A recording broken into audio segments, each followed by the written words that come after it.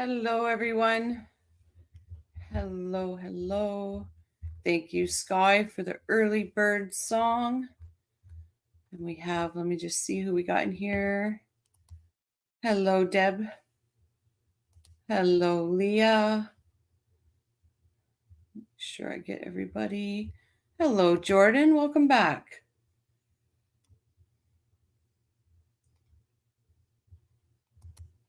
Hello, Donna. Welcome back. Hello, Marie.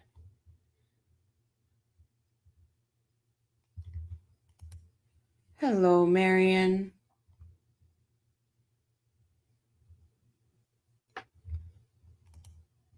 Hello, Melinda. Lori, oh, hello. Hello, my friend. Hello, Hugh. How are you feeling today?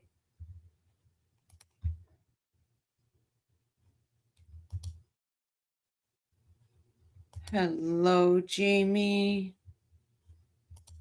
Sorry, Jamie. I'm just going to keep calling you Jamie. I know it's you.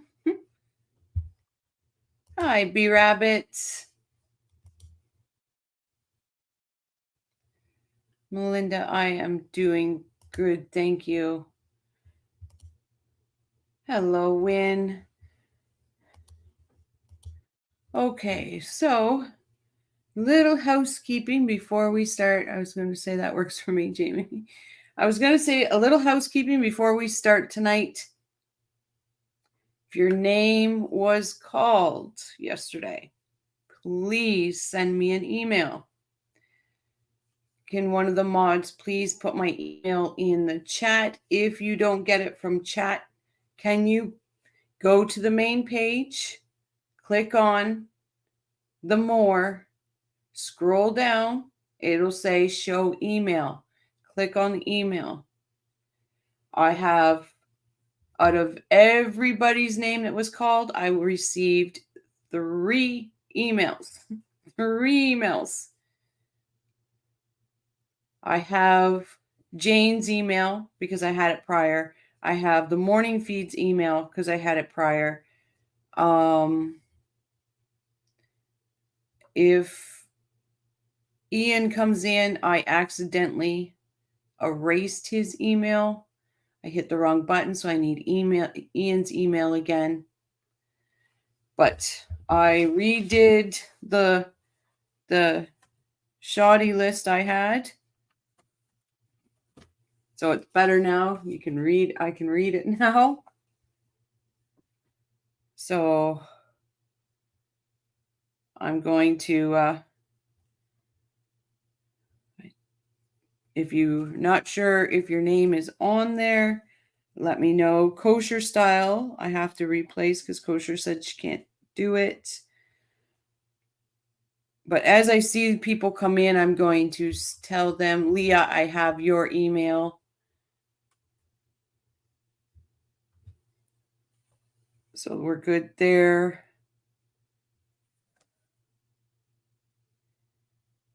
Marion, your name was called to join the live feed for the trial watch party. If you can send me your email, if you're not interested, please let me know.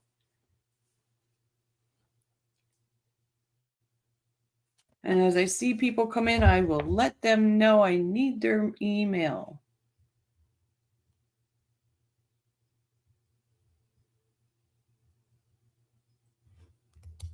I know. I made a joke about that, L'Oreal. I made a joke. I should get one of those, the fake mirrors. I made a joke about it, but I like to tell people hello. Hello, Armand. Hello, True.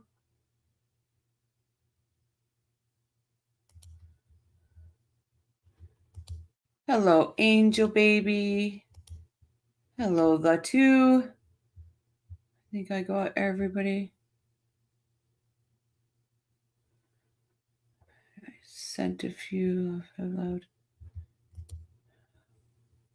That's the email on the page under more info. Yes, it's crime and coffee 1976 at gmail.com. Yeah, Leah, I have yours. I have yours.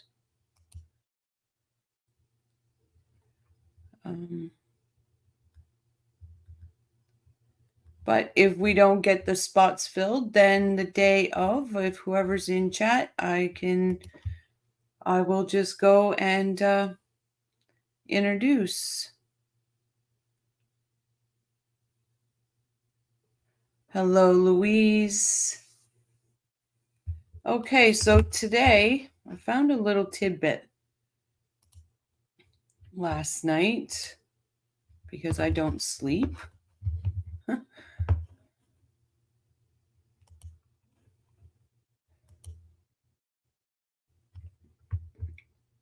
And it's from Murder by Maestro. Anybody that hasn't went over to Murder by Maestro's page, the content is great. Hello, Deb H. Take a yonder, like, subscribe. So let me just move this out of the way here. You enjoy your meal with Mrs. Sky. Sorry, guys.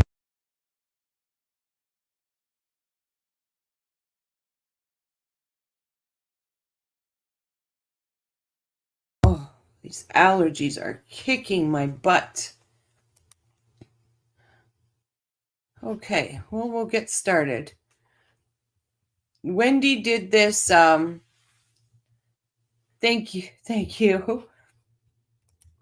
Thank you so much.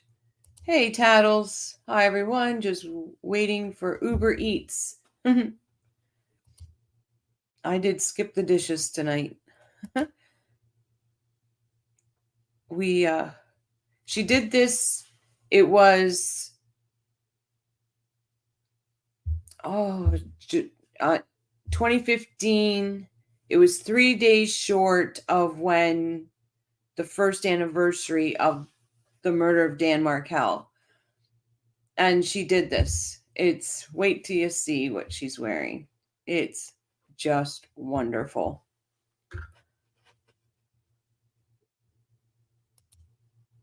Over here. So once they come in, we'll just allow them to sit there in the back rows. Welcome to our 6th annual Spanish language celebration. We have a special guest with us this morning, Ms. Wendi Adelson.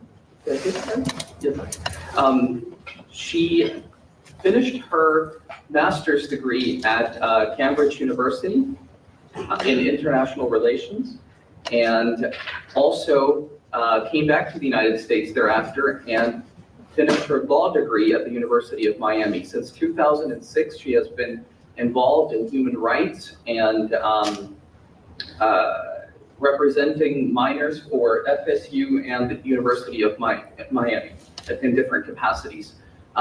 She is the author of This Is Our Story, which is a novel about 2 young women who become the victims of sexual trafficking in the U.S. And she is here to share with us those stories. Yes, Jordan, human rights.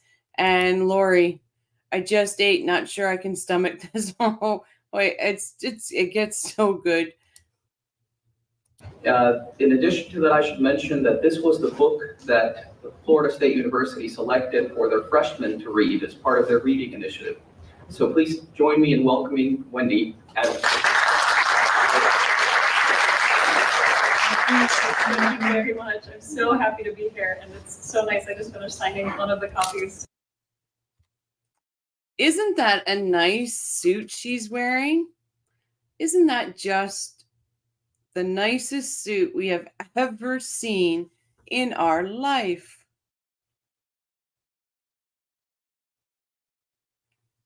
Like, this was in 2015, guys, and she's wearing this outfit. Oh, hello. Let's win. Hey, Lou.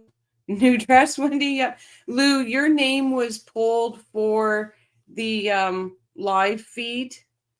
watch party for the trial.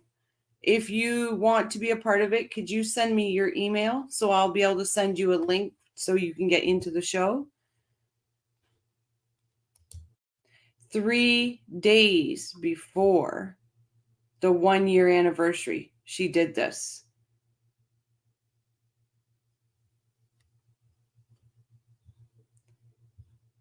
Yeah, this is her trial dress.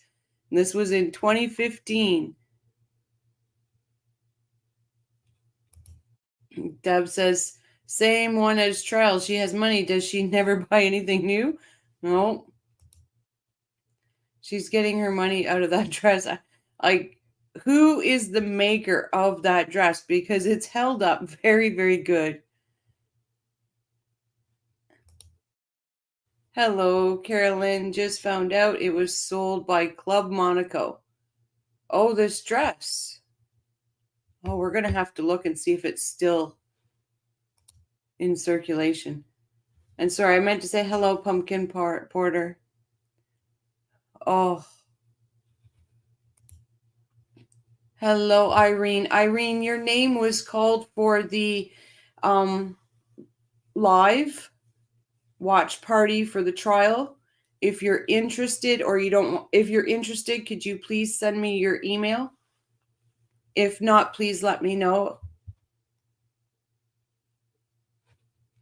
True Crime says the Banana Republic is the owl t-shirt. I'm going to write these down because I'm going to look at these. So the dress was by Club Monaco and Banana Republic. I'm going to check them out. Tattle says it's her wedding, funeral, court, and public speaking dress. It's a multi-wearing dress. Absolutely. Hello, Chris.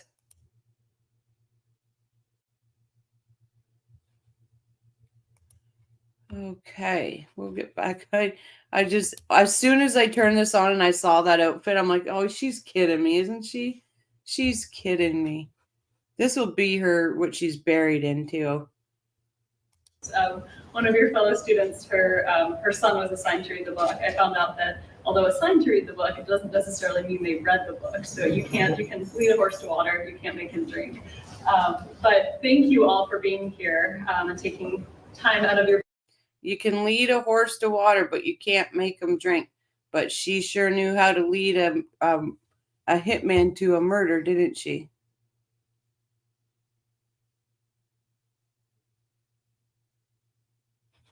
Yeah, you're right. The blazer is fine to wear all the time, but at least change the dress.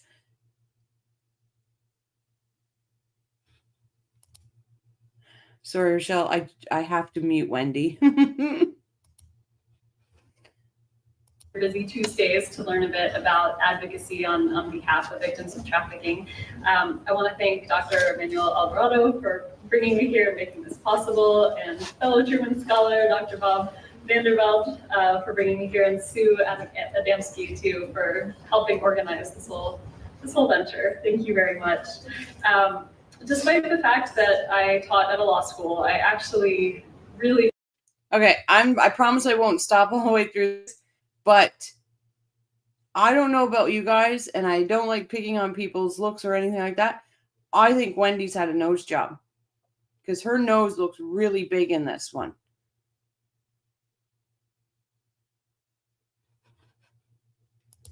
Hello, X.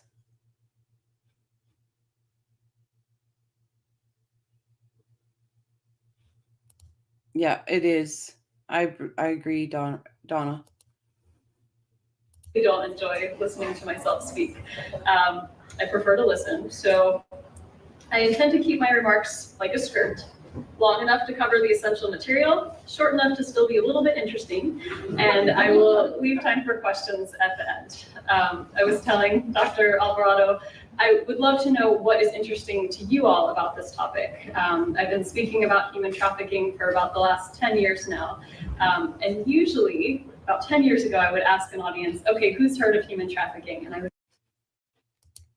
Barb 417, you have been chosen to be one of the people that joins the live for the watch party for the trial. If you want to be a part of it, can you please send me your email? If you do not want to be a part, please let me know. Thank you. I wouldn't see a single hand. I've seen that change, so I'd like to ask all of you, who here has heard about human trafficking? Raise your hand. It makes me so happy. That's excellent. So let's begin.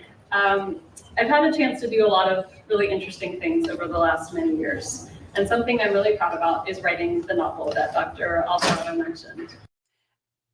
I've been doing so many interesting things over the years, and my novel. Yeah, like finding a hitman, coercing my family into hiring the hitman, getting my ex-husband murdered, dodging law. She's been busy over the years.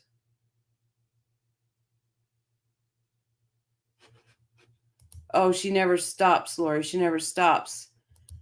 I hope we get to see Robert Adelson testify. Absolutely. The novel was inspired by the work that I've done over the last decade or so, representing victims of human trafficking, but also advocating for immigrants in different contexts. So refugees, asylum seekers, children who are fleeing abuse. And I've heard incredible stories that motivated me to write this book. Stories of pain and of abuse, but also stories of tremendous courage, love, humor, and inspiration. So I went to law school. I don't know if any of you are interested in law school, but we can definitely talk about that as well. I went to law school specifically with the plan in mind to become an advocate for immigrants and refugees, because it was work that I saw as providing a voice for voiceless sectors of society. So writing this book for me was a continuation of that effort. I worked with so many people whose stories had just never been told. And it was what I wanted to do to make sure that people knew about my clients and knew about their struggles and knew about their vulnerabilities and knew about why this happened. And that's exactly what we're doing, Wendy. We're so proud of the work we're doing out here so Dan's story can be told. That's what we're doing. B says, is this the same Wendi Adelson advocating for human trafficking victims whose bro used to take sex tours to the same Wendi Adelson via her recruit? Yep, same one. Robert Adelson deserves a standing ovation from the gallery. Absolutely, he does. But they can't do it because then we end up probably getting a mistrial, and we don't want that. X says, why is Wendi so unlikable? Is it that we know that she was involved in, or is it more that there does seem to be a fake nature to her, but maybe that's because I think she was involved in murder. Honestly, for me, I can see, because I've said before, she's identical to my own sister. I can see the fake and the narcissist in her. Like, I can separate that from what I know now, and I still can't stand the bitch. What about robbing your children of their father? Isn't that abuse? Yep. I wonder how many professor-student relations she's had while a student. Yikes. Just saying. No, absolutely true. And she says something about that in here. Wendi is just what she serves others. Bullshit. Yep. I don't believe she's passionate about immigration rights. Probably took the first job she could. I wonder, if she's so smart, why didn't she become a trial lawyer? Why didn't she become any of this? She's involved in murder trafficking. Yes, she is.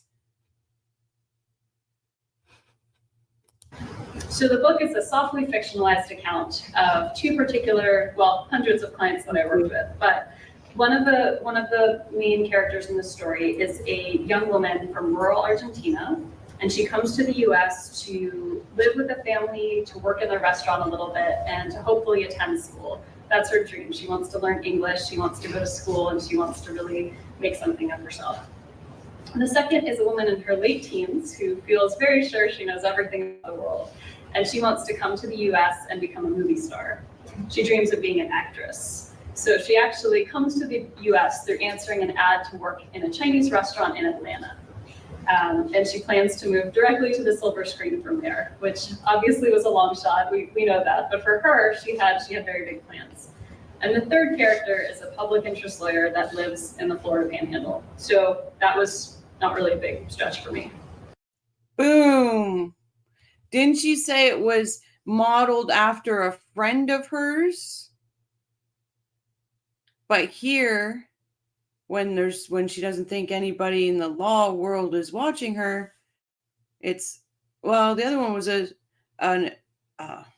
special interest lawyer modeled after somebody living in the Panhandle. Well, that wasn't a big stretch for me because we knew it was about you, you stupid bitch. We knew it. You're telling everybody it wasn't.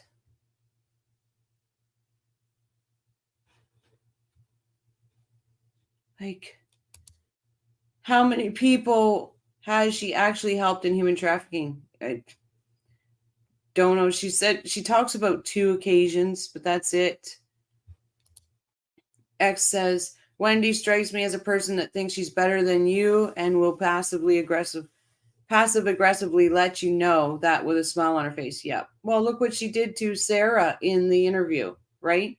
That was just horrible. Hiawassee Springs. She must have, I would say. But she admits to it right there that it's not a stretch for her because she lived in the Panhandle and she's a special interest lawyer. I saw that. I was like, are you kidding me? Jane's like on old SNL sketch with Jane, Kurt, and Wendi, you ignorant. Yep. So you might be asking yourself, why did this lady write a book? Does she have anything better to do? Yes, I do. But I would tell you I decided to write a book for a few compelling reasons. The first is about human trafficking. So human trafficking is a signature issue in human rights for the 21st century, as you know, because all of you know about it already. It unites people. I have so much better to do. I had a lot to do. While writing this book, you would be so impressed with me because while I was writing this book, I was also manipulating my family into murdering, at that point, what was my husband, but murder him after we got divorced. I was very busy, and you all should applaud me for what I was able to accomplish in that amount of time. Oh, this woman drives me up the wall. Wendi did seem to pull one over on the cops in the interview room. How? I don't know. Batted her eyes. And I'm not holding that against Ison because he really did pull up his socks and get right in there in the mud and get going. But he had to come out of drinking that Kool-Aid for a little bit.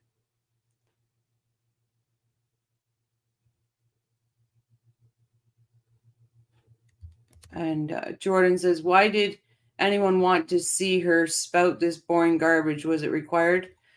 No, she was an invited guest. Jordan, she was an invited guest. Yep. What a multitasker. Little cutesy. Stata. Did I say it right? Why is she smiling so much? Such a sad topic. All right. I'm telling you, she gives everybody the big grin.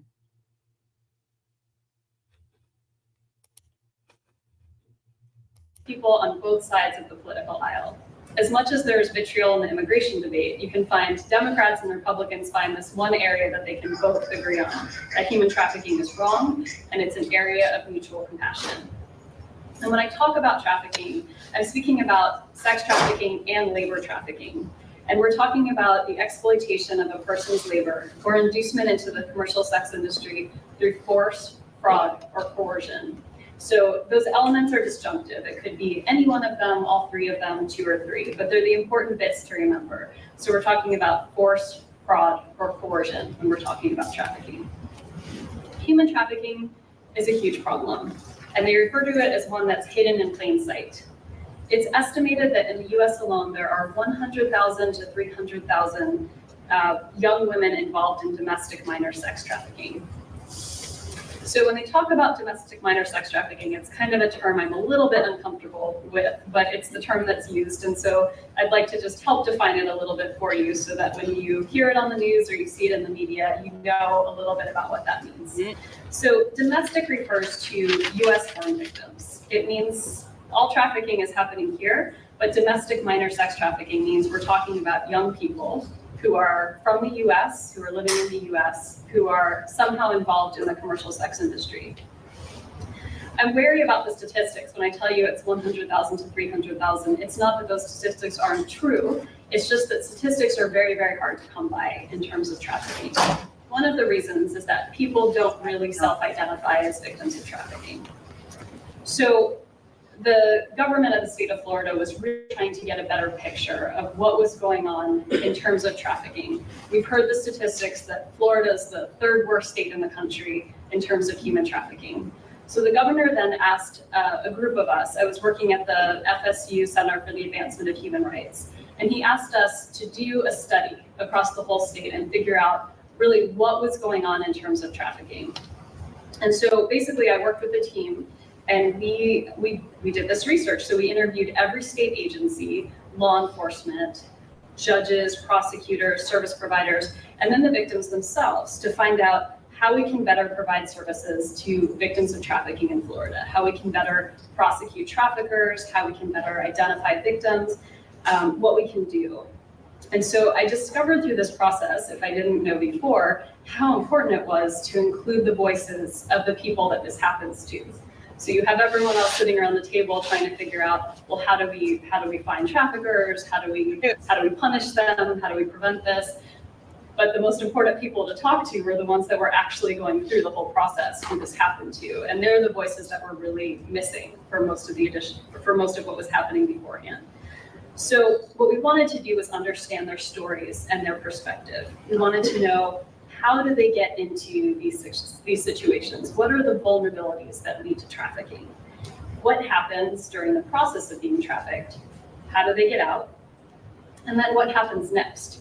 Too much in the media or in the movies. Maybe some of you have heard about human trafficking from the movie Taken. I think they're up to Taken number 7 now. They just keep making sequels. You know, there's a lot of dramatization over, well, you kick down the brothel door and everyone's free and then everything. And I learned about it through my brother. He's explained to me how it happens. I've written his stories in my book. What I really wanted to do, and what I learned about in the interviews and what I wanted to do with the book is really explain that what happens is a really difficult and arduous and painful process when people are released from this process, and then they have to figure out how to repair their broken lives and how to move forward in a country that is either their country or isn't, where they speak the language or they don't, where they have access to social services or they have no idea. Maybe they don't speak English, maybe they aren't literate, maybe they can't drive a car. There's so many aspects to living in a place that sometimes we can take for granted. So it's those next pieces of how do you fully care for someone who is trying to put together a life in a new place. So those are some of the questions that we tackled in our research and some of the questions that I try to uncover in my book. As Dr. Alvarado mentioned, a lot of the work that I've done over the years has focused on child advocacy, or the intersections between immigration law and child advocacy. And so I've worked with a lot of children who have been abused, abandoned, neglected, or child victims of human trafficking. And so one issue with child trafficking that I've spent a lot of time on has to do with the actual definition of human trafficking. So the federal definition of human trafficking says any person under the age of 18 who's induced to perform a commercial sex act is a victim of trafficking. Up until recently, the statute in Florida, the state statute on prostitution, didn't make any differentiation based on the age of the person involved. So a person of any age engaged in prostitution is engaging in a criminal act and needs to spend some time in juvenile detention, or if they're over 18, in jail. So we started getting calls at the Human Rights Center from law enforcement. And we'd get a call from law enforcement. They'd say, I don't know what to do with this person I just found. Are they a victim of? B Rabbit says, does she pass any of the audience or weren't they young enough? Yeah, right. Jordan says, why do I not believe her? Really, we should be believing her, right? I have no idea why I don't believe her. Something must be wrong with us, Jordan. Hey, Danny, did she move to Austin, Texas? Love your channel. Just subbed. Oh, thank you so much, Danny. Welcome to the coffee crew. Yes, she did move to Texas. Yep, she is in Texas, Austin, Texas. She's just repeating facts that can be Googled. Absolutely, she is. Okay, so I will tell you something funny that does happen in here because you're going to note it and say, what's going on? The camera guy falls asleep. Falls asleep. It's like she's giving a book report in junior high. Right, X, and in the beginning, she goes, I don't like hearing my voice. I like to listen. She doesn't shut up. At some point she does, but she just doesn't shut up. So tell us what you don't like about your voice, Wendy, because we'll tell you what we don't like about it. B Rabbit, Wendy's virtue singling with her specialty. She doesn't give a shit about these people. Absolutely riding shotgun. She doesn't give a shit. She just wants she needs the ego boost. She needs the applause. She needs this. It's just, anyone in that room knows the damn definition. They can read it. Yep. And yeah, human rights. It really, when she says human rights, she should just be saying Adelson rights. They don't give a shit about anybody else but herself. So sorry I'm late. Sometimes life gets in the way. Oh, that's okay, Becky. Becky, Ireland, you were chosen to be part of the trial watch party. I need you to send your email, please. If you do not want to, please let me know. No, I thought that too, but no, it's there. It's just blending into her suit jacket a bit. Wendy is not believable, like she really helped law enforcement, such crap. Yep, exactly, Win. Two terms that do not belong together, human rights and murderer. You can say that again. Hi, Ella Walsh. Nice to meet you. Welcome. Nice suit. This was 2015, guys. She was started to wear this in 2015. Oh, this woman. Yeah. WA, I don't like to talk. I prefer to listen. Then shut up. Just shut up, Wendy. It didn't come through, Becky. So it's crime and coffee 1976 at gmail.com. Welcome back, Tracy. I know this is picky, but I hate the way she says the word two. Either two or two. She says two. Oh, I didn't even pick up on that. Maybe I say two. Listen, I got picked on for my words last night, so I'm not going to pick on anybody else. Hey, Maggie. I consider myself very open-minded, and I do listen to people when they express their opinions, as I want when I speak. She just sucks. She does, Maggie. She does. Oh, hello, CYN. Hi from Ohio, joining in. Welcome to the crew. Please like and subscribe, all the new ones that are coming in. We greatly appreciate it. And we're a funly group here. We truly are. And who is the dressmaker again, please? Club Monaco. Club Monaco makes that dress. She could have been wearing that years before this. Exactly. Maggie. Sorry I'm late, but OMG, the same freaking dress and jacket. It is, Maggie. 2015. I'm telling you. When I saw it, I was like, are you kidding me? Honestly, if Club Monaco still makes this dress and we could get, when she gets arrested, I'll tell you this. If this dress is still available, I will buy this dress and I will wear it to her trial. I will wear it to her trial. Oh, I'm going to say it right. Il Cutesy became a YouTube member. Welcome to the coffee crew.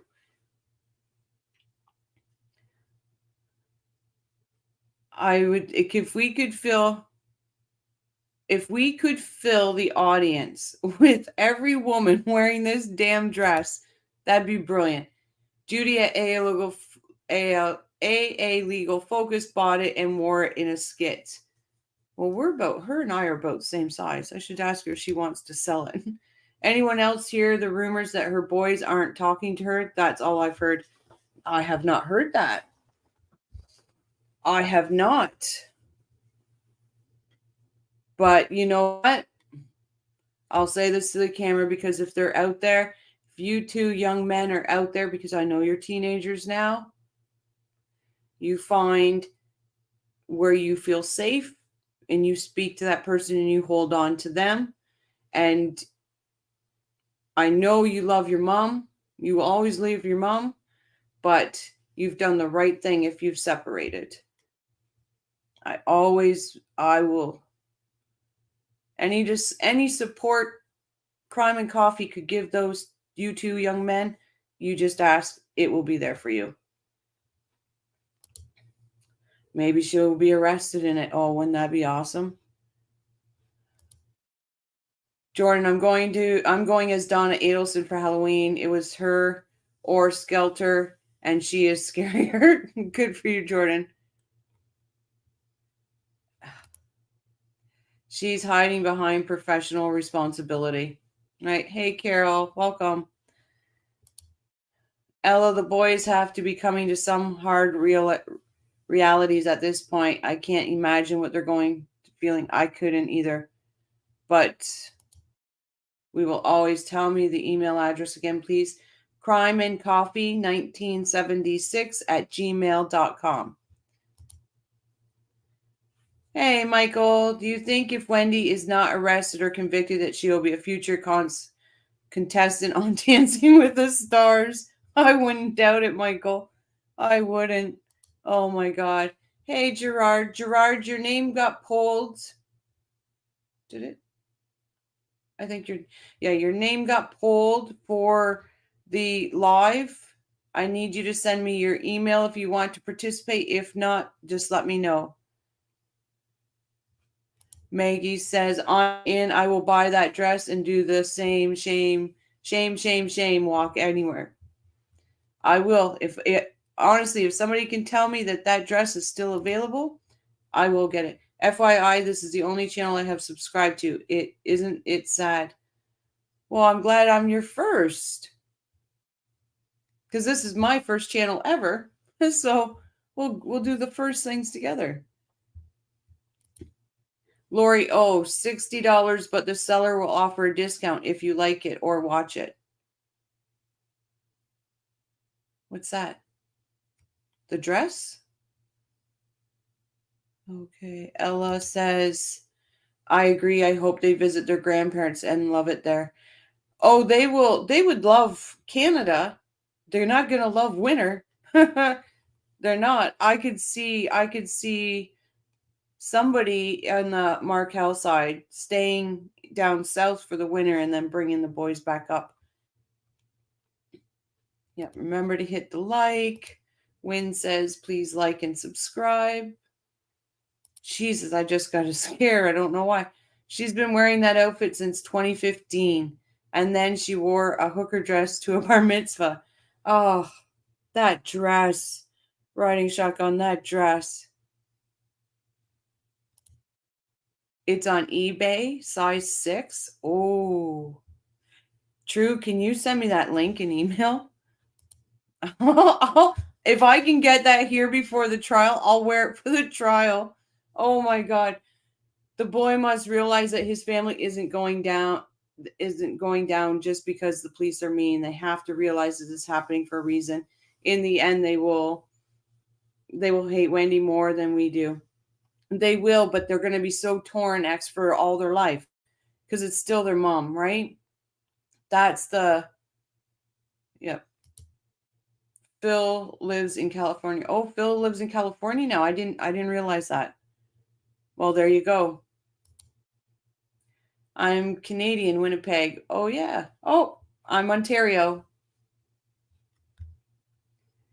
Irene says the coldest summer I had was June in Montreal, but absolutely loved it.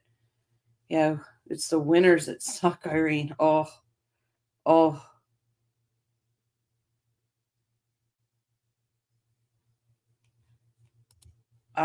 The winters just are horrible. I'm not even looking forward to it. Someday I'll be a snowbird. Carol Mitchell, hiding in plain sight. How can I be guilty? What a clever way to hide, right? Oh, she is so guilty. But I will say that I had what we thought was a troll in here. And Sky Troop and I spoke about it. And my first instincts were the way they were talking. I was like, what if the boys are getting on here and going through these channels and saying something to see what people are saying? And I thought, I'm going to be more careful when it's people that are coming off like they are a troll, but they're not, because I don't really think that that's not a possibility. I think it's a possibility that those boys could be jumping into these channels. And so I'm going to be more careful when I flush out the trolls. Sorry to make you repeat yourself, Rochelle. Can you tell me how to link to the feed again, please? So first you send me an email, and then once I set up the live feed, I will send you a link. You will just click on that link and it'll pop you into my StreamYard. But I need emails so I can send the link to whatever day you're on. And once I get everybody's emails, I will get the days situated. Oh, thank you, Sky. Mike, why didn't she just get a simple divorce? She wanted everything, Mike. She wanted everything, and she wanted Dan to suffer. Why would the boys be mad at Wendi? Well, because she had their dad murdered. That's why they'd be mad at her. Yeah, that they are at an age that they would be savvy enough. Yep. Absolutely. They absolutely would be.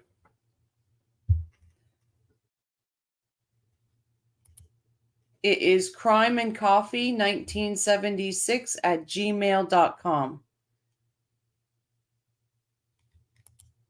Jane, your name was also pulled for the live.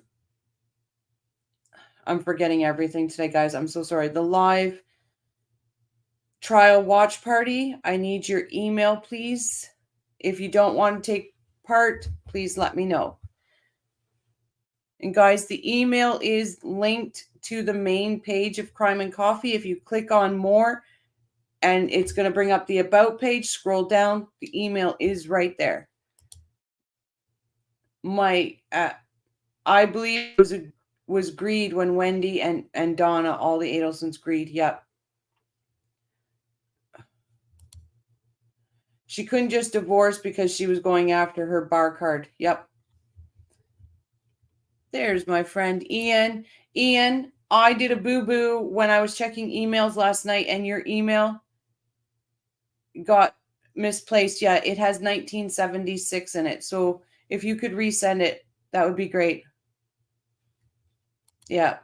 A loss of a parent stings for the rest of your life. That's right. And not only are they got the loss of Dan and the horrific way they lost their dad, we have to be honest and say they're going to have a loss when it comes to their mom too. Like, it's not their fault their mom did what they did, and that doesn't make them any different to to say they still love their mom. Dad. I got her veiled facade, although audacious, is only a veil. I heard Ben found out that Charlie was convicted and isn't talking to him family yet. And I was told that she told both boys that their grandmother and their uncle did this. And the person that told me, I can't name them, but they said I could go ahead and say they know the Adelsons. The one person is actually good friends with the limo driver that Charlie had always hired to drive his limo. So they know. Annie T. At the end of the day, Wendi has to live with what she has done, arranged, and it will eat her up. You cannot lie to yourself. Yep. Well, narcissists do for a long time until they've... Okay. Thanks, Ian. As long as I get yours. There were worldly and educated people did that not... These were worldly and educated people did that not weigh the risk of hiring a hitman? Did they not realize the astronomical risk to all of their lives, life in jail? That's the weirdest thing, right? That is the weirdest thing. Lindsay, I need your email, my dear. X, bottom line, the Adelsons let their hate get the best of them. The Adelsons show what happened. If you can't get past hate, it devours everything. It's insane. Maggie, I've mentioned it before. Winter skiing, sledding, snowmobiling, all you have to do is put on warmer clothes. In Florida, even being naked, which obviously you cannot, is so hot. You know what though, Maggie? When the majority of your year is winter, and you're always bundled up, and you got to bundle up to take your dog out. You got to bundle up just to get in your car. All of that, you would change your mind in a heartbeat. You would change your mind. Just coming over from Judy's show, we played trivia. Oh, nice, Lindsay. Oh, yep, they were. They thought they were too smart. They got caught. Wendy's podcast tells us everything we need to know. Ice cold bitch. Thank you. I will let you know here. I'm going to put this on play and I'll check the emails, see who I got. Human trafficking, or are they criminal? And do I need to charge them as such? So what do you do when you have federal laws and state laws that say two different things? And some of it has to do with the culture of trafficking. We think about victims of trafficking and our hearts soften a little bit. As I was saying, it's one of those issues that Democrats and Republicans can agree on. It's an area of mutual compassion. But there wasn't as much compassion surrounding people who they thought of as kids in prostitution. Prostitutes. That word had a real stigma around it. That wasn't a population that people were interested in providing services for, except that the law says that they're the same person. So it's a complicated dynamic between federal, state, and state law, and something that we've been doing a lot of advocacy on around the state to try to help law enforcement understand what it means to be a victim of trafficking, what it means to have been induced into this commercial sex industry. And it's certainly something that we can talk about more in the question and answer when I conclude these remarks. And the final reason I wrote this novel about my clients' lives is that human trafficking is happening all over the world, and it's happening all over the United States. I have a lot of people say things like, this is people coming from other places. Well, sometimes it is, but it's also people who are vulnerable and other people who are trying to take advantage of people who are vulnerable. And that happens. People can be vulnerable whether they are from another country or whether they are from this country. Vulnerability is not dependent on your immigration status. So as I mentioned, Florida is thought of as the third worst state in the country, and that's because of the number of active cases we have where people are investigating human trafficking right now. So I thought I would give you a few examples of cases that I've worked on. They're cases that are happening in South Florida alone. And I hate to say it, but these are just a few selected cases of the many cases that are currently happening in South Florida. But I chose them because I know the people involved and because I was proud to have the chance to work on them, and also because they're pretty illustrative of some of the situations that arise with trafficking, and they'll give us good fodder for things to talk about after. So the first is the Cadena case. This family, the Cadena Sosa family, it was a case of commercial sex trafficking, and it was a family of traffickers from Veracruz, Mexico. And the very interesting thing about this case was that the head trafficker was the matriarch of this family, and she was a 75-year-old grandmother from Veracruz, Mexico, and she had enlisted her sons, her daughters-in-law, everyone in the family. This was a pure family business doing this commercial sex trafficking. But she was the mastermind behind the entire operation. So basically, the Cadena Sosa family would go back to the city that they were from, to Veracruz, Mexico, and they would have the women from that family go back. And they would be dressed very nicely in business suits, very professionally. They'd have big diamond rings on their hands. And they would say to the parents of young girls there, "Look at me. I came from this neighborhood. We are doing so well. We have this restaurant in Miami. It's very successful. And I used to be just..."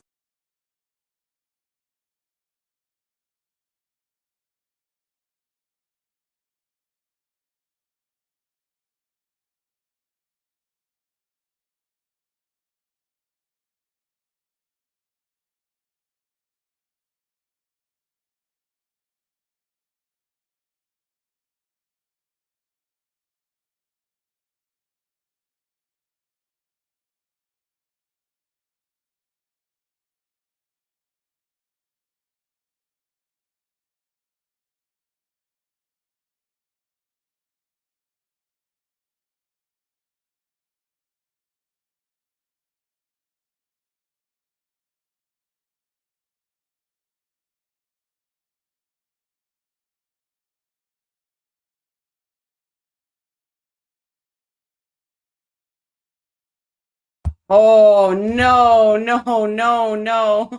Okay. My phone rang. It was my dad, so sorry that I kind of moved away really quick. I just want to check everything is okay.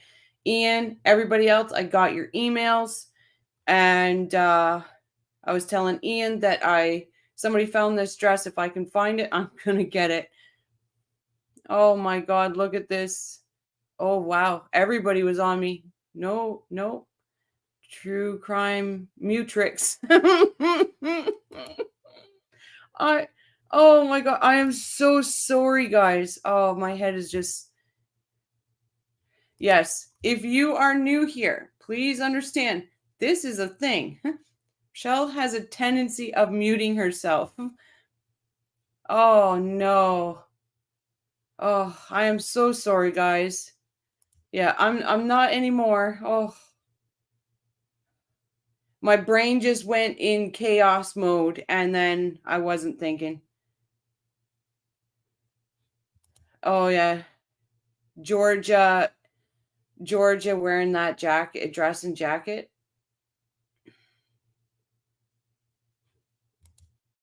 She's okay. She was admitted into hospital this afternoon.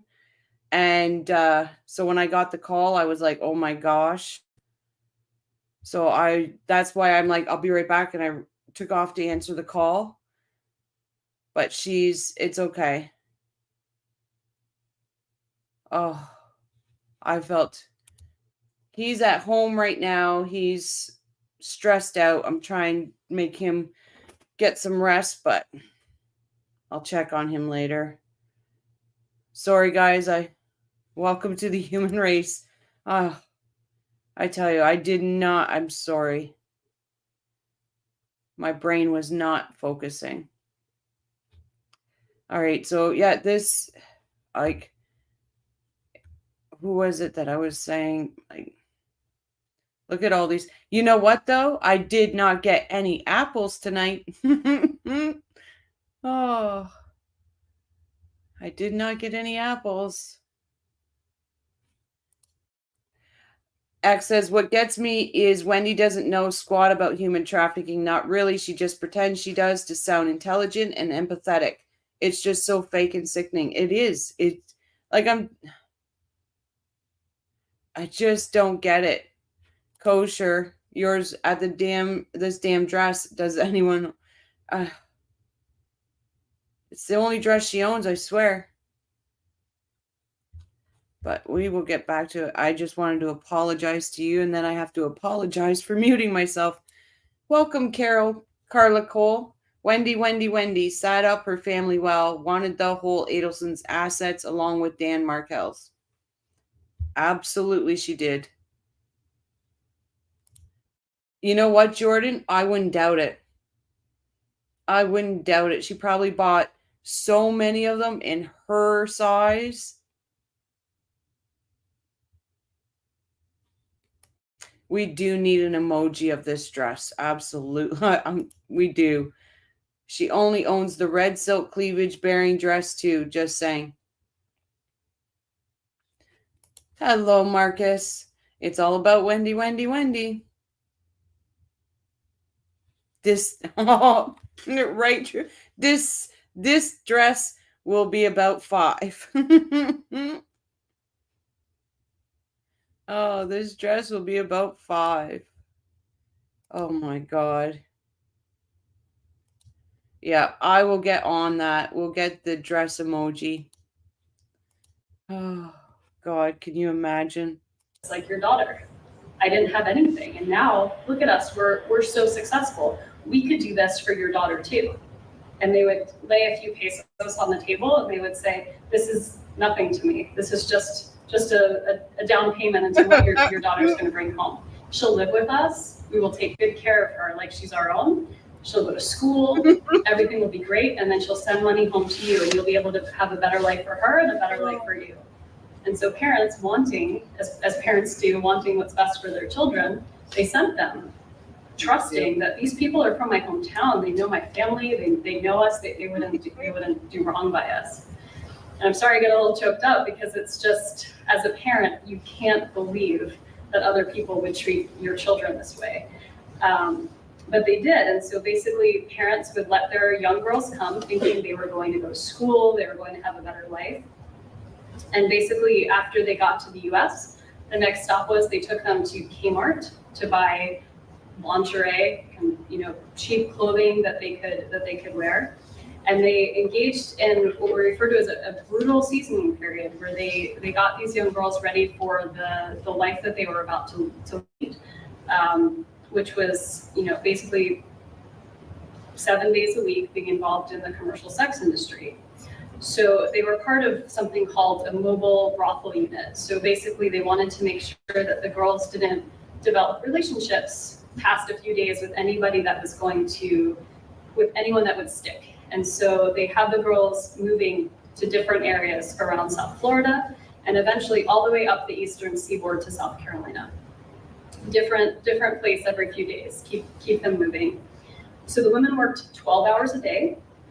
They were supposed to spend 15 minutes with each John or each customer at $20 per trick. It was 25 to 30 sex acts per day, 6 to 7 days a week. And I talked to you about trafficking and what it means in terms of force, fraud, or coercion. There was so many different kinds of coercion involved. Obviously, the initial fraud in terms of telling the parents and telling the families what this was going to look like. But the coercion, there were constant rapes, there were death threats, there was absolute isolation. They would tell them, you know how the police are in your country? You think the police are going to help you here? You don't have immigration status. We have your papers. Who are you going to tell here that's going to believe you? They're going to believe us. We're friends with law enforcement. They're not going to believe you.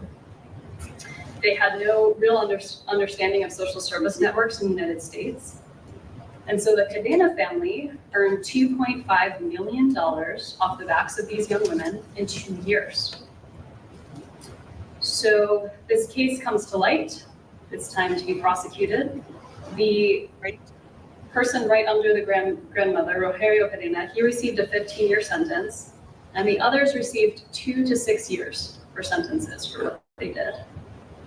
The victims in this case, there were about 45 of them. They're supposed to receive $1 million in restitution. Restitution meaning they were never paid for any of this work that they committed. If you can call it work, it sounds a lot more like abuse to me, but again, there was money they were supposed to receive in restitution. We're still waiting. Sorry, Maggie, I'm not understanding what you're saying. Sorry, but my point is women with a size 8 or 9 do not wear a size 6 in a dress. I hope you're not saying that about me because I am a size 6.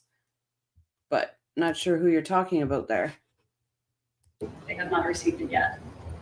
And many of the victims in this case very much wanted to return to Mexico, but they didn't feel safe. They didn't feel like there was a place where they could go home to, where this family wouldn't know, where do I live? Where's my family? Are we safe? They really felt like the only way to be safe was to stay in the United States. So they had to choose for them the much harder path of staying here, trying to build new networks, trying to learn English. And that's still what they are doing today. So that was the Cadena case. The next case that I'd like to talk to you about is a labor trafficking case. I feel like when we hear about human trafficking, most of the cases we hear about are sex trafficking. But it's important also to understand that labor trafficking is just as prevalent, and that it doesn't get as much attention, in media or in movies, but it does go on, and it's important to understand what's happening. So there was actually a case in Boca Raton involving workers from the Philippines. So basically what happened in November of 2007, there were over 50 workers from the Philippines who were brought by a husband and wife team. They're Filipino natives, but they've been living in the United States, and their names were Sofia Manuel and Alfonso Baldonado. And the owners of 2 employment leasing companies promised the workers free housing and full-time jobs in food service at a Boca Raton country club. And the workers were all recruited in the Philippines from a Manila-based agency that specialized in providing laborers to the US. And the Filipino recruiters lured these potential workers with pictures of upscale Florida homes, beautifully manicured lawns, and images of Disney World. Now, how close is Disney World to Boca Raton? Not very. So that's where one piece of the fraud comes in. So each of the workers recruited incurred debts of between $3,000 and $8,000 to try to come to the United States. The Filipino recruiting agency charged them the money up front, and then the workers were left to borrow the funds from family or from loan sharks in order to pay this initial recruiting fee. And they did it because they assumed they were going to be making back so much more, especially if they were living for free in this beautiful place. They would work very hard and they would send that money back home. And one of the interesting pieces of this case is that all of the workers actually entered on valid visas. So they all came through a program called the H-2B visa program, which we can talk about a little more, but it's interesting because you hear a lot of people talking about, well, they're illegally present, or they put it in a way that's much less appropriate about these people and these people being illegal, but the truth is they all came on legal visas. So upon their arrival, as you can imagine, a much different world awaited the migrant workers than the one they had seen in the brochures of beautiful homes and Disney World. Instead of the work and the accommodations, they had to find for themselves low-paying part-time jobs. And as many as 30 of them were living in a very tiny house in Boca Raton. The husband and wife team, Manuel and Baldo, confiscated their passports and their return airline tickets and threatened them with deportation if they complained to anyone. The workers were not allowed to leave their house without permission, and money was routinely deducted from their earnings to supposedly cover everything. Cost of uniforms, transportation, visa renewal, food. After the weekly wage deduction, none of the workers earned a federal minimum wage. So in addition to their overcrowded living conditions, the newly arrived workers were provided with little to no food. It was only when they began begging for food donations at a local Catholic church that their plight was brought to the attention of the Honorary Consulate General of the Philippines in South Florida. First off, Lindsay, I thought you said I was at 2.5K. I was like, oh my goodness. And Carla, great channel. Hello from Grand Junction, Colorado. What year is this? So this was done in 2015. So it was 3 days before the first anniversary of Dan's murder. And welcome.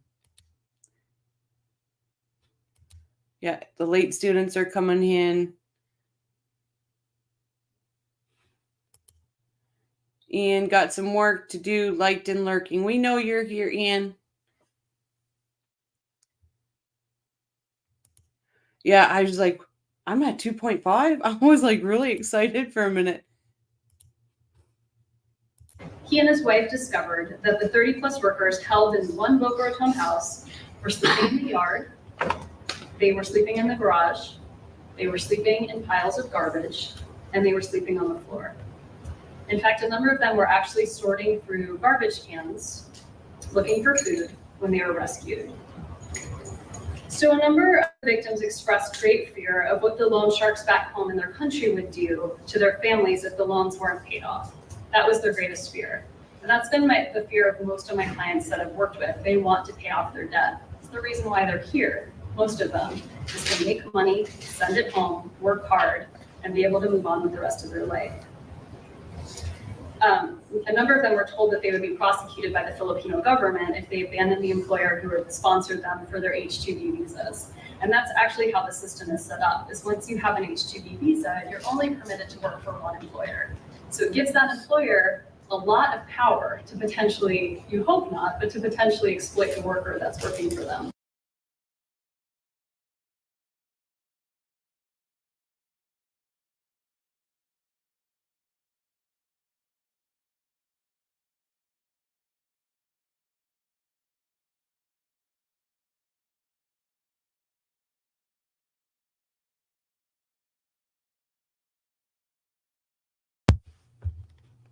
Am I? No, I'm not on mute. Am I? What was everybody saying I'm muted for? Thumper's sending apples. I'm not muted, guys. I got a red light. What is going on? What is going on? Now you're not. Oh, maybe did I lag or something? Now you're not. Okay. Oh, I was like, no. Lindsay says, I bet by next week you'll get there so close. It's exciting. It's very exciting. And then Dan was an unsafe immigrant too. It's a one way of looking at it. Absolutely. I'm sure he had status. I'm sure he had residential status. I've never ever looked into that if Dan had full resident. Yes, he would have. Spring cleaning your wardrobe. Oh, that's a sad day. That's a sad day right there. Wendi in handcuffs. Absolutely. Cannot wait. Thumper's in the house because I got appled. Hey, Road Scholar. Welcome back. Oh, Chris says you were muted. Okay. You're good now. Oh, yes, she is. She'll probably be, I'm thinking she'll be day one. Day one. Well, yeah, because Katie Kool-Aid even thought she'll be day one. She thinks day one's going to be Luis and then Wendi.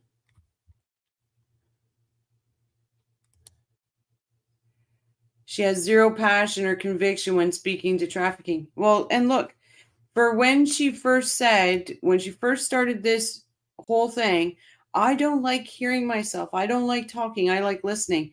Okay, there, bitch face.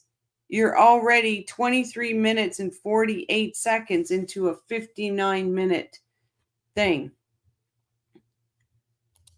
Hey, Wilt, your name was drawn for the live watch party for the trial. I need your email if you want to join in the live. If not, please let me know.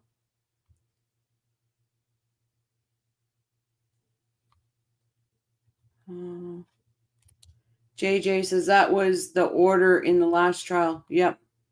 So they should follow it. Oh, I can't wait. I can't wait. Because George is letting a little bit more out this time. Deb H. Found this when we were repeating numbers such as 2222, whether it's written down somewhere or simply popping into your minds. It usually indicates something positive occurring around us right now.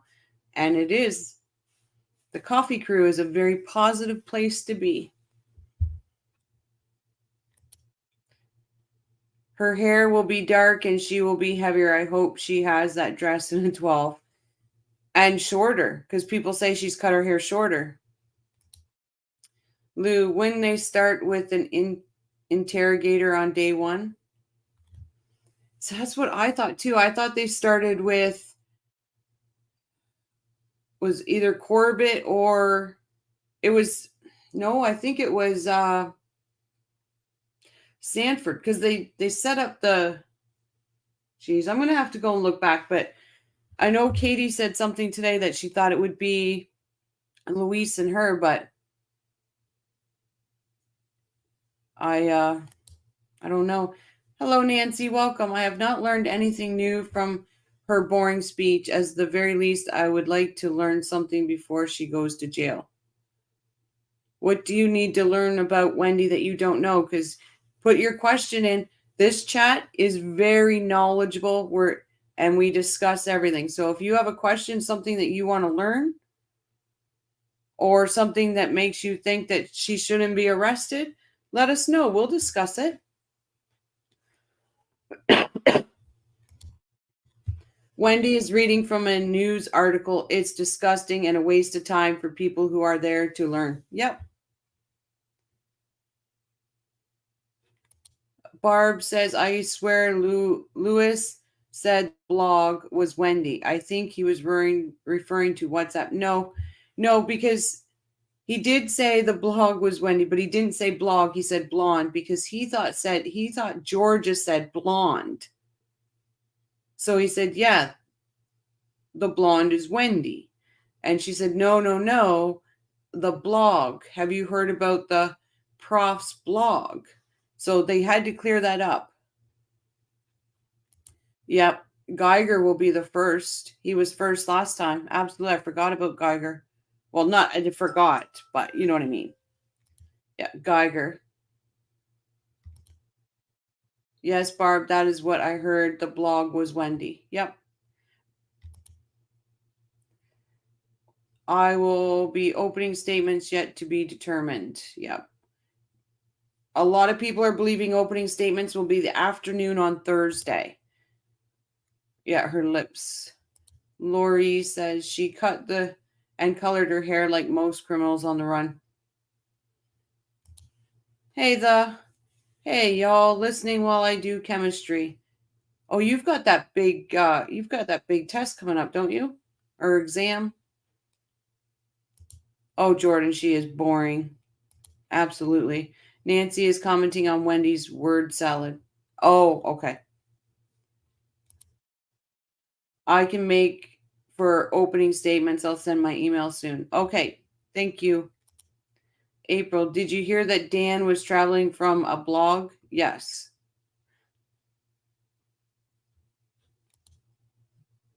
Hey, Stevie.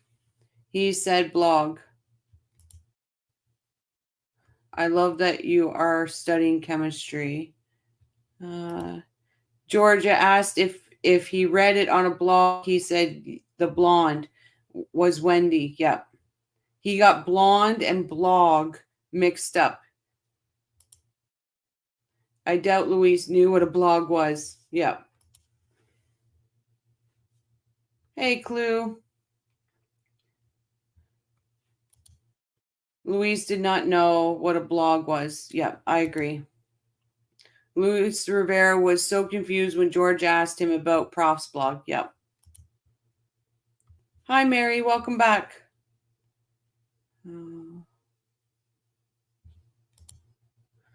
Wouldn't it be hilarious if a bunch of people dressed exactly in that power suit? I'm telling you, if I can get my hands on it, Clue, I said to everybody else, when I go to her trial, I will wear it. I will wear it. He doesn't read, so no reason for him to know about a blog. Exactly. He got confused, that's all. Hello, Carrie Sue. Question. Georgia should ask Donna, you love your son? You would do anything for him, right? Why didn't you attend his trial? I don't know if she can ask that question, but I would like to hear the answers to that. So let's play this out. You love your son? Of course I love my son. Blah, blah, blah, blah, blah. You would do anything for him? Well, I wouldn't commit murder, but blah, blah, blah. I would protect my son, of course. Why didn't you attend his trial? Because I'm a fucking yellow belly sapsucker. Oh, that's a very Canadian thing for me to say. So people are going to be like, what does that mean? Spineless bitch. Oh, I'm waiting for people to say, yellow belly sapsucker. What? I don't think Lewis can read. He wouldn't know about a blog. Yeah. But you're right, Carrie Sue. Those questions that she wouldn't want asked of her. She just wouldn't. Please make sure you hit the like button on the way in. Thank you. I think I can make it for Thursday, September the 19th. If I know I can't make, would giving 48 hours notice be okay? Oh, absolutely will. As long as I get notice, that way I can replace a position. Oh. Yeah, I doubt she could ask that too, but they would stump her how to answer them. So I agree, Carrie Sue. Those are good questions. It would be priceless if Georgia could ask Charlie if he's still a doctor. If Georgia got up there and said, is it doctor? Because he'd have to say no. Oh, God, that would be great. I was planning my escape. Yeah, I didn't have time. I don't have time. I was looking for extradition free countries. Lou says, we get it. We speak Canadian too. That was an incredible Donna impression. I thought it was. You're supposed to be just lurking.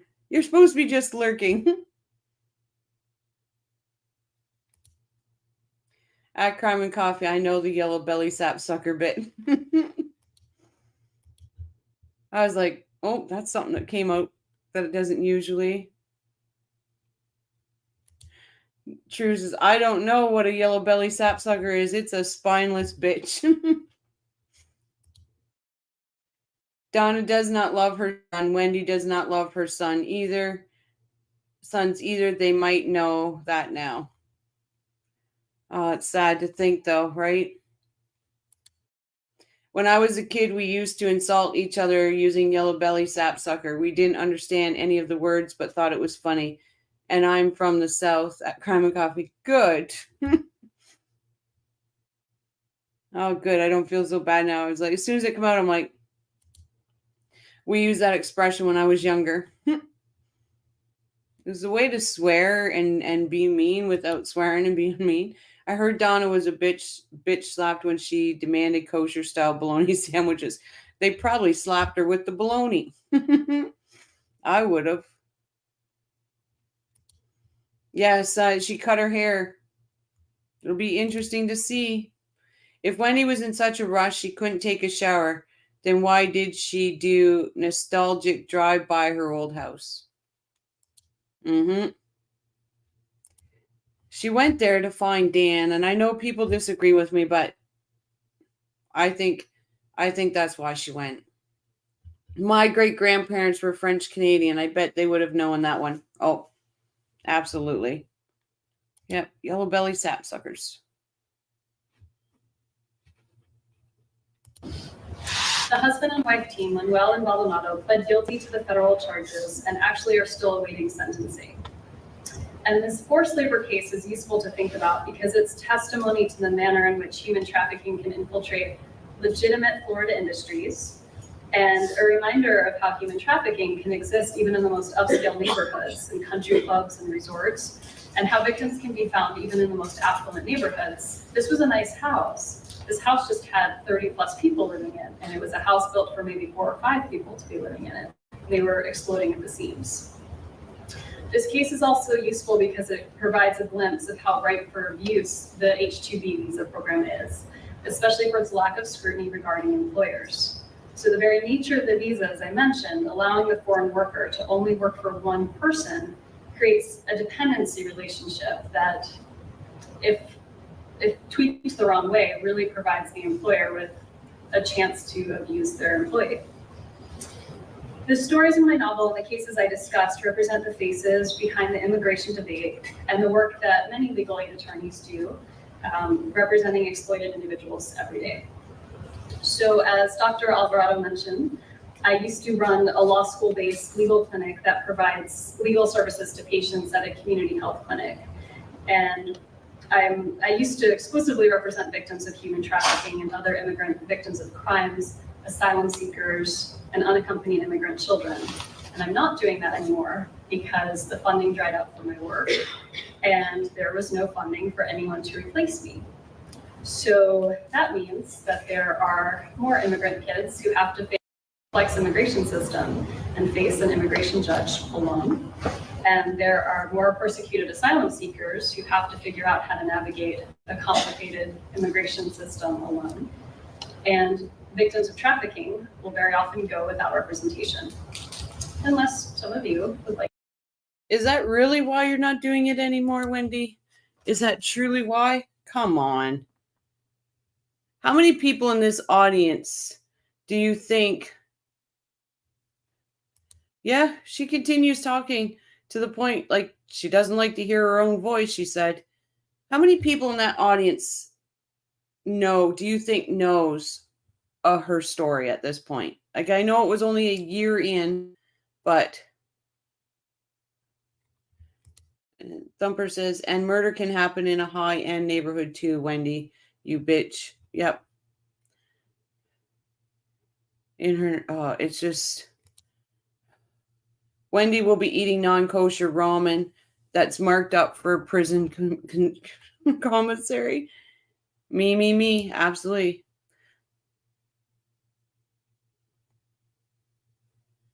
Oh, thank you, Riding Shotgun. Check email for similar dress and jacket. Perfect. Carrie Sue. Can Donna get in trouble if she brings up any of the denied motions from the hearings? If she brings them up, if they fly out of her mouth like the verbal diarrhea she always dishes out, she'll open the door. Georgia will jump on that. I hope she does, Carrie Sue. I hope she does. I'm so special. I'm such a hero, right? How ironic, a murderer is worried about human trafficking, the people having to listen to the most be chained to their chairs. That was probably a prerequisite. Why, if you could come, you had to be chained down. I can't believe she hasn't mentioned she's fluent in Spanish. I know, we always hear that. Oh, wow, chat took off. Okay. Wendy should have worn a giraffe shirt instead of an owl shirt. Because the funding dried up for my work, right? That's why. She has no social cues or awareness. She could be talking about a flower garden and whether or not arduous conditions people find themselves in. She has a gall talking about exploited individuals. Absolutely. Thumper, I checked on the conversation rate of Vietnam dong to US dollars. It'll be at least 60,000 dong to, but a honey bun in jail commissary.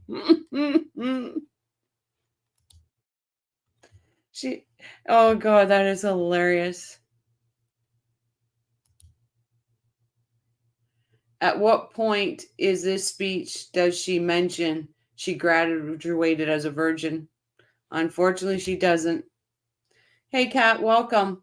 Wendy savagery is so wicked and cunning, even Satan could take lessons from her. That's right. She's the walking devil. She's the walking devil. Chris says, wonder how long Rashi will take to present Donna's case. Katie today said 2 days. I was like, what?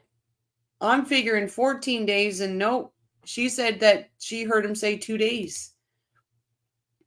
The prize fighter of veracity last words to the court were that he maintained his innocence. I am curious what he will have to say at trial. Mike, they all know about her past. She brought paella, and it is Florida. After all, no one cares, much like the OJ.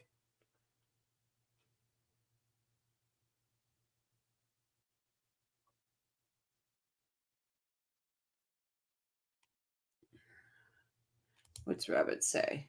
Does Wendi Jill have any thoughts about the slumlord conditions of the rentals in the family? Right, B Rabbit? That's okay because it was the Adelsons doing it. Look at me, I'm so pretty and care about people who aren't. That makes me nice. Yep, exactly, Maggie, exactly. Like, yeah. Lindsay say, yes, 2 days. I think it will all Donna.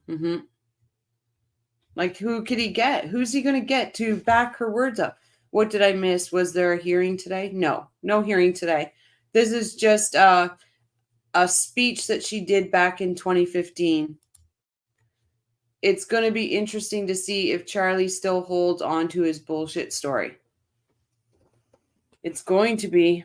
And I finally got to see that new mugshot. Holy. That was something. Like to go into this line of work, which would be great, which I would like to talk to you about. And I apologize to the students who came a little bit late for missing a little bit of the beginning of the talk, but I'd now like to open it up to anyone who has questions, and you will not be publicly shamed if I covered something that happened while you weren't here. So thank you for listening, and I'd love to answer any questions that you have. Story,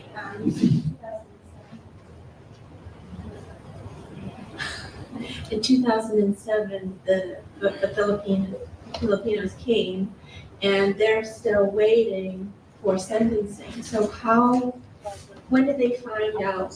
What did you say? I'm sorry if you No, did that's say. okay. The case came to, it was in 2011 that the case was finally discovered. It took a long time to figure out what to do from there. We just don't have a decision yet on what's going to happen. The case is still moving and it's in process. It hasn't actually been solved. It's just, this is the. Hello, Shiraz. How late am I tonight? I was spending time with family. How is everyone? Oh, that's always nice to have family time. We are good. We're just doing this video I found of Wendi in 2015, and she's wearing the trial dress. This was 3 days before the year anniversary of Dan's murder. Oh, wait, Wendi is not Meghan Markle. She just handed over a microphone. Yep. Yeah. Rhodes Scholar says, I think it would have been appropriate if one of the jurors answered absolutely yes when asked to confirm the guilty verdict, because Charlie said absolutely no when Rashi asked him. Right. And she said absolutely, I believe she said absolutely no in the interview too.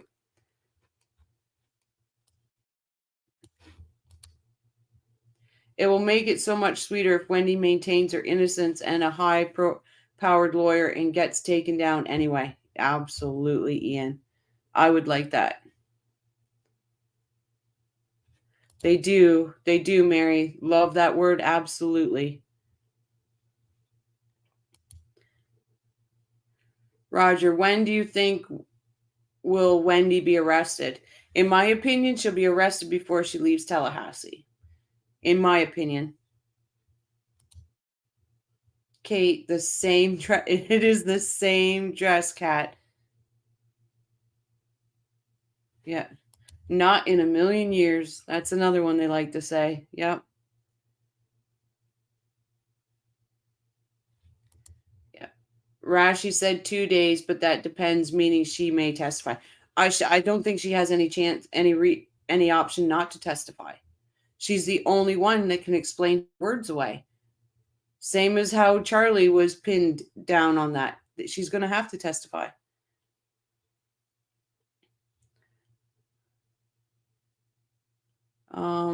Roger says she's insane using the same dress. She loves that dress. It must be very comfortable. Such an odd way to express it. It's almost like he was agreeing and wanted to subconsciously to say absolutely. Right, it's a double side. It's yes and no. You make up your mind. What is it? Dan's sister Shelly is also brilliant and very successful. She is, absolutely she is, and a good human being, very good human being. She appears to have superficial knowledge, zero substance, and it isn't in any way connected to what she's saying. Well said, B Rabbit. Well said. Glad to hear she got back safe. Oh, for Sky, yeah. We're glad Miss Sky did. Rumor says she has moved to Texas. Yes, Carla, she is in Austin, Texas. Hello, genuinely. Hello, everyone. In getting a late start, started to watch the beginning. Can't believe the same dress. We need to find this for a live of the trial viewing next week. So Riding Shotgun sent me an email where I can get the dress. I'm going to try to get the dress genuinely. Just subbed the other day. You find gold nuggets no one else does. Thanks, Kat. Did you see the gold nugget about Jeffrey and then the gold nugget about her in her interview? The Markel boys will grow up to be 2 justice warriors, real ones, not fake like her. They are going to grow up. Like once they can come out of this fog and all this damage that this family has done to them, they're going to be some strong young men, let me tell you. You can repeat what you said about her boys. Do they know who murdered their dad? So I have been told that she, this stupid bitch, sat her boys down and told her boys that their grandmother and their uncle murdered their father. I'm not allowed to say the name of the person. They asked me not to. They do know the Adelsons. They gave me a lot of detail to prove they know the Adelsons. And he is good friends with the guy that Charlie used to always hire to drive his limo. So he gave a lot of details. So I believe it. Shelly heads up just Jewish immigration. Okay. Oh, wow, Rochelle, there's a serial killer loose in Austin, Texas right now. Oh, well, did she hire somebody to fake her death? I wouldn't put that past her. I wouldn't put it past her. I'm a subscriber of yours. You actually might be familiar with me from other chats, but I recently had to change my chat name. It's long, bad story, though. But moving on. Let me just see. No. Just want to make sure I got everybody's thing.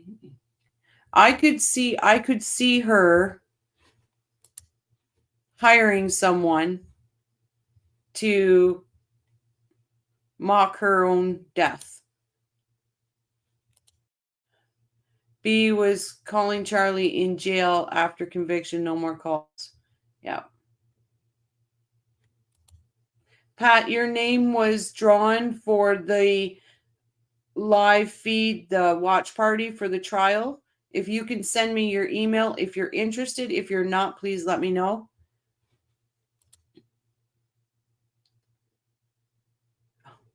What do you think the boys will feel about their mom when she's arrested? They're going to be devastated.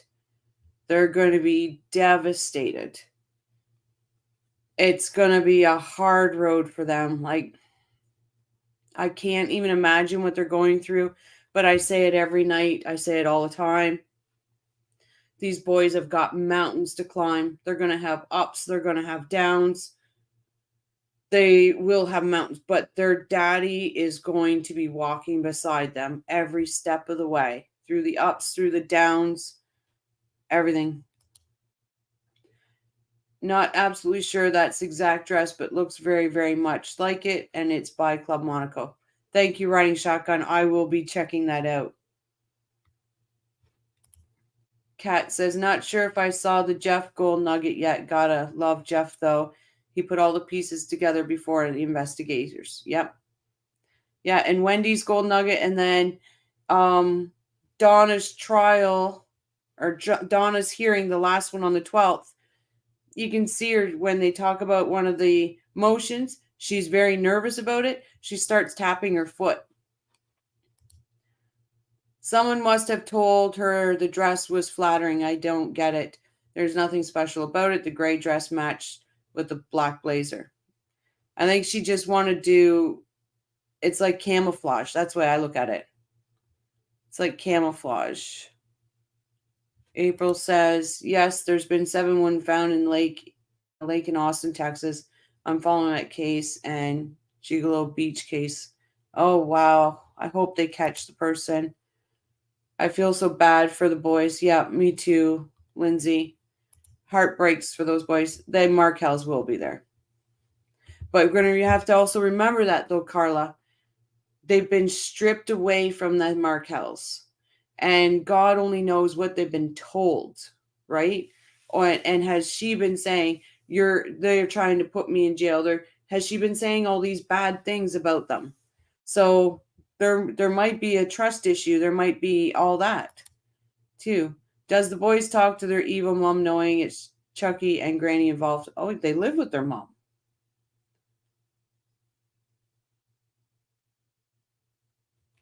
Thank you, True. I usually don't say the names, so it's nothing bad, guys, honestly, and I know their names are all out there, but I don't use the boys' names. I just say the boys, or if I'm talking about one, I'll say B or I'll say L, but I try not to use, and I'm not, if you do it, you do it. I'm not saying anything, but if I don't read it out, you understand why, because it's my position. I'm not saying their names. At Crime and Coffee, I'd put my money. The kids are toast. They've had a long time to be brainwashed. Oh, I don't think so, Clue. It's going to be a long haul. It's going to be a long haul. But I think these boys they'll come out of that fog at some point. Carol Mitchell, Rochelle, regarding your source, did Wendi tell the boys why their uncle and grandmother murdered their dad? No. So what they told me is the boys know. Wendi sat them down and told them. Thanks, Pat.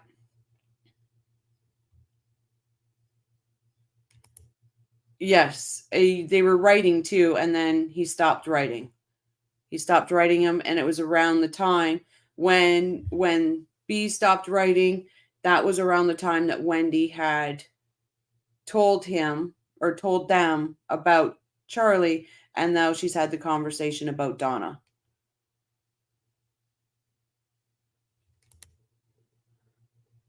I can see Wendi telling her sons the blame solely lies with her mother and brother. Yep. Can't wait for Wendi's arrest. It will be the trial of the century. It's going to be crazy. Like, I was talking to True today, and I can't imagine if Tallahassee is the way it is right now. Can't even imagine what it's going to be like when Wendi.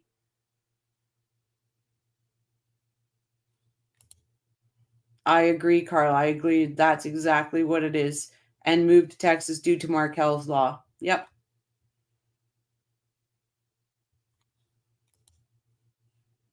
They didn't tell me what the boys' reactions were. They just said the boys were up. Well, I guess they did. They said the boys were very upset and angry. So, but that's as far as they went into the boys. Surely the boys would have asked why their names were changed. With uncle and grandma charged and convicted, the Adelsons' name is rubbish. You're right, Armand.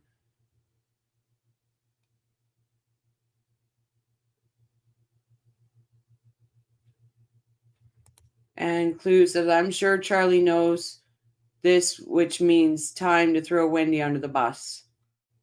Only time to tell with that one. Yeah, the boys are definitely brainwashed. Absolutely. No. Georgia wouldn't do that. She wouldn't put them through that. The Markel brothers need the guidance of someone like Collier Laundrie. Absolutely. To go through this, he's been through it, right? Hi, Gamma. Hi, guys. I missed so much the last couple of days' work. Do you know who the first witness is going to be at Donna's trial? Most likely it's going to be Mr. Geiger. But they haven't said anything yet. We should probably know more, I would say Tuesday. True crime wifey, dang, that's messed up. Mainstream news is so yesterday. Sherez, Wendy's trial is going to be a legal. I'm not even sure what Misma trying to suss out what she's immune from, because prior testimony and what she's not immune from is going to be frustrating. Oh, I agree. Unless Georgia goes after perjury first, right? Then everything's open. Barb 417, I heard way back that B ran from the classroom crying when his teacher called him B Adelson for the first time. I never heard that. He's somewhere in Tallahassee or on the outskirts. He's somewhere. But they're saying he's not in Leon County. Hopefully Wendi will get a shiny pair of matching bracelets by the end of the year. Hopefully she gets them before she leaves Tallahassee. No, Roger, I won't be at Donna's trial. I would have loved to, but I had a trip booked with my son and daughter-in-law before she got arrested. So I'm going to be streaming it live here and having the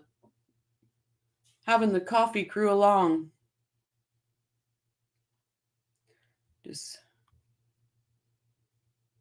Yeah. Does Cartier make cuffs? I want ones that's going to turn her wrist green. Oh gosh. Okay, we'll get back to this. About how long trafficking cases can take sometimes, and it really shows how difficult it is on the victims who are here.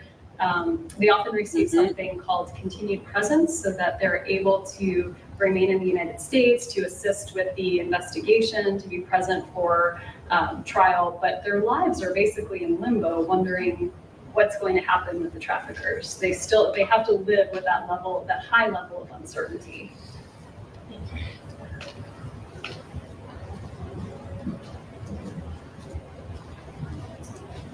Thank you. In the case of the Cadena Sosa family,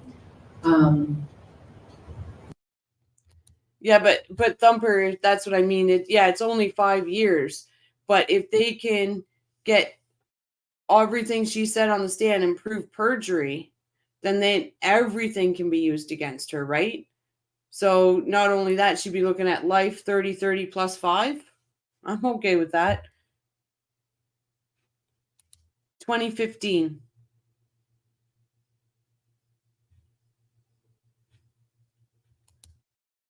Wendi is giving the most generic information that she probably can, not exactly a deep dive into a subject, so to speak.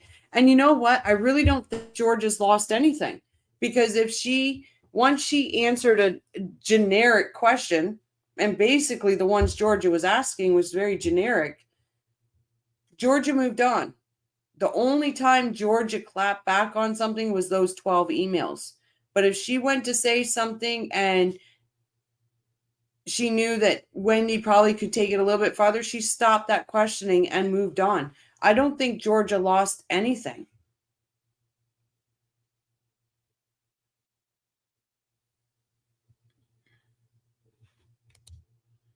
Oh, so, okay, so now that mugshot is that he's in Leon County jail? Because everybody's because I was like, no, he's in Leon County. Everybody's like, no, he's not. He's not in Leon County. He's in protective custody. They wouldn't put him in Leon County. I'm like, well, where are they going to put him? Is that the only outfit that Winnie owns? I think Gamma. I really do. Both Katie and Charlie look better having been in prison. Can't say the same for Donna. Well, she might perk up once she's actually in prison, right? Can you explain her immunity if she's really protected? No. The only thing, so it's use and derivative immunity. So nothing she says can be used against her if she's charged.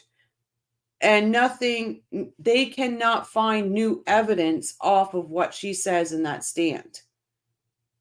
If they've already know the answers to it, they can use that later. They've had that before she testified. But anything she says on the stand cannot be used against her in her own trial, and they cannot go out and look for evidence off of what she said in the stand.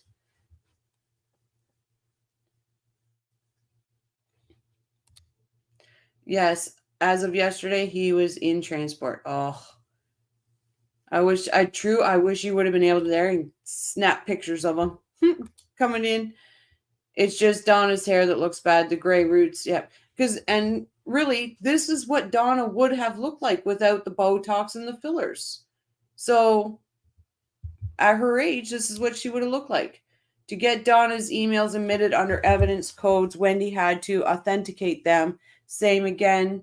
Now, since Donna wouldn't testify until the end, and the emails are so much motive of hatred and story. Yeah, but didn't Charlie but they can use them against Donna, right? And then Donna gets to authenticate them, which then brings them back into play. They won't stop Wendy's attorney from arguing that Georgia is crossing the immunity line, though. He's going to be like a parrot squawking objection every time Georgia has a question. So that's why I'm thinking that all this new stuff they have on Wendi, that's pretty darn good. Please hit the like on your way in and subscribe. Thanks, True. I think Georgia knew at certain times when Wendi lied. That, to me, is when she would move on to see if she could catch her in another one. By the way, if she lies, they can use what she said against her. Thanks, X. Do you think there's a grand jury for Wendi to be next? I think the grand jury's already sat. That's my opinion. Yes, Donna looks rough.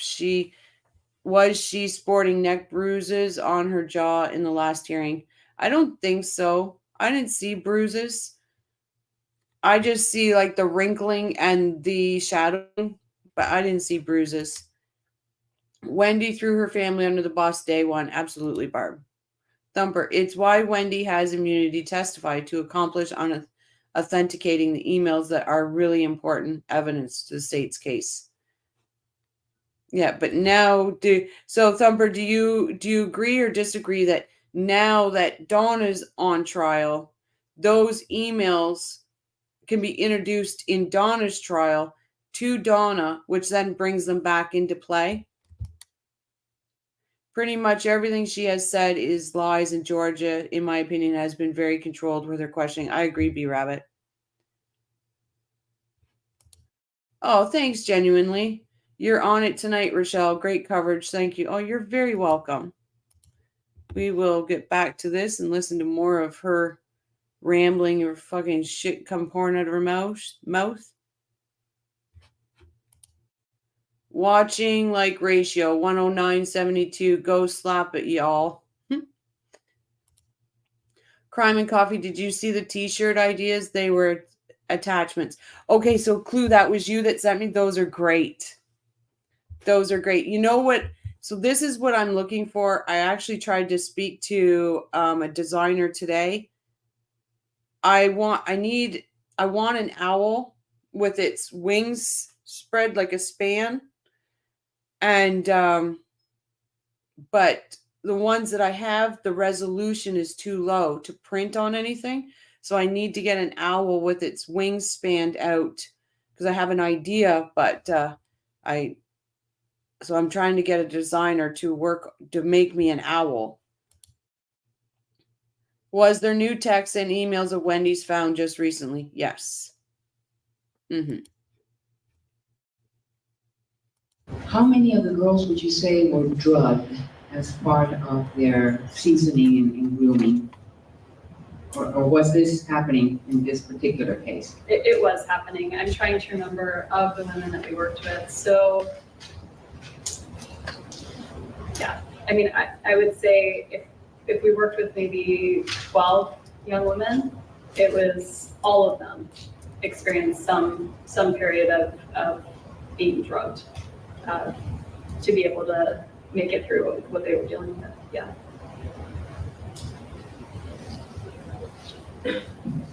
With the last case with the immigrant workers, what can happen to them? Would they be able to get another visa while they're still in the country to be able to work for another person?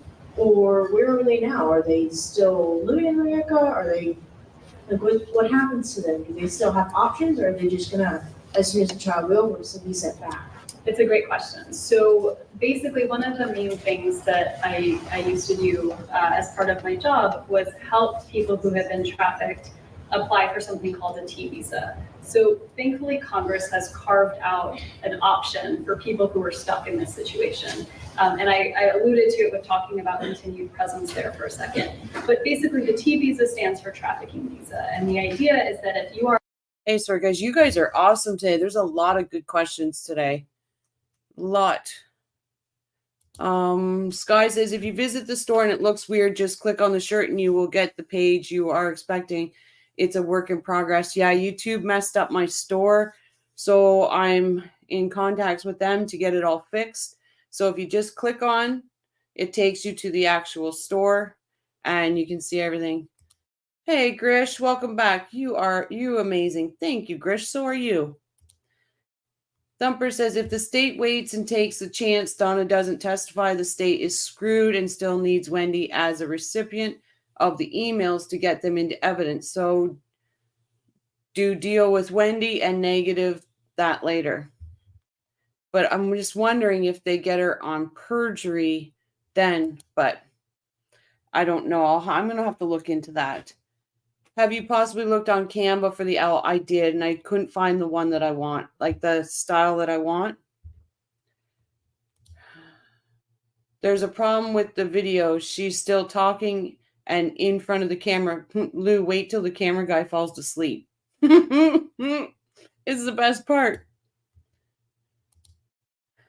She has the nerve to do this talk. Exactly, Roger.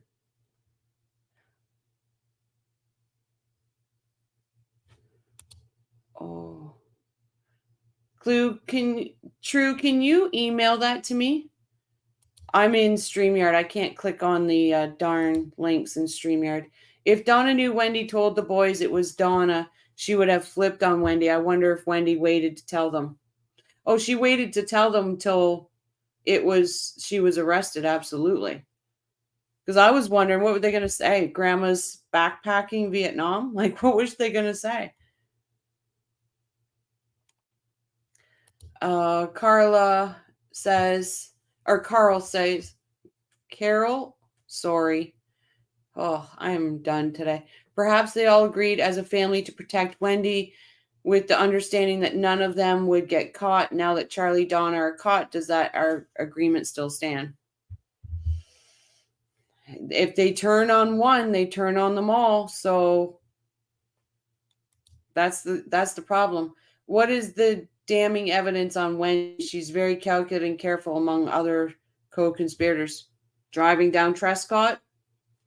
We don't know what Sarah Yusuf has. That's a big one. Oh my God, there's so much. There's that one text. This is sweet. There's just a lot. It's very circumstantial, but it's a lot. There's the text from Donna saying, your brother protected you. and now you're not guilty. Your lawyers have done a good job. Like, there's a lot of stuff. Grish, cannot stand this evil killer talking. Hate her. She is free, and poor Dan's gone because of her. Exactly. I just want 5 minutes with her. Just give me 5 minutes. That's all I ask. Wendi driving by the crime scene right after is big. Absolutely. And lying about it. So she's done 3 trials, and every time it's a third different story. So is her mom's going to be the same story? I doubt it. Thumper, Rochelle, I just mean it's why Wendi has her deal, a deal that makes things complex. And yes, maybe perjury will bust the deal, or Wendy's interview is enough to, prior to deal or not, covered it. Yeah, okay, so we're saying the same thing. Sorry, Thumper. Yeah, I just think that it's just, they've got so much dirt on her. Please like, subscribe, and share. It's greatly appreciated. It helps this little channel grow. And we are a great community. It all starts and ends with Wendi. Absolutely, B-Rabbit. Oh, absolutely. Lady of the Sun, welcome. Dan's schedule. She's the only one that could have gave that away. Thanks, True. Yep, and for anybody that really wants, and thank you, April, for putting that. Carl Steinbeck's done a video, 100 indicators why Wendi's guilty. It is a brilliant video. Actually, I should ask Carl if I can use that video. Armand, wonder if Donna knows the boys were told their uncle and grandma did it. No reason then not to flip. I don't wonder if Donna and Charlie know. I don't know. Wendi's scripted police interview is also full of clues. Oh, well, when everybody leaves the room, she's talking to herself, but it comes out and she says, what's going on? Or what's happening? What's happening? And it's like, oh, this wasn't in the script, Wendi? Yep. Jeff Lacoste. Thank you, Mary. If Donna is young enough to start a new life in a new country, she's young enough to have a bunk bed. Well said. Hey, golfer girl, sorry. Thumper. Yes, we are saying the same thing. There are limited number of letters and chat messages on this end. It's a good thing because I can talk and talk and talk some more. And we love it when you talk, Thumper. Crocodile tears. Oh my God, I know, right? Crime and coffee. Hey, you psychic, where's my damn car keys? Check on the stand in the hallway. If they're there, I want $1 million.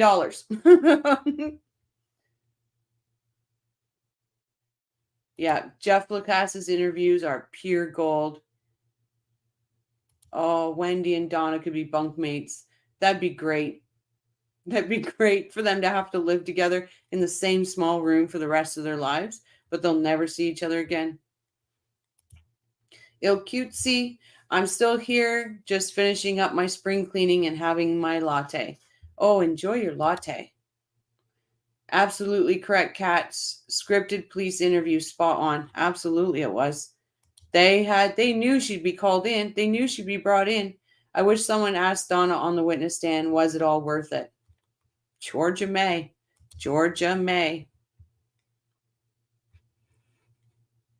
Are at least willing. You don't even have to be useful to the investigation, but if you are at least willing to assist with the investigation, even once the investigation is over, you are permitted to stay in the United States and work towards a permanent status. So the naysayers about this visa say, well, everyone's going to be claiming they're a victim of human trafficking. And it's not that simple to say you're a victim of trafficking. I love your name. Dads are people too.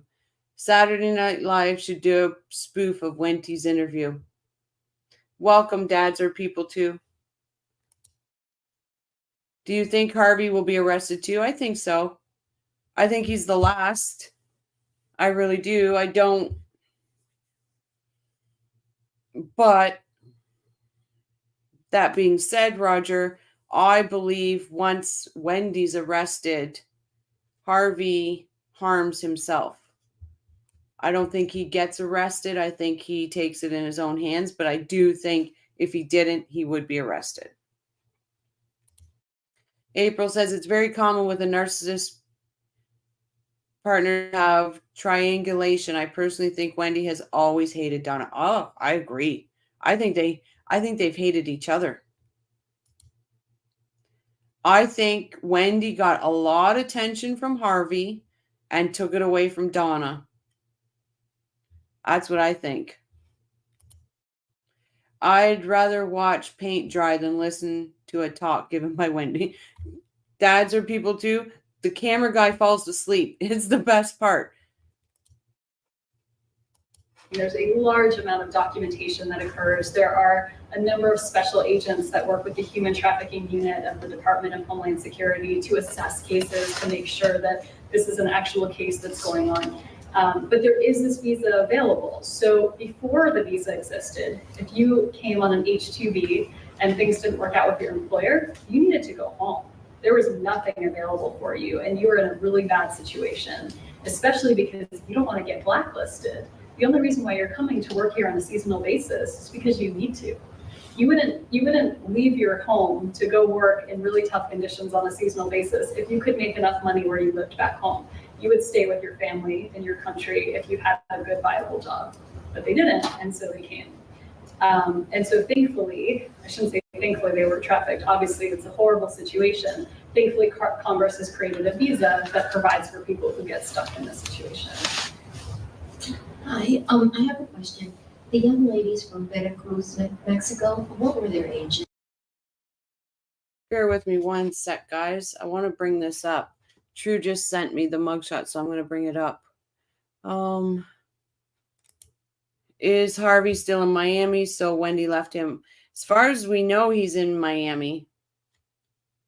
I don't think he would have left because he can still go and visit Donna, right? So did Wendi wait until the deadline for Donna to plead to blame Donna, I wonder? I don't think so. No, she blamed Donna. She told her boys about Donna like as soon as right after she was arrested. Oh, she is boring. Absolutely, Roger. Give me one sec. I'm going to bring this up. Here we go. Let's see if I can make this larger. I don't know.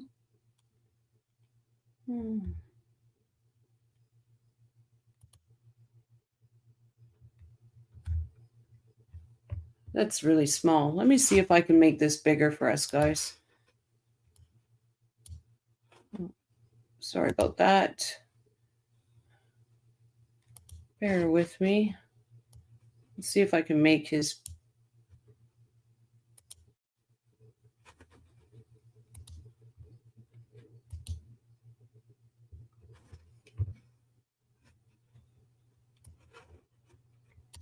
We're going to try to make this picture bigger for everybody to see. Here we go.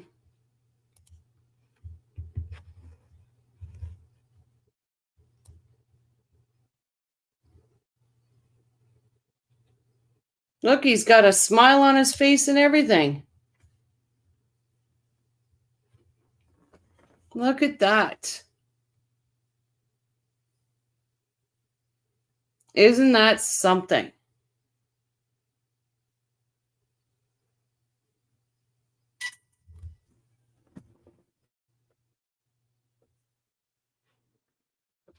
It was a field trip for him. Roger says it was a field trip for him. He was fluent in. Yep. That is something else. That makes me sick to see that he looks that healthy. He looks better than he did at his trial.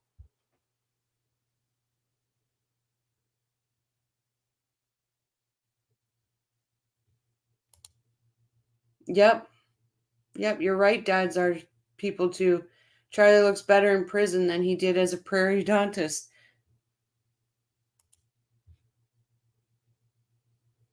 That makes me sick. Wow.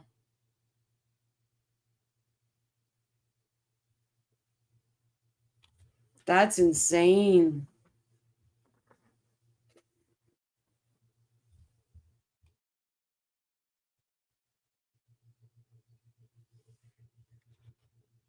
Wow. So I'm going to click on the view details here. Hold on. I just want to, oh, I lost that screen. Sorry, guys. I'm going to take me out. Make this. So Adelson Charles, white. Eye color, brown. Oh, it's saying he's only 6 foot. Age 48.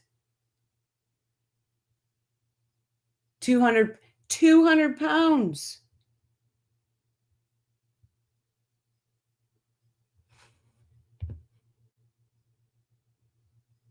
Yeah, I would agree, L'Oreal. I would agree. We could contribute cleaner living. Yep. My phone was going off. Yeah, that's definitely. Oh, April, that's Charlie's. I'm coming for you, Wendi smirk. Wow. Okay. Hey, Tad. Welcome.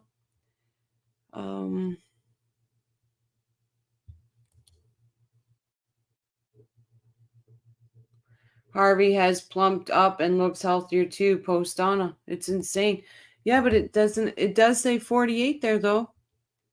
But you're right, because he turns 48 in October. He's younger than me by just a tad. Interesting.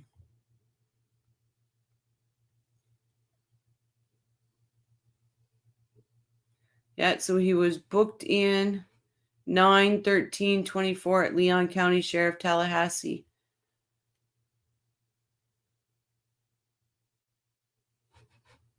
Wow. Thanks for sending that to me, True. His appeal has been delayed all this time. Do you think he will flip? So his appeal's on hold. Let me get back to Wendi here. His appeal's on hold. And I have a theory about why his appeal's on hold. Because I believe they were waiting to see when he would, or how Donna's trial would go. So if things weren't let in for Donna's trial that was let in for his, he could use that. So that's why I think. My birthday is March 23rd.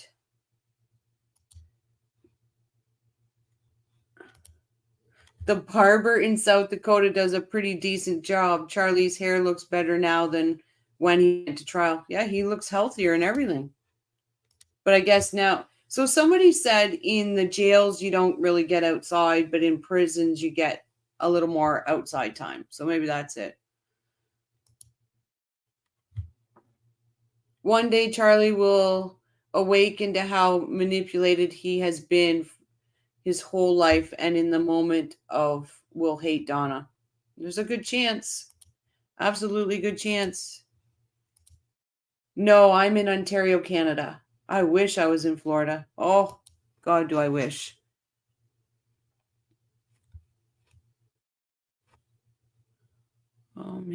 Make sure I didn't miss anybody.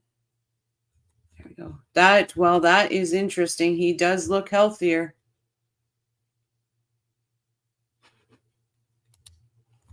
I don't understand putting his appeal on hold since appeals take at least a year.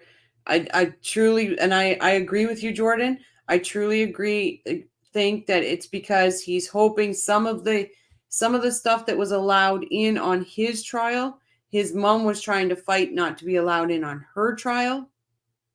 So I think that's why it was. So he could then say he had an unfair trial. No, Donna was not offered a deal. Crime and coffee, you should never, ever, ever put your birthday out in the interwebs. Bad idea. Mum's the word. It's a critical piece used to steal identities. But they don't know it was my real one. But I understand what you're saying. Yes. No one can get photos of any jailies or prisoners going into the jail because they pull them into an underground garbage. Yeah, underground garbage, I said. Garage. I was like, did you just say garbage? A family not capable of emotions. Absolutely. But I do believe you're going to see Charlie cry when he sees his mom. Oh, Barb, maybe Charlie found love. Maybe. It's a good possibility. 45. Yeah, of the ones we represented, they were as young as 10 and as old as 16. That was the oldest person. And it's worth, since you asked that question, it's worth mentioning. So when I mentioned for a T visa that you had to be willing to assist in the investigation, if you were under age 18, as all the girls were in this case, and you were a victim of sex trafficking as opposed to labor trafficking, you do not actually need to assist in the investigation. Now, some of the girls, especially the older ones, towards 16, the older ones, they felt so strongly that they wanted to make sure that this didn't happen to anyone else, that they wanted to. They wanted to participate and they wanted to punish the people who did this. But because of fear of re-traumatization and needing to tell these horrible stories over and over again, they actually don't require them to do it, which I think is pretty forward-thinking for when they created the visa. Wendy, I do have a few questions for you. It seems kind of unfair. You have your own mic. I do. You're a professor, but go ahead. The first question is, do you know in the sex trafficking case, how was it that the family found the clients? And were the clients also prosecuted? Good question. How is it that the family found the clients? They knew the families. So they knew them from home. They looked to see which families had young girls and which families were really suffering from abject poverty, right? So when I say in terms of looking for vulnerabilities, you look for the people that are most vulnerable and figure out how to exploit their need. And that's what they did. It's a criminal act. In terms of whether the girls were punished, thankfully in this case, and I think maybe Dads are people too, says many narcissists should shroud themselves in good works to hide their evil. Absolutely. It sounds like you know exactly about it. And I'm sorry you know about it. I know too. But it's one of the most dangerous things out there, a narcissist. Charlie turns 48 on October 27th. He's a Scorpio.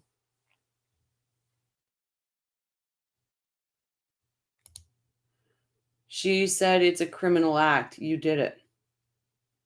Oh, yeah, well, even so, going back to what Dad said here, in her interview and all the times on the stand, she said, I gave everything. I did this. I made sure I gave them everything so they could find out who did this. Or I volunteer, I do nonprofit and all of this. She's just overdoes. I'm a goody. She just overdoes it. Tad, you're right. Well said. It's all about hiding agendas and ulterior motives. Yep. And like I said last night, my neighbors all thought I was the bitch because he made himself look to be the knight in shining armor to everybody. Charlie will struggle to accept that his mother was willing to sacrifice her son's life. He's going to, I think when he sees his mom, it's going to be interesting to watch. April loves golf, says Wendy's answer. Charlie will go to the Philippines, pay families to release their children to him. Very good. Wendi is gross too. Her laptop was searched and they found, yep, they sure did. Many serial killers had two sides. Absolutely, Mary.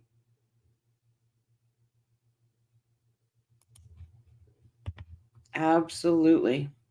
Due to the fact that the children were so young. So there isn't that sort of question of, well, is this a person that should have known better? Is this a prostitute or is this a victim? Due to the very young age of the girls, thankfully, none of them were prosecuted for being involved in prostitution.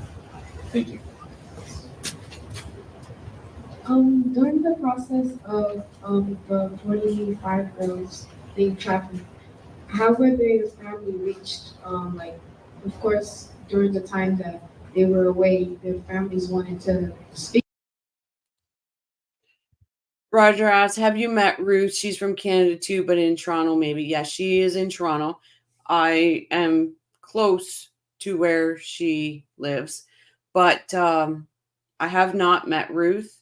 And someday I hope organically I do meet her because I want to shake her hand and say thank you because she helped me through a time just by seeing her strength helped me. So someday I don't want to meet her just by reaching out to her and bugging her or anything like that. I want to organically meet her. So that's my hope.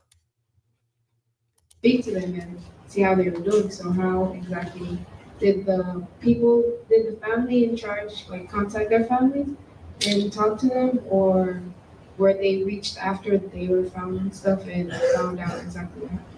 So you're talking about the case we had mentioned first, the young girls from Mexico. They were allowed to make calls, but only when the traffickers were present. So they were allowed to call home, and when there was someone standing right there. So when your family says, "How's everything going?" you say, "Everything is great." Are they treating you well? Yes. Are you eating enough? Yes. They were standing right there. So the amount of control, the amount of psychological coercion going on, they were allowed to speak to their families, but they weren't really allowed to freely communicate with them. So the families had absolutely no idea what was going on. Psychological coercion. She knows a lot about this. Were they not allowed to speak to their families and stuff? Something like you've done to the boys in the Markels? Is that what you're talking about, Wendi? That's why nurses often chose careers in nursing, teaching, and church work. Narcs like to be known as martyrs too. Their deceptions fuel them. Yep. Absolutely they do. Like the parents wouldn't suspect something was wrong.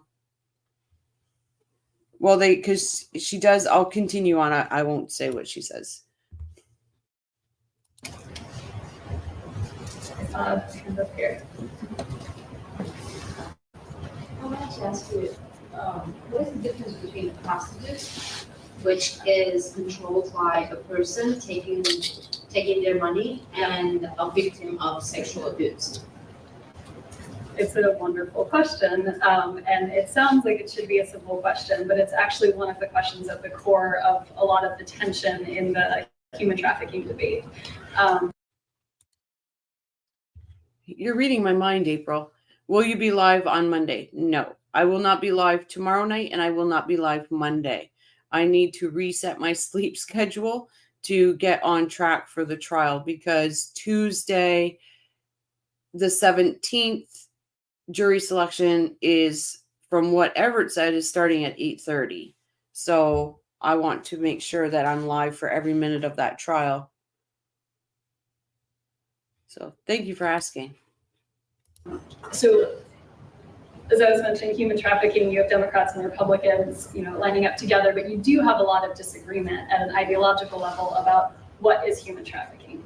So when it comes to children, the definition is quite simple. You can point to the legal definition and say, person under the age of 18 induced to perform a commercial sex act. That person can be induced by a trafficker, by a pimp. Wish my happy anniversary now, then 36 years sober on Monday. Congratulations, April. You are a rock star. That is awesome. 36 years sober. Well done, you. I'm proud of you. I am very proud of you. They often use the same term synonymously. The pimp is the trafficker in that situation. The definition when you're dealing with someone over 18 is that force, fraud, or coercion has to be present. So some people will say, well, it's not like the person is choosing between being an ophthalmologist and going into prostitution. It's of course, the choice is coerced by economic necessity. So that person is not freely choosing to go into prostitution. Therefore, all prostitution is trafficking because it's all coerced by something. And that is something that a lot of people, that's a belief that a lot of people have. Then you have the other side that says, well, you can't call everything prostitution. Trafficking is when you have this additional level of force, fraud, or coercion, and it's different. Where I think it becomes very murky is what do you do when you have someone that entered into this life, into the commercial sex industry when they're 14, and you find them not when they're 18, but when they're 19. So at 19, was that your next question? Right? So I mean, the answer to what the law says and how we maybe feel about it and what the disagreements are over it, it's a little murkier. I mean, the law says that unless you can show force or fraud or coercion, that is prostitution and that is to be punished as a criminal offense.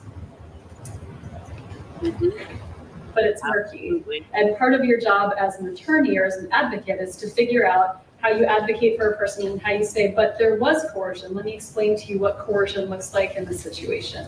And you figure out a way of how do you creatively advocate for someone. This is what the law says. You can change the laws. That's a longer process. But when you're working with the law as it is, you figure out how can I creatively move around this to help my client, to help a person who's in this situation and is clearly vulnerable and somebody else is trying to exploit their vulnerability. And how do I advocate for them? Because I was thinking of those young women that it happened what happened to them, and unfortunately, some of them might go back to what they experienced just because of lack of money, Absolutely. and lack of schooling, and lack of any kind of support, family or financial support from the United States government. Right. And they might go back, and they might be over 18, and then they will end up in jail, Yes.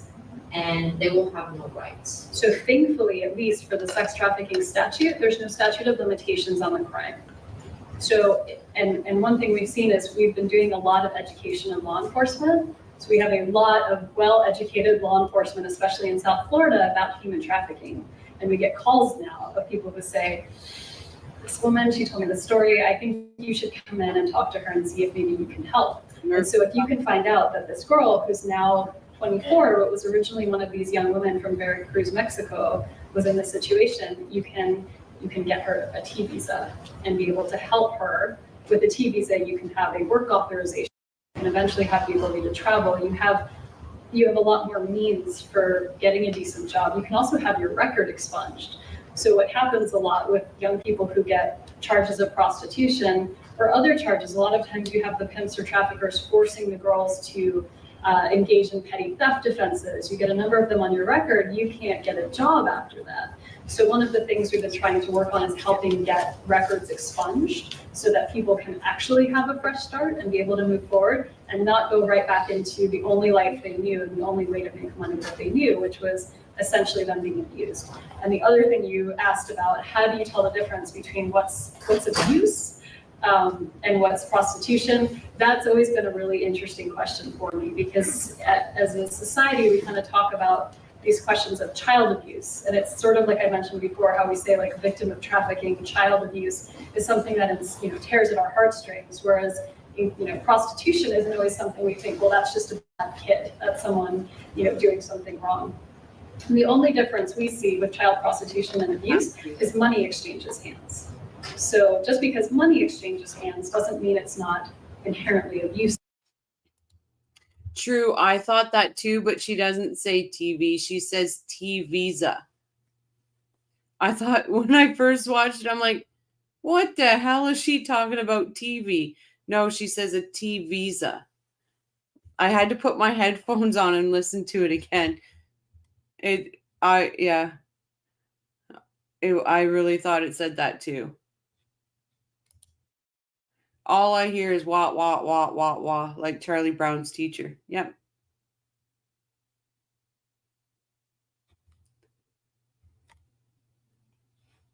Oh, he does. He falls asleep. It's funny. No, this is the professor that invited her to do the talks. He just doesn't understand where to stand. So true, you have no idea. When I watched this last night, I was like, what the? And I thought, okay, you're tired, so you're just hearing it. So I played it back and I'm like, no, she said TV. So then I was like, okay, I need to pull up so I pulled out my headphones, put them on, and that's when I heard T-Visa. Is she seriously speaking about child abuse? Yes, she is. Yep. Most people would be suffering a worse prison than brick and mortar, but certain psychopaths and sociopaths don't natural justice. Wendy's idea of a first start isn't what most people think of a fresh start, right?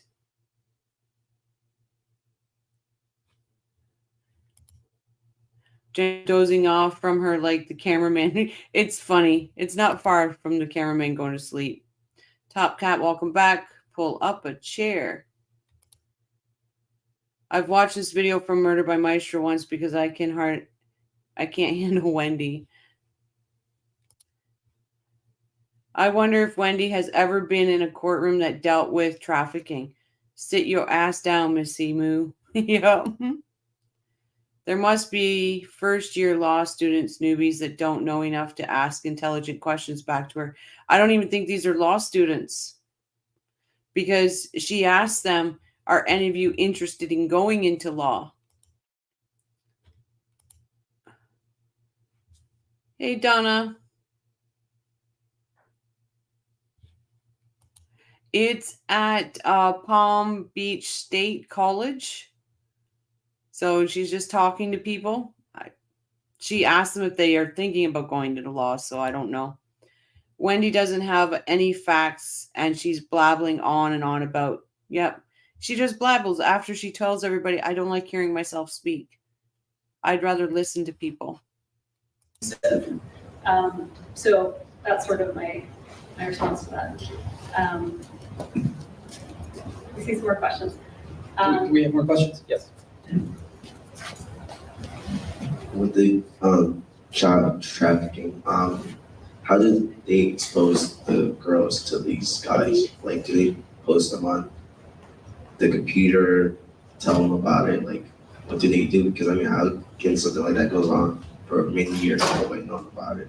Yeah, and I'm not here to publicly shame you, but did you walk in a little bit late? No, you were here for. I just didn't know if you heard the story of the traffickers going to Mexico and how they found them. Like, how does the kids know about these girls that scam? Oh, how did the Johns know? Yeah. How do the Johns? Oh, so yeah, many different engage? ways, but the one that you mentioned is definitely one. So you've got the issue of the internet, right? So you've got, has anyone heard about Backpage.com, Craigslist issue? Okay, so the internet is a great first one that you mentioned. So certainly there are people also they call who are in the life who are out on the streets. You can see people on the streets, but in terms of the girls and if they're, perhaps being kept or someone has a business with young women, they will post on Craigslist has a special sort of adult only section called Backpage.com. I wrote a little article called I read a little article. No, Wendi, tell the truth. You frequent these sites very often on your laptop. Don't belong on the back page so that's my feeling about it. But basically you can purchase underage people for sexual acts on Backpage.com and it exists. No, this is the dress she wore in Katie Sigfredo and Katie retrial.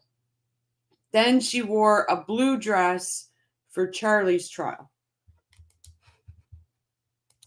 And so there's also a whole debate on this of whether perhaps it's good for law enforcement to be able to, when people purchase other people online, they have to type in their credit card information, and it actually provides a really good perch for law enforcement to find the perpetrators and to be able to uncover them and potentially stop it from happening. So the arguments on both sides, one side is it's a First Amendment right. You're allowed to do this. It's good for law enforcement to find the perpetrators. The argument on the other side is, our Constitution wasn't created so that we can purchase young people for sex. If this was your, mother or daughter or sister, that this isn't something you would ever want to happen. So that is one place. As I mentioned, another place is all all the other sources of media. So we've had cases where people printed up business cards and they would pass them out, and it made it look like a taxi. It looked like a taxi card, except it had like the silhouette of a woman on the side. And that was what one of the mobile brothels up in Tallahassee would use. But they would pass out these cards at bars and nightclubs, and there's a lot of construction in the area. She just had to throw a dig in about Tallahassee, didn't she? And tonight's guest speaker is Murderers from Tallahassee. Let's give a warm welcome to Wendi, right? And Brian says, like your brother in Vietnam, she just had to throw a dig in about Tallahassee.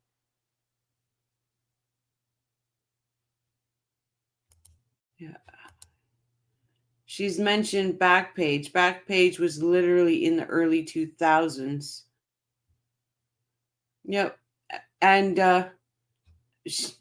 like the brothels in Tallahassee, they had business cards shaped like taxi cabs. She just had to throw her dig in there. Police can also track you by your credit card, Wendi. So a lot of the recent immigrants who had come, they would pass these out at local cantinas and local bars and restaurants to try to pick up customers. Did I answer your question? Yeah. Okay. Over here.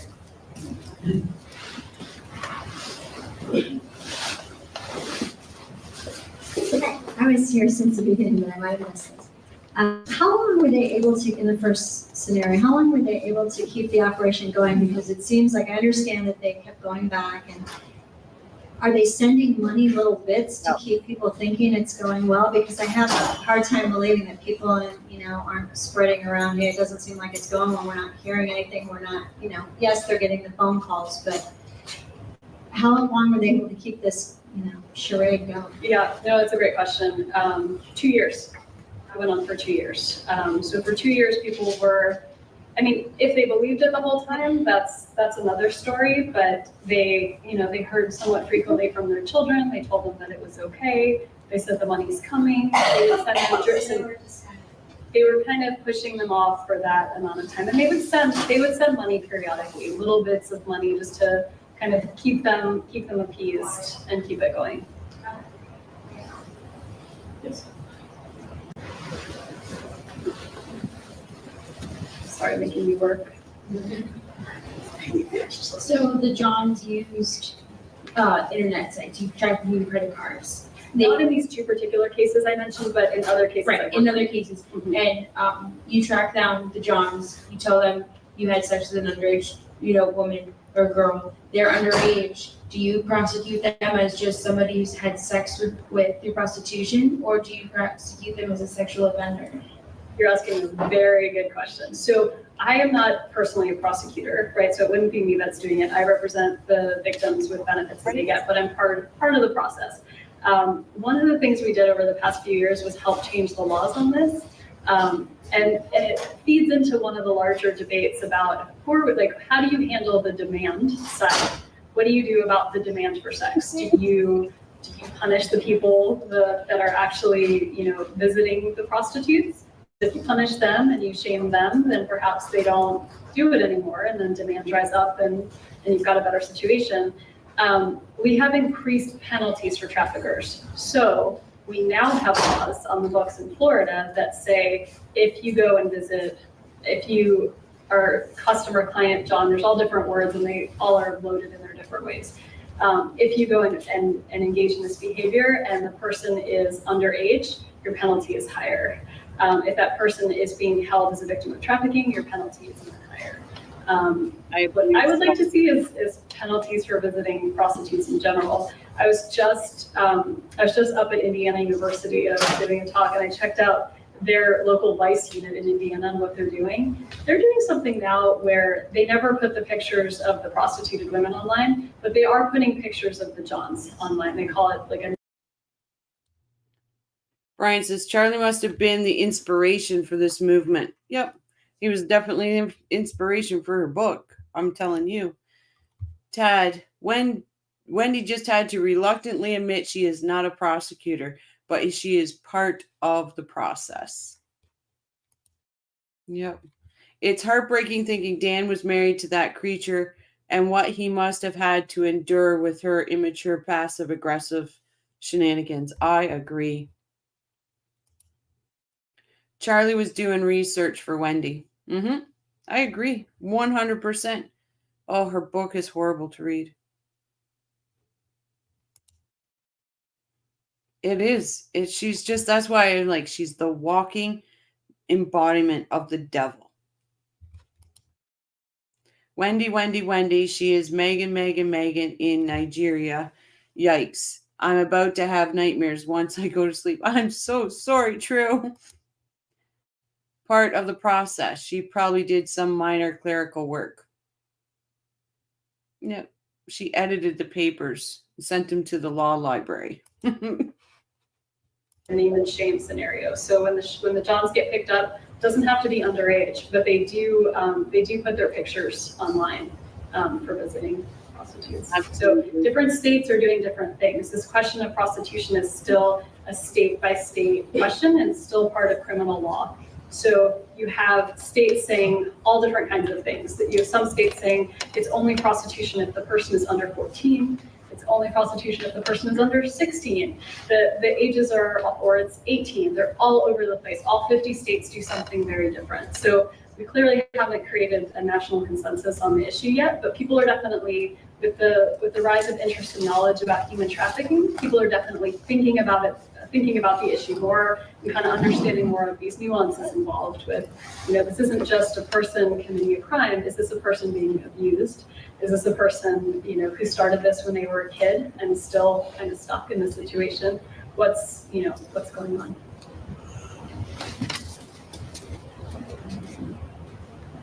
Do we have any more questions? Yes. So in my fantasy world, I see thousands of people identifying one of these mobile units or a trailer. Yeah. And I understand that there's some armed guards outside of them. Sometimes yes. Sometimes not. But in my fantasy world, I see thousands of people coming to one of these trailers and picketing outside. Yeah. Why wouldn't that work? I think that would work. You think it would work? I do. I love this fantasy world. It's nice. I want to live there. It hasn't happened yet. So when I mentioned it's. I bet you want to live in that fantasy world, Wendi. I really bet you want to live there. Tad says Palm Beach State College offers law enforcement degree pass, but not law degrees of any sort, right? Wendi could not stand that Danny was a rising star and she was just a fake. Yeah. The narcissist in her, right? She could not be in a supportive role.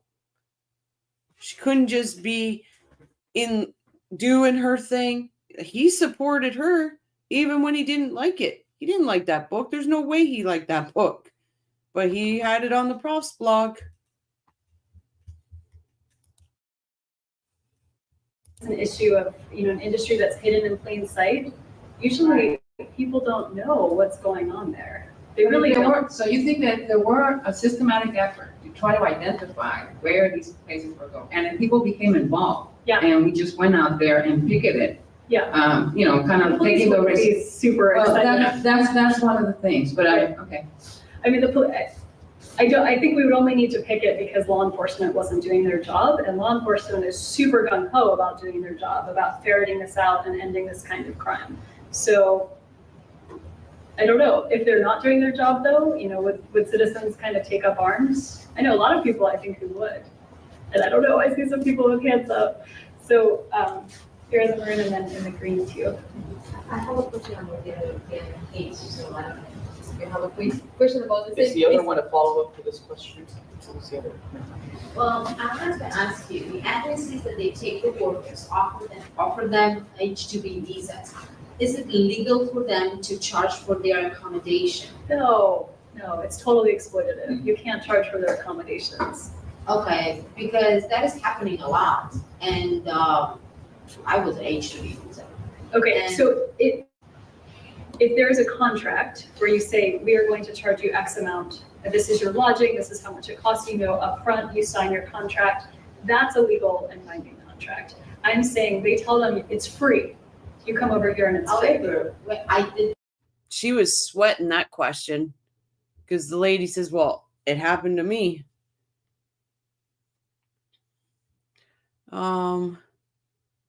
Brian, I wanted to answer this. The book is toilet paper. I wouldn't even use that as toilet paper. What I say, where did I put that horrible thing? Right here. What I say this nasty book is good for when you have unwanted guests that have overstayed their welcome in your house. Take all your reading material out of your bathroom and put this book in there. I guarantee you they are going home. They're going home. It is a way to get unwanted guests out of your house. That's what I say that book is good for. Wendy probably went around after this, like I lectured at several well-known colleges and universities about, yep, guarantee this is probably one of the ones she was talking about on the stand. All the talking, but she knew what her own brother does. Sick family. Absolutely.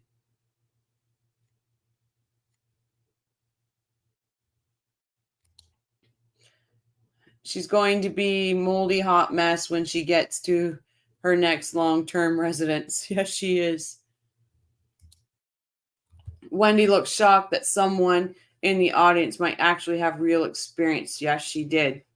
She definitely looks shocked about that. did not know that when I signed the contract paying for the accommodation was exact the same agency that you pay to bring you here, that you pay to the connection between you and the employer. So it was kind of monopolizing, I think is the word. Yeah. Like you will leave with other people in the house, and if you want to break the contract and move on your own, you won't be allowed. And then when everything kind of like being discovered, they changed the name of the company, which is very odd. Yeah. And then I'm talking about hundreds of workers that they go in places, as you said, high class places like Boca West Country Club. Like I know about 600 employees that they come from different countries, and they go there and they live 6 or 8 in the same house, which is okay because there are 2 people sharing the room. However, it's about you and it's about signed contract, and you're not allowed to break it, even though the rules are not explained to you very fairly from the beginning. So those things are still happening a lot. Yeah, those things are still happening, and what you're explaining and what I tried to allude to, but I think you did a much better job of it, having a personal experience with it, is just the inherent exploitation that's part of the H-2B visa process. So it's not illegal, and what you're describing isn't necessarily trafficking, but it sure as heck is exploitative. It's really not okay. Absolutely. Right? So is that trafficking? No. Is it exploitative and problematic? Yes.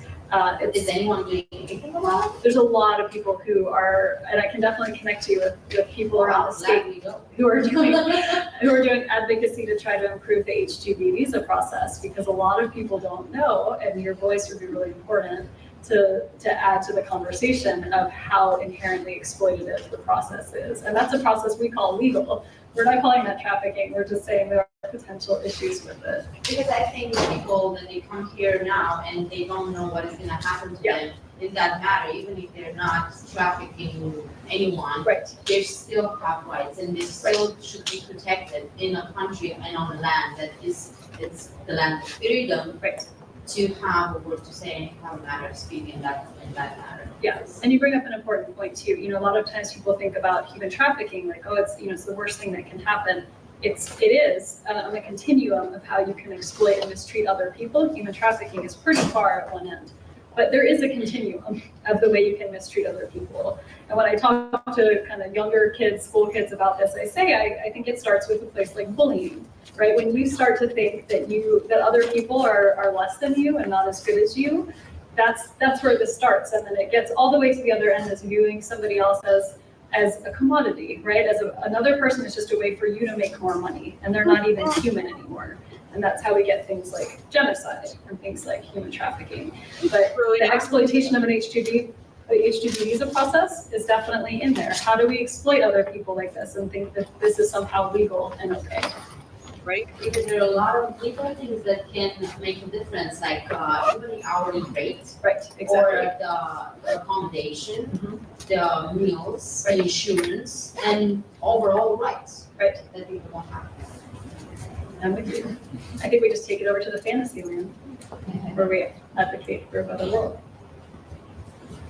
My question is a little bit off topic. It's okay, I'm here. It's nagging at me. When you said that you've been doing this and you talked about these kids, it's right at the end, you said that the funding dried up. What is it that you do now that you no longer do that?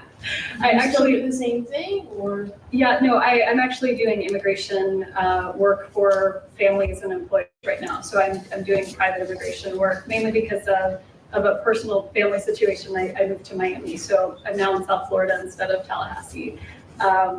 But the funding did dry up for my work, and I ended up teaching at the university instead of directly and running the clinic for a few years instead of doing this. The funding dried up. Oh, the cameraman falling to sleep is great. So I'm just going to ask you all, do you want to, he wakes up and then the camera goes back in place and then it's gone again. So do you want, do you want to finish listening to Wendi? Because really all the nuggets were already in the early part. The cameraman falling asleep is the best. It's totally up to you guys. Fast forward. I can go a little bit faster with the speed, I guess. Let's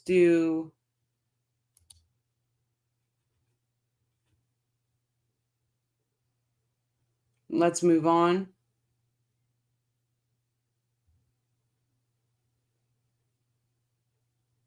Because of family situation, I'm in South Florida. Yep, exactly. Because of family situation, I'm in South Florida. She says that. What's the family situation? Enough of Wendi. So what I was going to do, I was going to read Lily Walker, aka Wendi Adelson. Because some of this stuff, it's not very long. It's really not very long at all. It's only like 3 pages.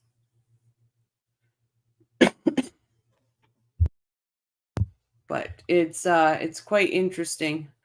Forward to where he wakes up, then goes back to sleep, then next bit.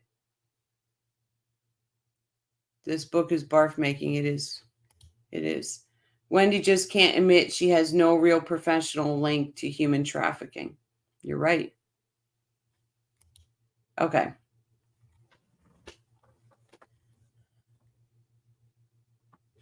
Exactly, Top. A family situation. No, it's not a situation. You murdered your ex-husband.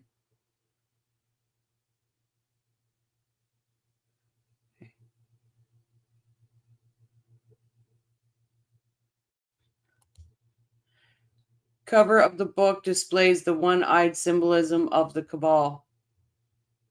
Nice, you caught that. Yeah, it's just 3 pages. It's not long. Tad, you are so right. It explains a lot on how she detested Dan being so successful in likable. Yep. Exactly, Top Cat. So she starts off with, sometimes falling in love means doing things you wouldn't otherwise do when sober. I can think of no other explanation for all the ways that I have somehow agreed to change my life since I met Joshua Stone. Since I met Joshua Stone. I have no other reason to explain how I ended up in Van Buren County, Florida. Smack dab in the Florida Panhandle.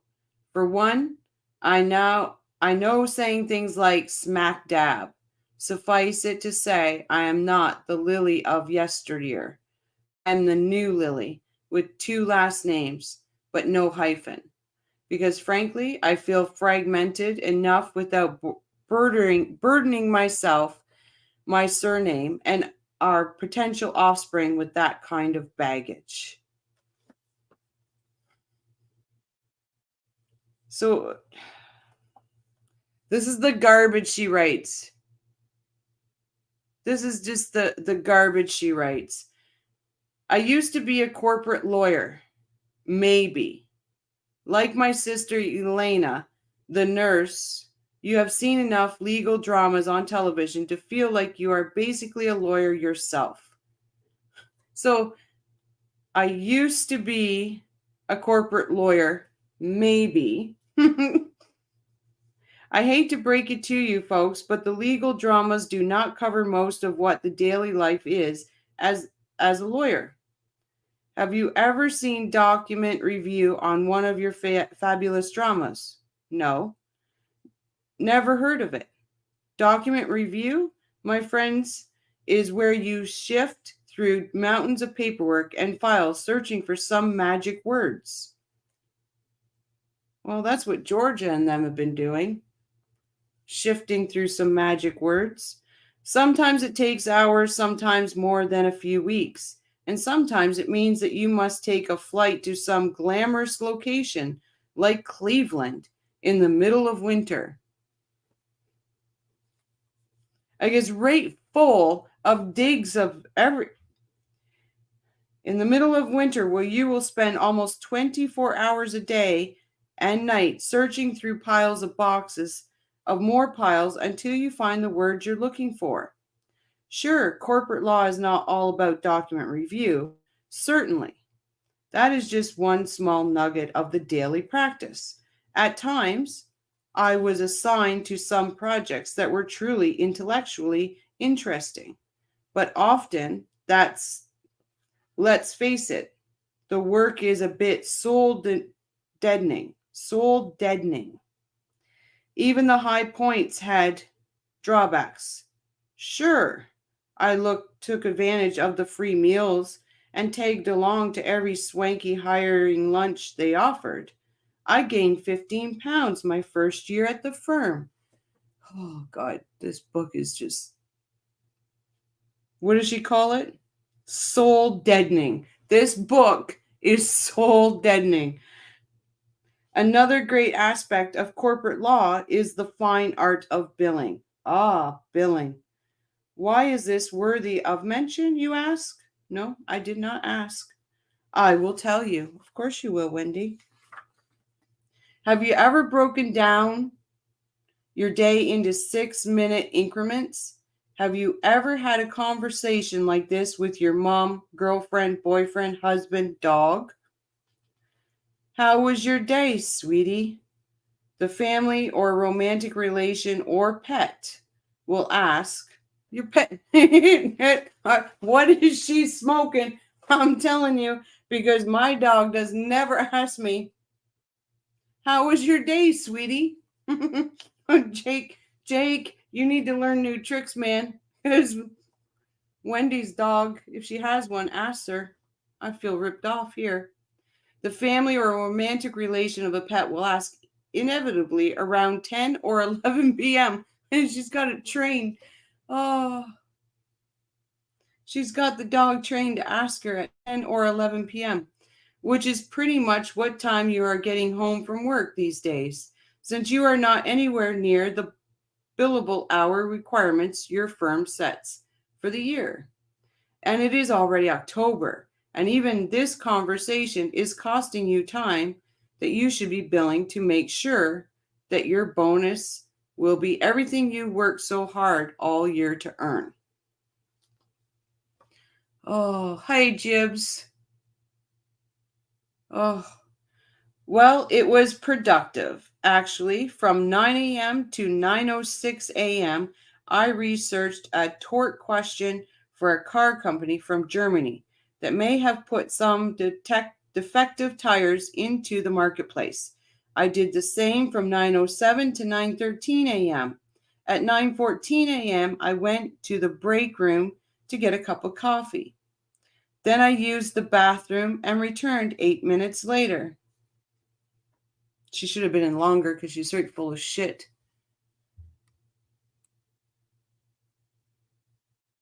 They should use this video to make prisoners talk. It's torture. Wonder who WA manipulated, paid, or whatever to have her book a mandatory read at Danny's college. I think Danny got that through. I really did. Tad says Wendy's novel is shallow self-published autobiography ebook. It is bad. Do you think an actual conversation would get that far before your loved one, human or animal, rolled over in disgust? After more than 6 years at the law firm, I was fairly disgusted with myself as well. Like legions of other young overachievers, I entered law school with dreams to change the world, provide a voice for the voiceless, save the seals, fight injustice, law.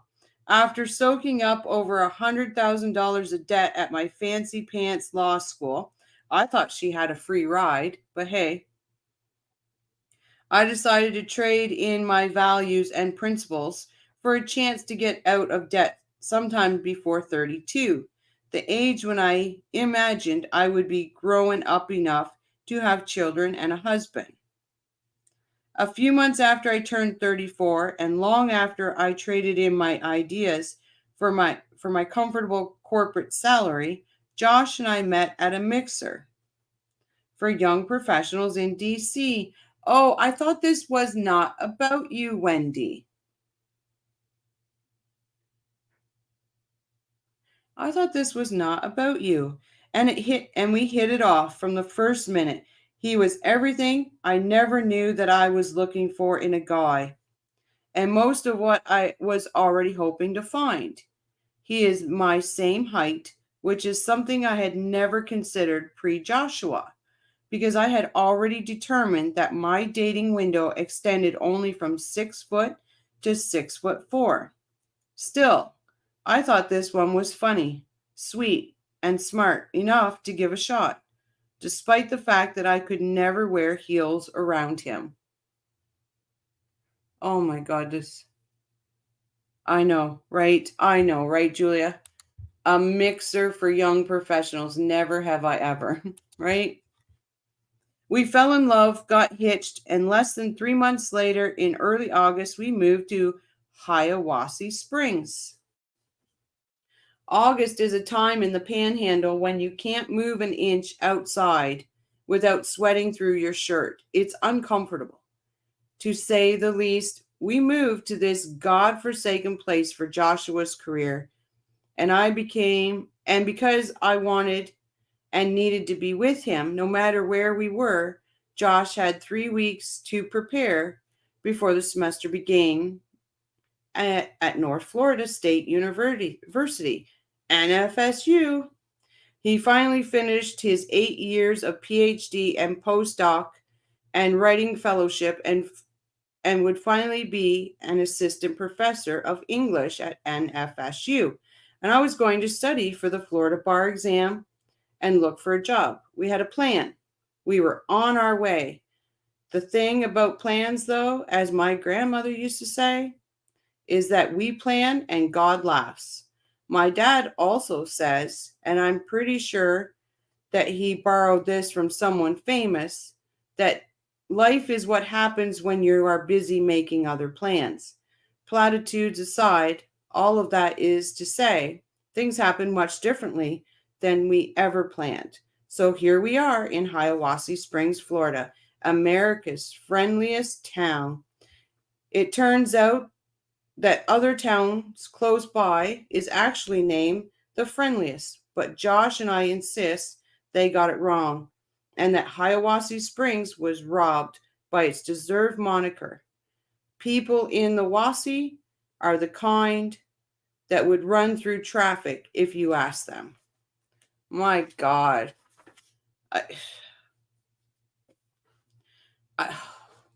This is just disgusting, people. Truly is. Truly is disgusting. Was rolling in her grave. That's John Lennon.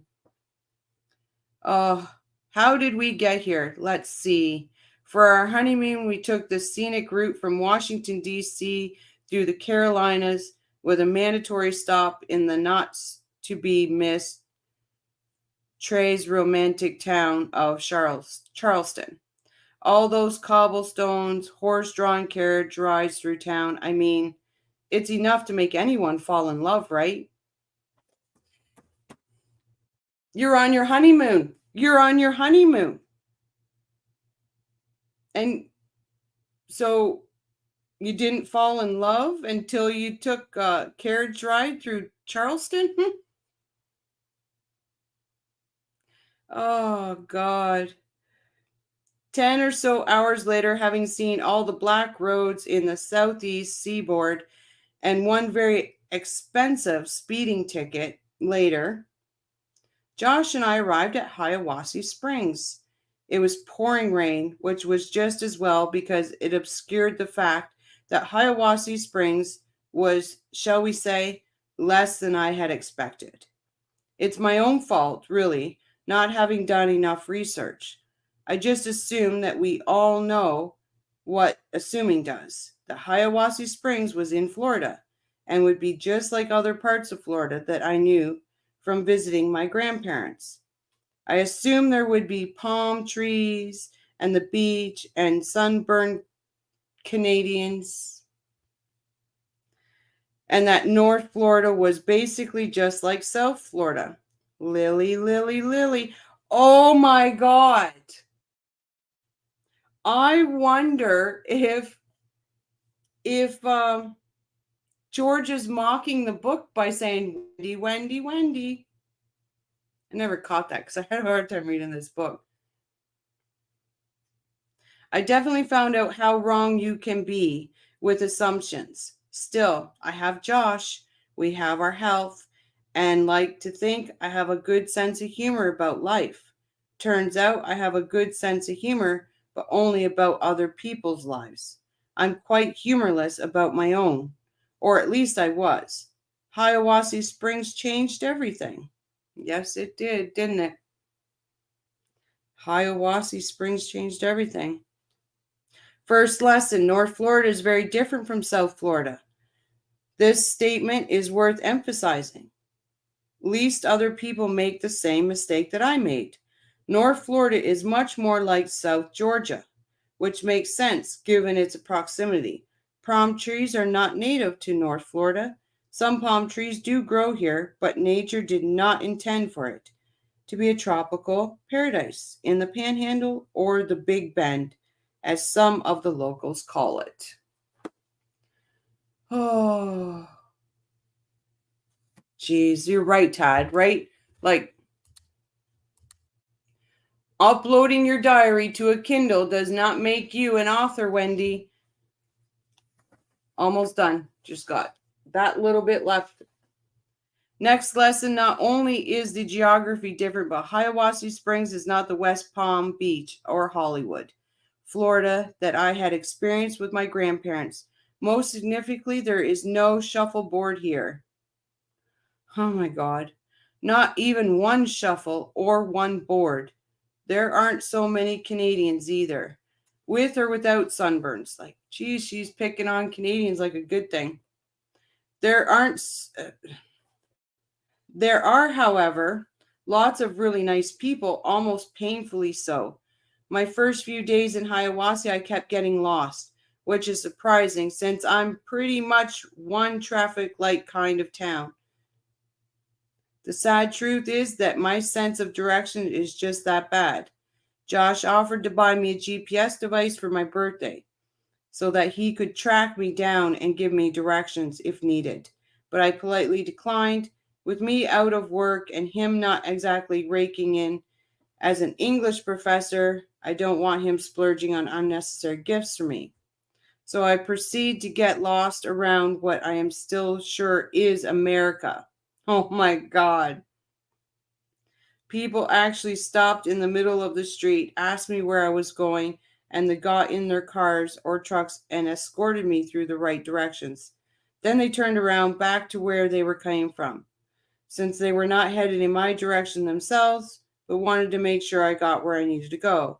This was definitely not South Florida or the Northeast. This, my friends, is Hiawassee Springs. Isn't that disgusting? And that's just 3 pages of this nasty, nasty book.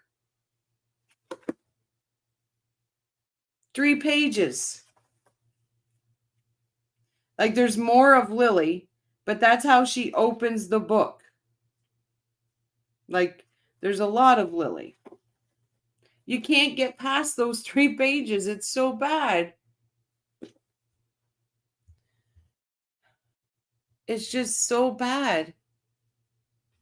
Right, Jibs?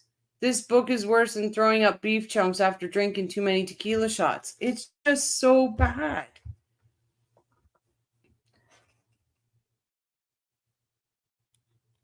I guarantee, Paul, he did. I guarantee, because on his profs blog, he praises her for her book. And this is the guy that she says is so bad to him.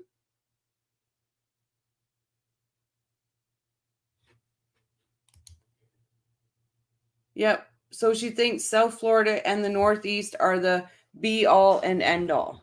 Mm-hmm.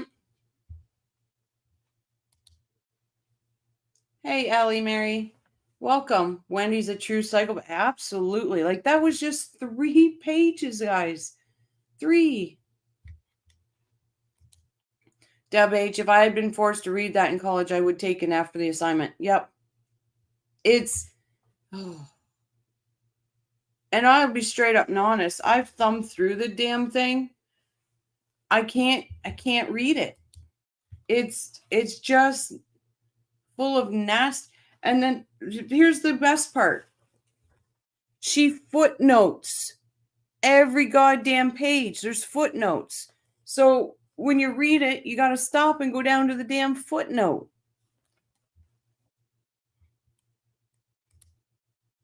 She says in The Stand, her sense of direction is bad. One of the reasons she ended up on Trescott. Yep.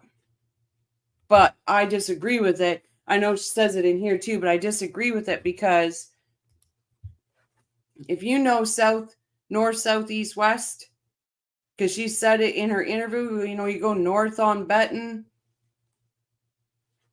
If you know that, you're good with directions. If you say something nasty in this chat room, you'll get some Charlie calls and a side of Wendy's book.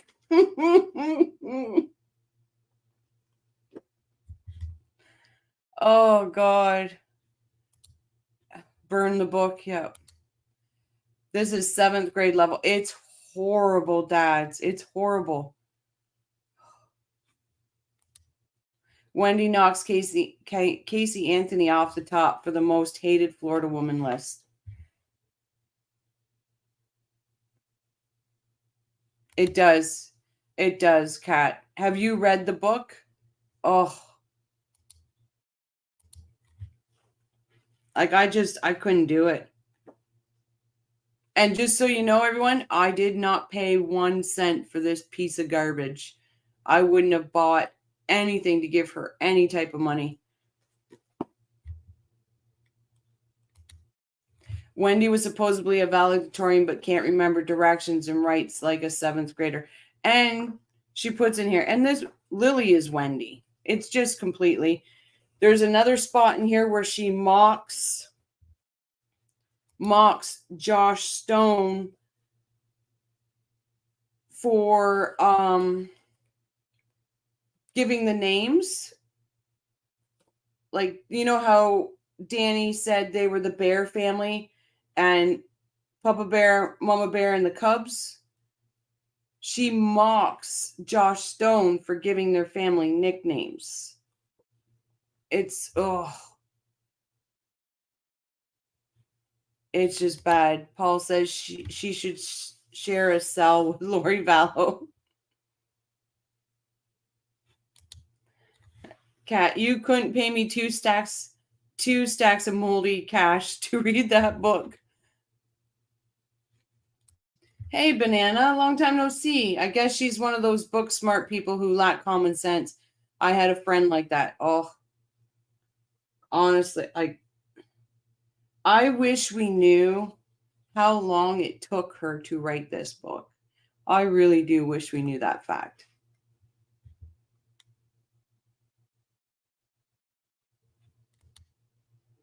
The book is an on-demand print book. It looks so cheap and poorly made. But you know what? When she went in for her interview, there was a box of these books in her van, in the back of her van.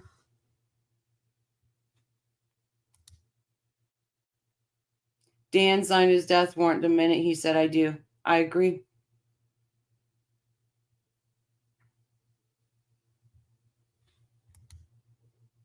I predict, like Vallow, she'll smile and shit-eating grin from police custody. I think so.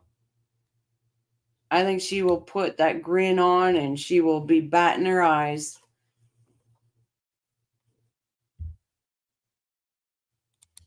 And that Banana, that was in 2015. That was 3 days. She did that speaking engagement 3 days before the year anniversary of Dan's murder. And she was wearing that damn dress again. That one blue eye in the book is over the top vanity. And Daddy Dearest did the cover. He did the photoshopping for the cover. I wonder how many it sold to people that didn't have to buy it. This was in one of those like little libraries in people's yards. And I pulled it out and I went up and knocked on the lady's door and I said, I probably won't return this book. And she goes, that's okay. You can take it because it's garbage. I started laughing. I'm like, great. I've been out away from the house this evening. Just got home. First thing I did was turn on this channel. Oh, thank you, Rayanne. Thank you so much. And welcome. I bet Wendy's ex-boyfriend is thanking every lucky star and rubbing every Buddha belly in Miami.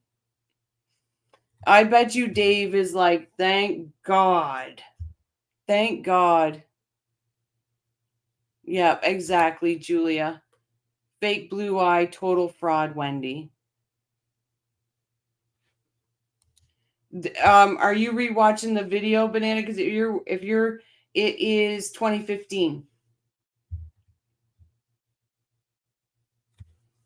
Well, it's still quite early. What do you guys want to watch?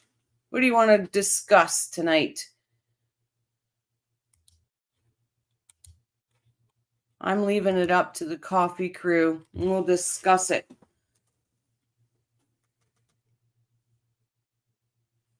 Don't everybody talk at once now. Donna's arrest. Okay, yeah, that's a good one. Oh, God, Brian, I wish. Wendy's arrest video. Oh, how I wish.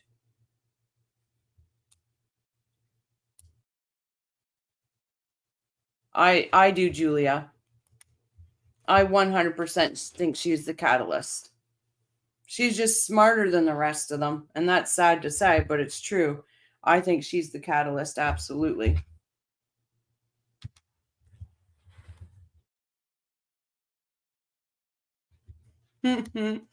Donna is giving banana bread a bad rap.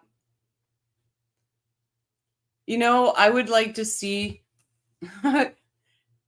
somebody's like, oh my God, Jibs, I just noticed your picture. Oh, that's brilliant. Next time you're mad at somebody or somebody in your family is just pissing you off, make them a loaf of banana bread and say, courtesy of the Adelsons.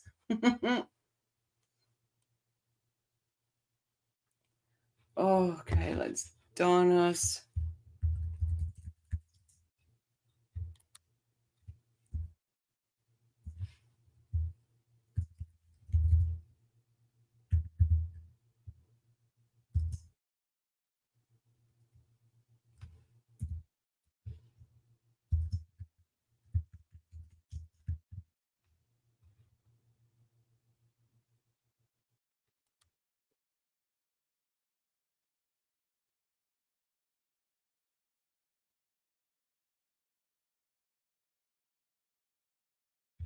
Oh, I know.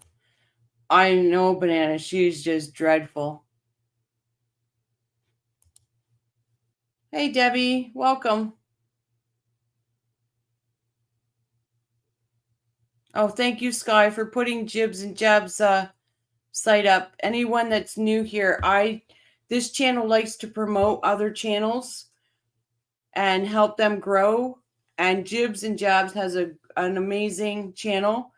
So if you find yourself generous or whatever, just go by, give it a like, give it a sub. Greatly appreciated.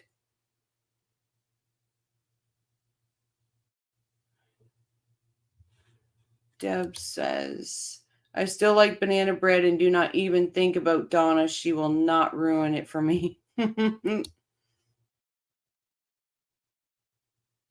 Okay, so we've got two ideas. Donna's arrest or Wendy's testimonies.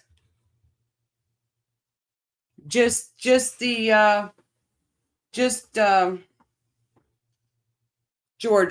version. George's. We'll do all three of George's because that's the only time you hear about the Trescott Drive.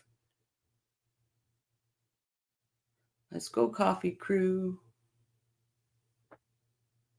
Donna's arrest is one. Getting a lot of Donna's arrest is very short, so Wendy's testimonies. Oh boy.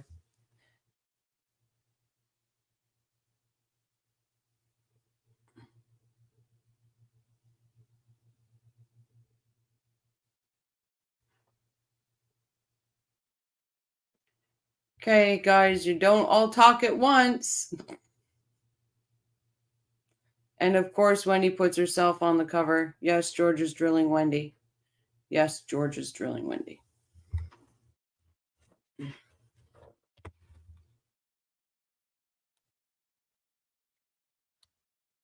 don't know what y'all have already covered tonight. It's really strange that Wendy's a narcissist, psychopath, unedited co-conspirator is lecturing about human. Yes.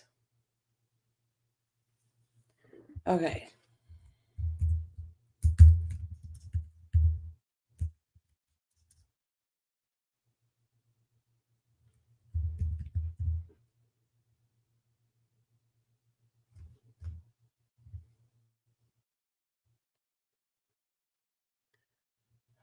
Wendy Adelson.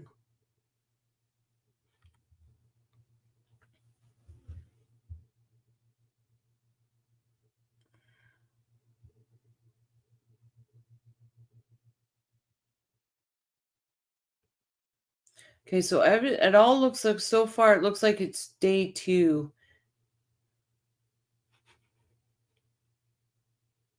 Okay, so this is the first one. Shirley Donna's banana bread has lots of nuts in it. Okay, so this is the one with Sigfredo. This is the one with Sigfredo. We'll just do George's version, George's part of it, because that's the only time she talks about the drive to Trescott.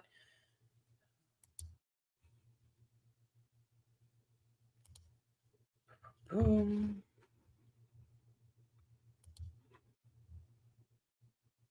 Arranged Collins's deposition for 4 o'clock today. We can say those. And could I get your name for the record, please? Yes, Your Honor. At the podium. Good afternoon, Your Honor. It's John Lauro, Lauro, Be right back. and I'm counsel for Ms. Adelson. All right. And it's my understanding that the state is requesting the court to compel Ms. Adelson's testimony. Is that correct, Ms. Kaplan? Yes, Your Honor. All right. And based upon that, Ms. Adelson, testimony you provide and anything derived from this testimony cannot be used against you, but you will be required to answer all relevant questions. Do you understand that? Yes, Your Honor. Right. Anything else you want to make? No, Your Honor. Thank you. All right. Anything else? No, sir. All right. The Secretary, please.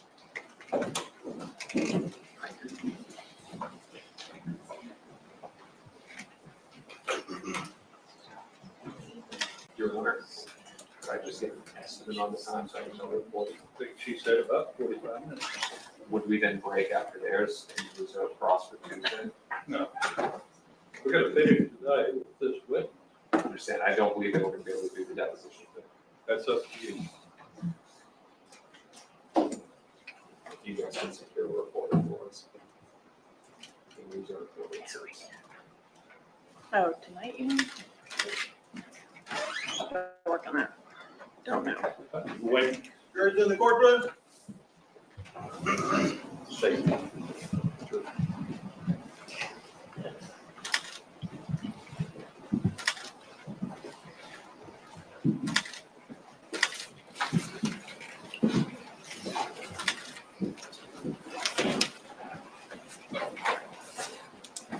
Everybody be seated, please.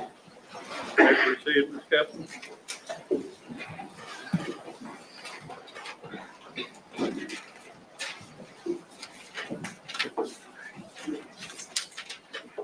All right, please introduce yourself and spell your name.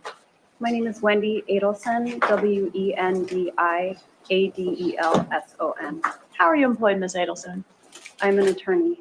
All right, and do you know, Microphone up just a little bit, if you would, please, ma'am.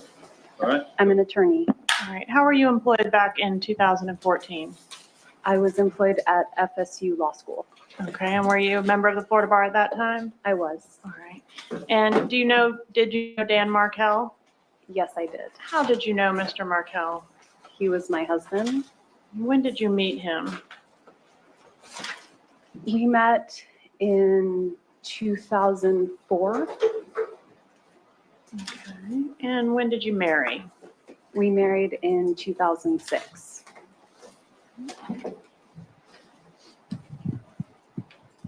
Did you ever live in Tallahassee? I did live in Tallahassee. When did you first move to Tallahassee?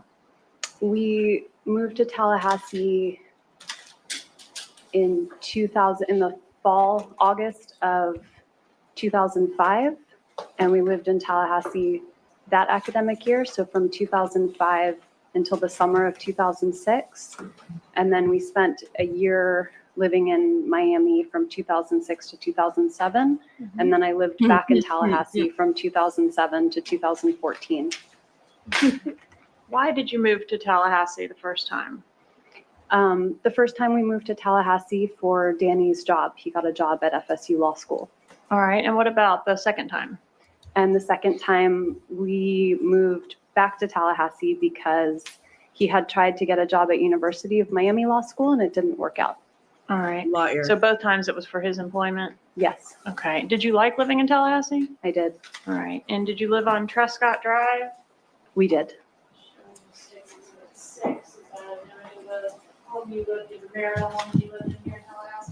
That was our home. And where are you from, Ms. Adelson? I'm from Broward County originally. Okay, and do you have family members in Broward currently? I have one family member in Broward. Where do you live currently? Or you can just tell us. I live in Miami-Dade County. And what about your parents? Where do they live? They currently live in Miami-Dade County. All right. And what about your brother, Charles Adelson? He lives in Broward County. And do you have any children? I do. And how many children do you have? I have 2 children. What are their ages? They are 10 and 8, turning 9 soon. Okay, both boys? Yeah. Both boys. And both the biological children of Dan Markel? Yes. Mm-hmm. How are your family members employed, specifically your parents and your brother? My mom is not currently working very much. She helps out with my dad's office. My dad is a dentist, and my brother Charlie is a periodontist.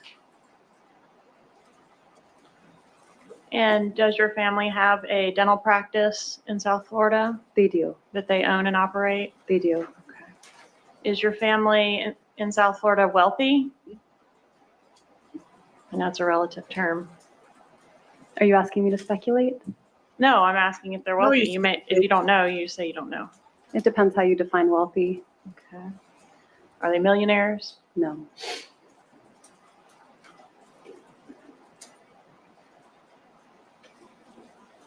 Okay. When did you separate from Mr. I'm just going to put a disclaimer in this. Rochelle gets very, very angry when it comes to Wendi, and sometimes some really, really nasty words come out of my mouth. I do apologize. If you don't like nasty words, I will try my best, but the anger just pours out of me. Hello, Joanne.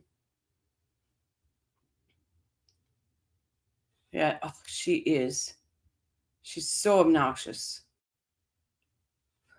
Dad's like, let it fly, crime and coffee.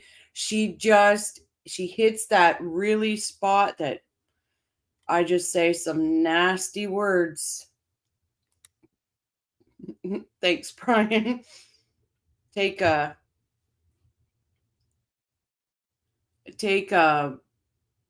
trucker, sailor, everything. Take all of them. Rig workers, and that's what you get when it comes to Wendi for me. Anne-Marie, Rochelle, it's totally okay with me. Her expressions, her wording, how she thinks she can. Oh, I know. Oh, it just infuriates me. Family was worth over 5 million, but not millionaires, right, Deb? Like,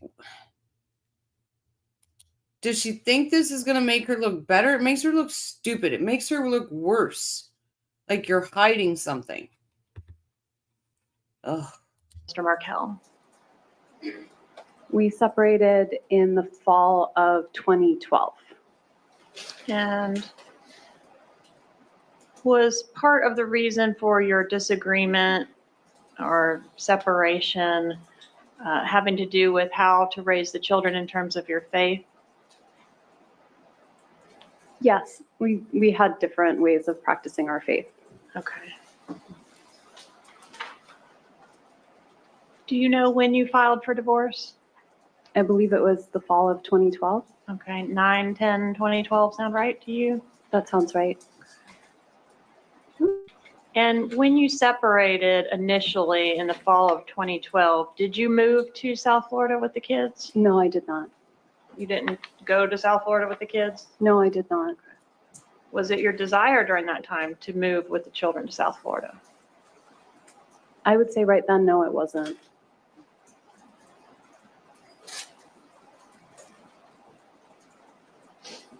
Are you familiar with a court order ordering you to come back to Tallahassee from South Florida? I'm not familiar with that. When you moved out from the marital home there on Trescott Drive, you lived at another residence in Tallahassee, is that correct? I did. And do you recall the address there? I do. 3303 Aqua Ridge Way. Okay. And was there a time during the time that you were living there at Aqua Ridge that you determined that you would like to move to South Florida with the children? There was. All right. And were your parents very involved in trying to facilitate that relocation?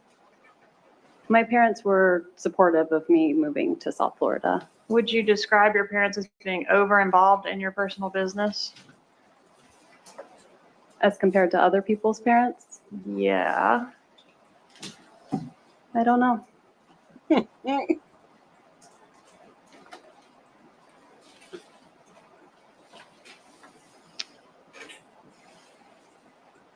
What was And that place is here, Anne Marie. Maybe we can create a safe place where we can say how we really feel with total freedom. To say I hate this woman is understatement of the 9th degree. Crime and Coffee is where you can say it. I allow it here because it's just, oh God, this woman does my head in. What was the child custody schedule when you were living at Aqua Ridge? And I assume Mr. Markel continued to live in the marital home on Trescott? He did. Okay. What was the custody situation with the kids? So the custody situation changed over time and depending on the part of the year. But I think in the beginning, we would do a Wednesday night overnight. It was about 50-50 shared custody, but I don't remember the exact arrangement. I do remember in the summertime, it would switch to week on, week off, but during the school year, it was slightly different. So still 50-50, but not necessarily every other week. It was mixed up within the week. It was. Okay. And you mentioned that you did develop a desire to move to South Florida. Did you file a motion to that effect on January 14th, 2013? That sounds, I did file a motion. I don't remember the exact date. Okay. But that sounds about right. All right. And in that motion, did you make some allegations that Mr. Markel was making things difficult for you at work? I did. Okay. And was that motion granted or denied? That motion was denied. All right. Denied with prejudice? I don't remember. Okay. If you have it, I'm happy to take a look. Okay. But in any event, you were not able to move at that time. I did not move. And were you upset about being stuck in Tallahassee? I was relieved. You were relieved. You wanted to stay in Tallahassee. I was happy at my job.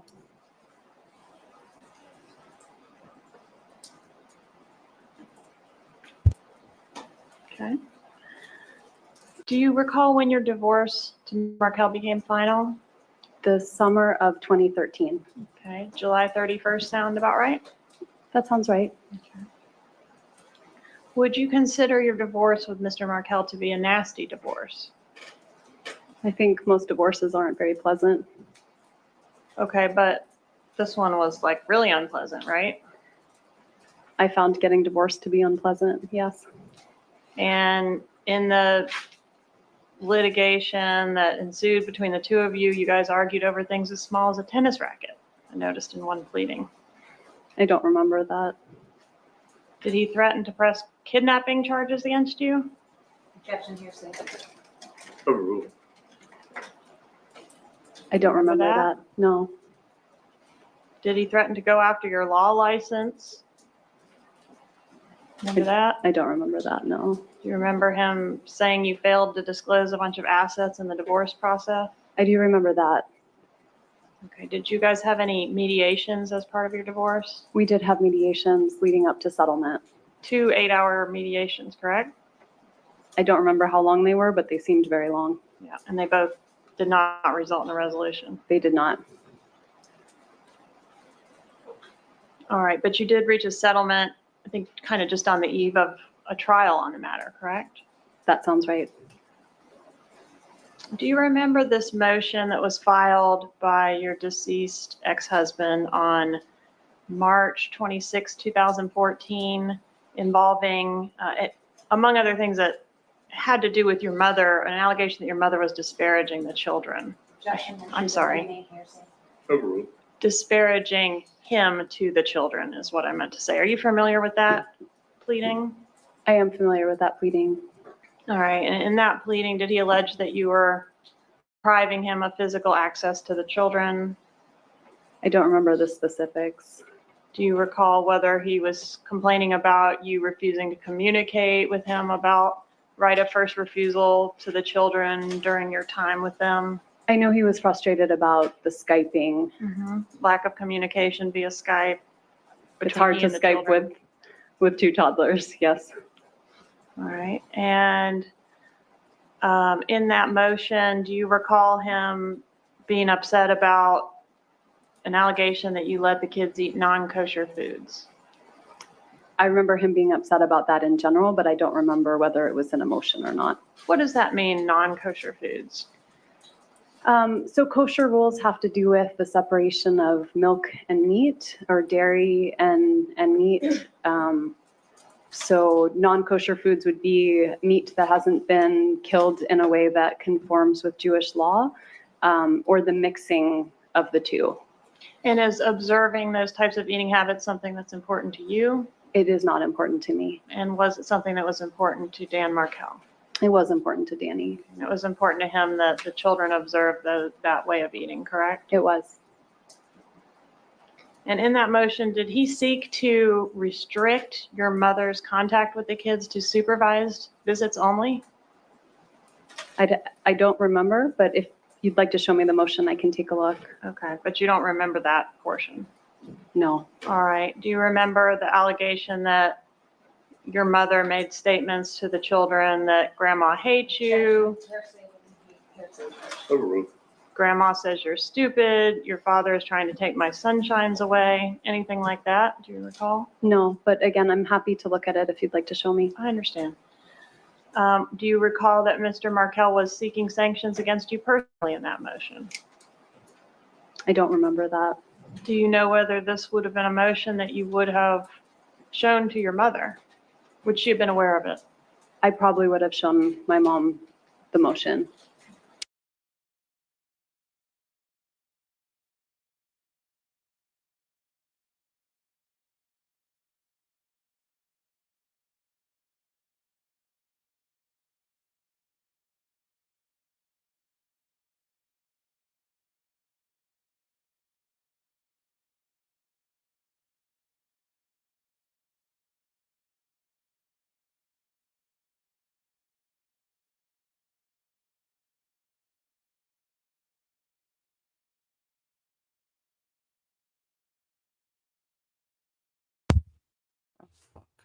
Jesus Christ, this mic is on my last nerve. On my last nerve, guys. I am getting a new mic. This one's on my last nerve. I don't even remember what I said.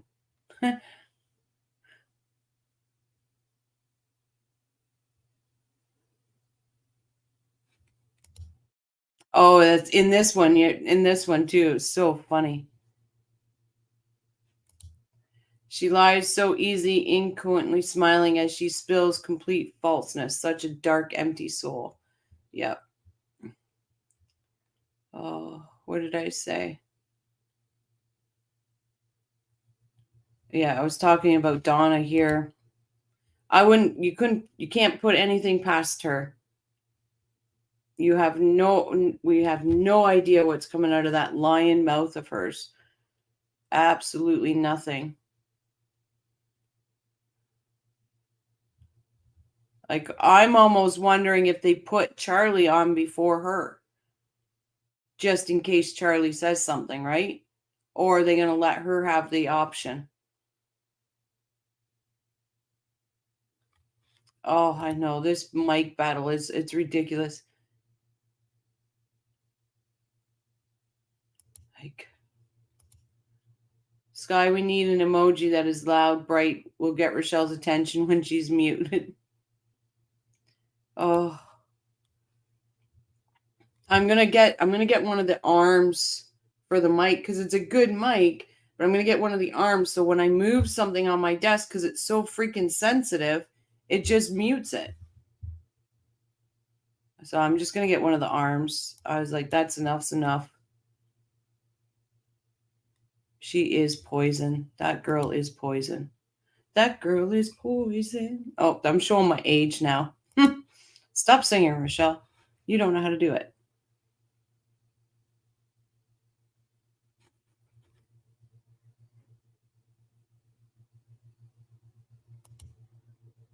Wendy never just answers the questions. It's always, I don't recall. It's been 10 years. I might have, could have. It's not something I think I would have said. Yeah. Or she answers the question with a question or uses the words back. It's absolutely horrible. It's just ridiculous. Is it fair to say that your parents are very protective of you? I think that's fair to say. Is it fair to say that your brother is very protective of you? I think that's fair to say. Okay. What about Dan Markel? Did your family like him? Do you want to specify a point in time? Well, I'm specifically thinking of a statement you made in the interview after his death, where you indicated that your parents were very angry with him. Is that accurate? At that point in time, during our divorce, I do think they were angry with him. They felt like he had treated me badly. And the motion to preclude your mom from having unsupervised contact with your kids, that was still pending at the time of his murder, correct? That's possible. I mean, I don't think anyone took that motion very seriously. Rochelle might have to pick so she knows right away what it means. What are we talking about?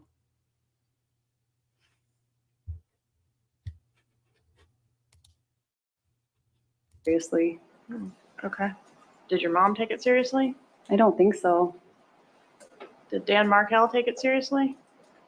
I don't know how Danny felt about a motion. If he wrote the motion, he was probably taking it seriously. Ugh. I don't know if he took it seriously. Come on. Come on. Hey, hello, Rochelle, mods and chat. I love this group. We enjoy having you here, Rochelle. Oh, yeah, we need one, and with that circle and the line through it, that's what we need. I may get on that one. Conceit must likely as her constantly watching these videos to the degree of she recalls every line word she has spoken. But she can't have... Okay. One in the chat, put number 1 in the chat if you think she's going to match one of the 3 stories in this trial. Put number 2 in the chat if you think it's going to be a new story in this trial.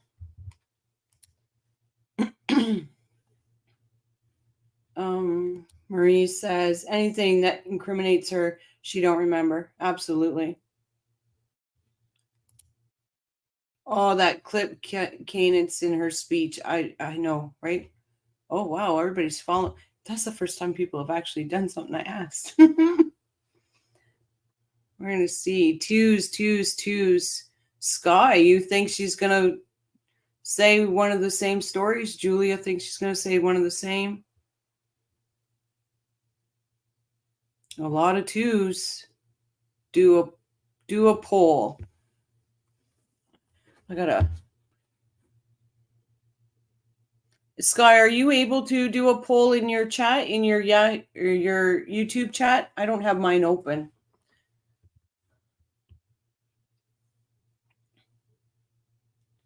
I don't know if you have that. She should defend herself. She might be worse than Rash. Yeah. I'm not sure if you can, Sky, or not. If not, I will open it up. Laura told her she better not do a new version. I don't think she has it in her not to do a new version. She'll say she didn't know about her mother and Charlie planning the murder. That's what I mean. Pardon me, guys. That's what I mean, Kat. She cannot keep all her lies straight. She probably, unless she is doing what we're doing and studying all her interviews and then picking one and studying it, it's going to be a new... They've all been different. They've all been different. She just can't... I'm with the twos. I think it's going to be an different story. Well, we can even make it easier. Do you think the drive down Trescott is going to be resemblance of another one, or is it going to be a different story?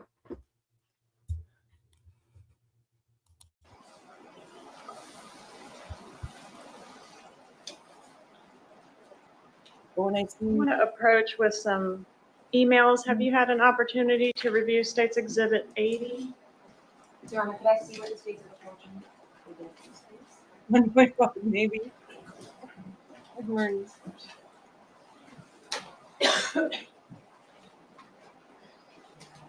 Donna, and I don't know if you want to do it now or I'm gonna request a sidebar on this. What's that? I'm gonna request a sidebar on this. The letter identified first. This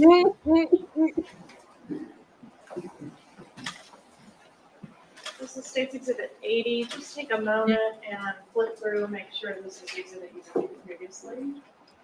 I've been shown these exhibits. Okay. And are these exhibits fair and accurate copies of emails between yourself and your mother, Donna Adelsons? They are. And the email addresses on this exhibit, donnaharvey@gmail. Sky, it's right in the Yahoo. Oh my God. The YouTube chat, like the studio YouTube chat, should be a spot that says make poll.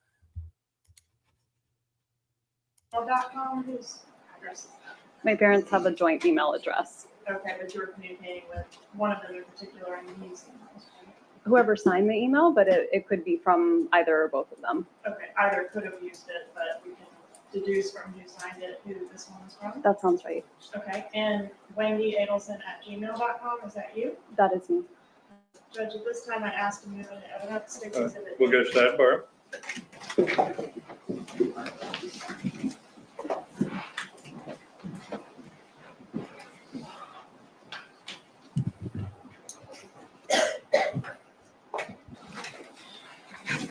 Let me give a brief legal explanation to the jury. You've heard a number of hearsay objections about things that were said by Mr. Markel, things that are in these emails by another person who may not be testifying. Normally, we refer to those things as hearsay, and they're not allowed without the person actually testifying, but there are a whole bunch of exceptions to that. And one of the exceptions to that is when it's not being offered to prove that what's said is true, but simply to show that it has been said because there's some relevance to the fact that these statements were made. So I am not offering these statements to show they're true. These persons, I mean, obviously, Mr. Markel can't be here for us to have cross-examination of him. We don't anticipate that the other Miss Adelson will be here as a witness. We can't test. The attorneys will not be able to test that to see whether that's true or not, but I am allowing it for limited purposes to show state of mind of these persons. So you may proceed, Ms. Kappelman. Yes, Your Honor.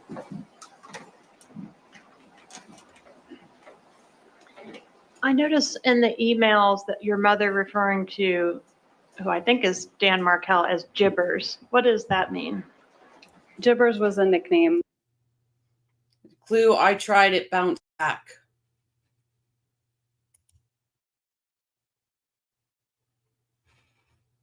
That I gave Danny when he was being really difficult and causing me a lot of pain was sort of a nickname I gave him to make him feel less threatening.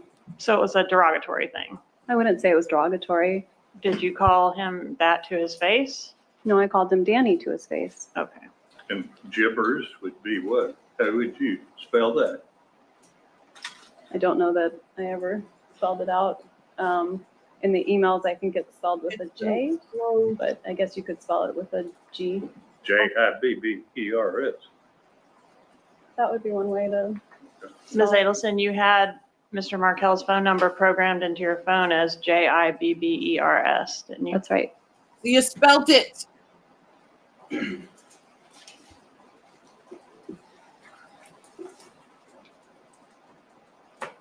Do you know much about your brother Charles Adelson's business practices?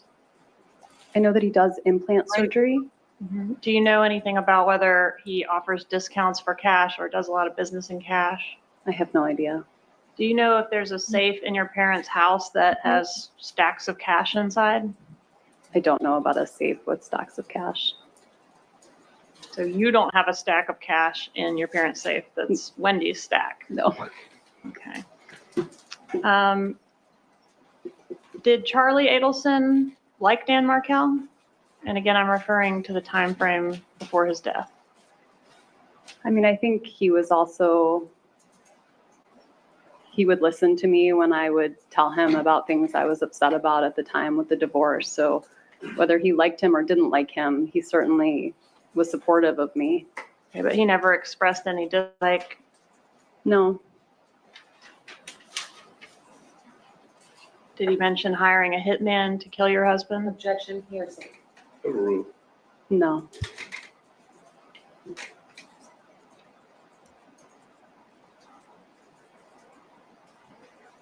Did he ever joke about he looked into hiring a hitman, but buying you a TV as a divorce present would be cheaper? He did make that joke. He tended to repeat himself, and sometimes he would make jokes that weren't very funny about all kinds of things. All right. And was that TV, did he buy you a TV as a divorce present? He did. And was that TV the same TV that was being repaired at your residence at the time that your husband was murdered? It was. Who made the arrangements for that TV repair? I did.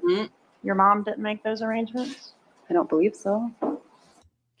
I thought about that a lot, Kosher. Kosher says, has anyone considered what Charlie must have thought when there he sits at defense table with Crashy and Wendi walks in with Donald Trump's attorney? He's got to feel some sort of way about that. So I'm a little naive on this. When did Laurel become Donald's lawyer? Would Charlie have known because he was arrested? Would he have known at that time that Laurel was Laurel was Donald's lawyer?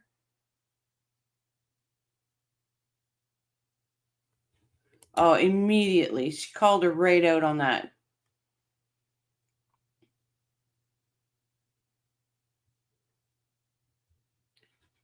It just, why wouldn't it even be a funny joke if nobody knew a murder was going to happen? And I've said this. Hallmark has a card saying, I got you this card because it was cheaper than a hitman. They have a card with this joke on it. But normal people don't get hitmen.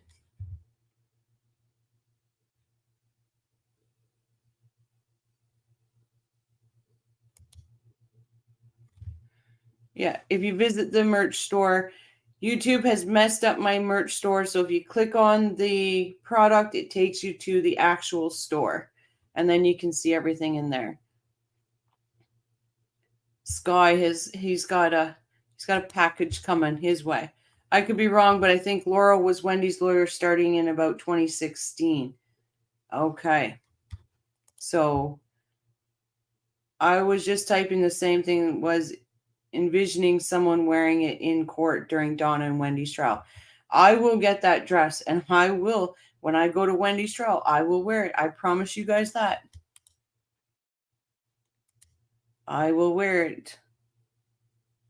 But when did he become Trump's lawyer? I'm just trying to figure out if Charlie would have known at this time that that was Trump's lawyer.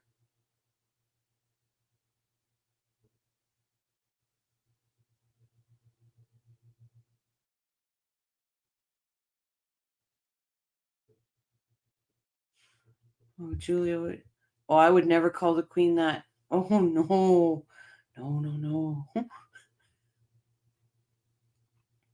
anybody know that question?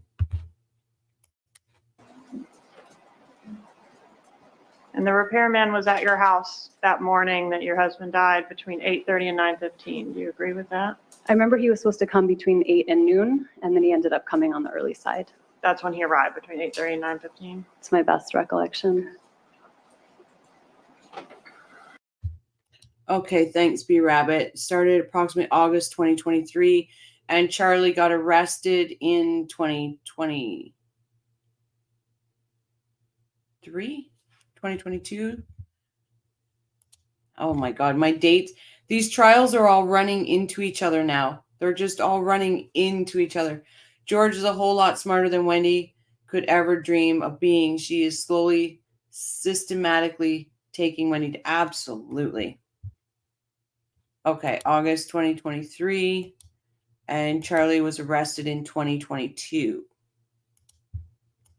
So he wouldn't have known that Laurel was Trump's lawyer.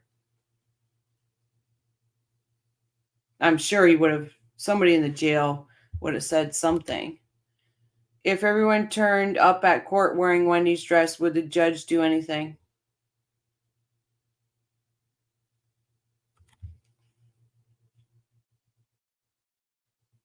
I don't know.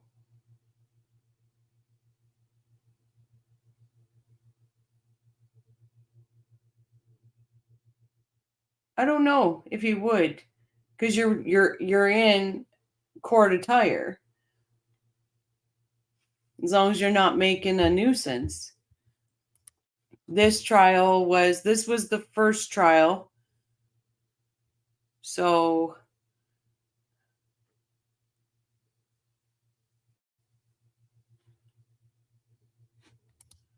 I love how this coffee crew knows this case and is so willing to help others just getting started. Yeah. I just because I don't follow the politics that much in the States anymore. I used to, but it gives me a headache. But anyway, that being said, I'm really curious if Charlie would have known that Laurel was Donald Trump's lawyer.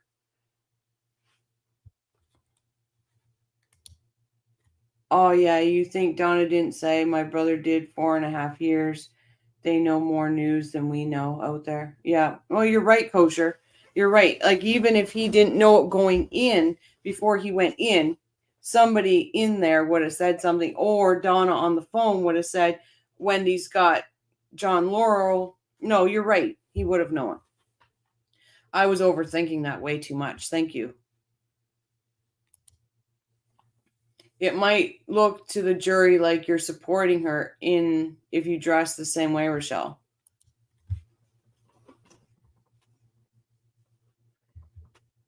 Yeah, but I look at it as mocking her. Here's a question I want to ask before the trial starts. Do you think it would be better for the jury to be sequestered or not for Donna's trial?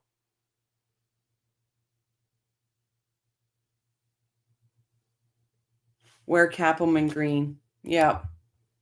That's even a good idea. Walk in in that dress while she's sitting at the defense table looking at people walking in, then excuse yourself to go to the bathroom and change in Cappelman green.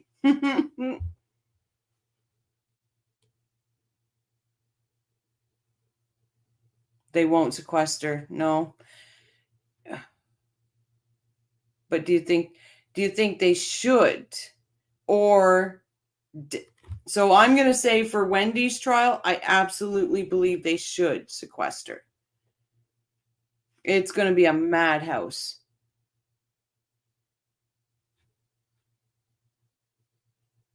There is, Kat, lots of great names in this group. Hey, welcome, LJ. Not sequester, nor should they. Okay. Well, look at that. Because I really thought like just to protect the trial. Oh, it's going to be a tough one. I think maybe that's in my brain because of Murdaugh. So Did Charlie ever say that he considered all possible options to take care of the problem being Dan Markel? Objection, hearsay. Oh. Your Honor, I just have a standing objection, so I don't keep You bet. interrupting. Thank you. Did he ever say that? No. After the murder of Mr. Markel, did Charlie Adelson take you out for a celebration dinner? No. Do you recall any dinner shortly after Mr. Markel's death where you were with Mr. Charlie Adelson and vomited? I do remember that dinner. I'm sorry? Go ahead, I interrupted you. After Danny died, I was terrified that someone was going to come after me or my children and harm us as well. And so I didn't leave my house for about a month. And when I finally felt ready to leave the house and have dinner, I told my brother that I wanted to have dinner, that I was ready to finally go to a restaurant and eat a meal again. And I'd barely eaten for a full month, just out of grief and shock. And so that night when I finally ate. shut up, Wendy. Just shut up. Oh, I'm telling you, Rochelle, wear Wendy's bar mitzvah dress to a narc. If you pull something crazy or wear something bold, they lose it when attention drawn away from them, even in bad things like this. Yeah, I don't even think I could pull that dress off, honestly. Hello, Kimber. Welcome. Can't sleep thinking about this entire family and all the triggers that go off for me. Absolutely need Wendy arrested. Yeah. I'm also I call myself a warrior. I understand triggers. My email's linked to my page if you ever need somebody. Yeah. So I wrote it down. First one, about a month, because that changes every single time. Hello, Paul. Yeah. Did your kids leave the house during that month, Wendy? If she didn't leave the house, it's because she was afraid she was going to get arrested. That would be about it. Does Wendy have her mouth open to help control her breathing?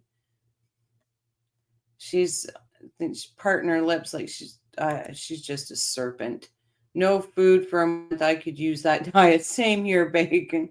Same here, Broken. I could too. Welcome back, Broken. Oh.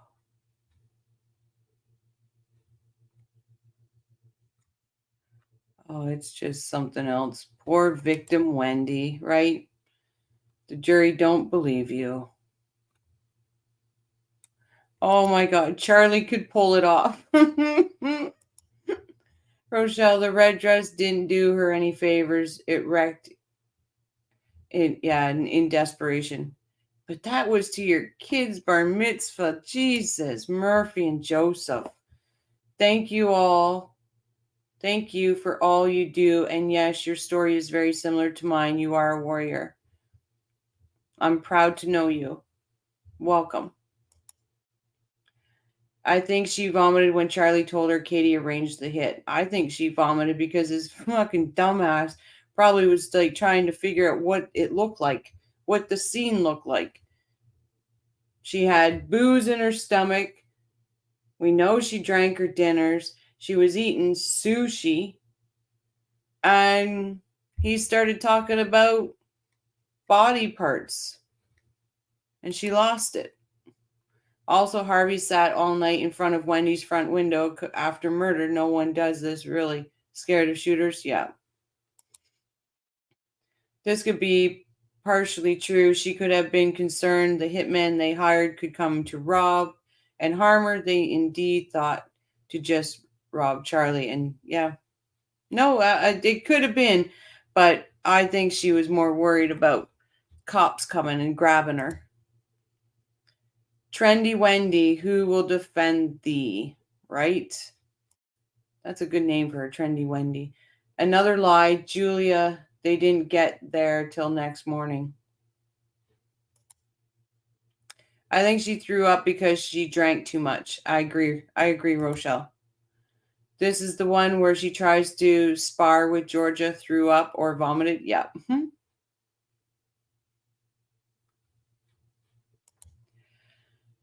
I think she's vomiting when Charlie told her it was time to pay her part in this family. Moldy stacks can stay overlap too long before you're set.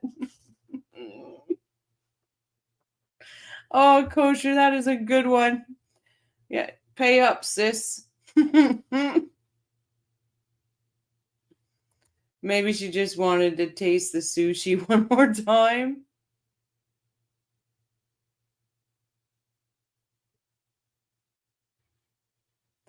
Oh, too bad we can't send Donna's Ruth's book. I would send it. I would send it in a heartbeat. Charlie gave her pill with 2 drinks and she, yep, it's a good chance. For the first time, they ended up taking a while before they sat us, and they sat us at the bar, and I had a drink, and I wasn't used to eating anything or drinking alcohol, and I threw up at the table. The only time in my life I've done something like that, but it was certainly not a celebration. And you never heard your brother refer to it in that way? No. Were you involved in any way in a plot to kill Dan Markel? No. Do you have any knowledge other than the statements you said your brother made or the jokes your brother made? Do you have any knowledge of anyone being involved in a plot to kill your husband? No. Do you know Catherine Magbanwa? I have met her before. How do you know her? We met one time at dinner when I came home, and my brother introduced me to her. And I think we might have gone to the beach once with her and a friend for a few hours. Let me show you what I've marked as State's Exhibit 36.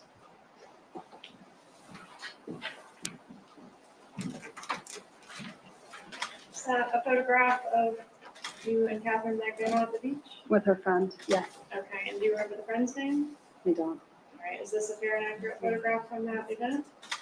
That looks like the 3 of us at the beach, yes. Do you recall when this was taken? I don't. Okay, does Father's Day weekend 2014 sound correct? So June 2014, that's Yes, ma'am. possible.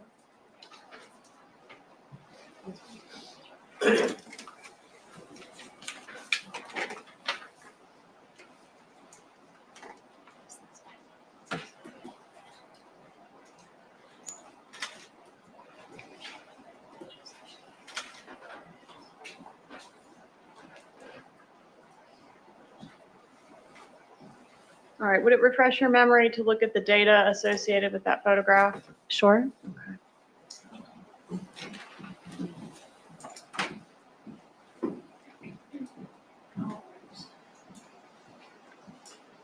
a look at this top block there that references this photo. Tell me if you can advise when the photo was taken.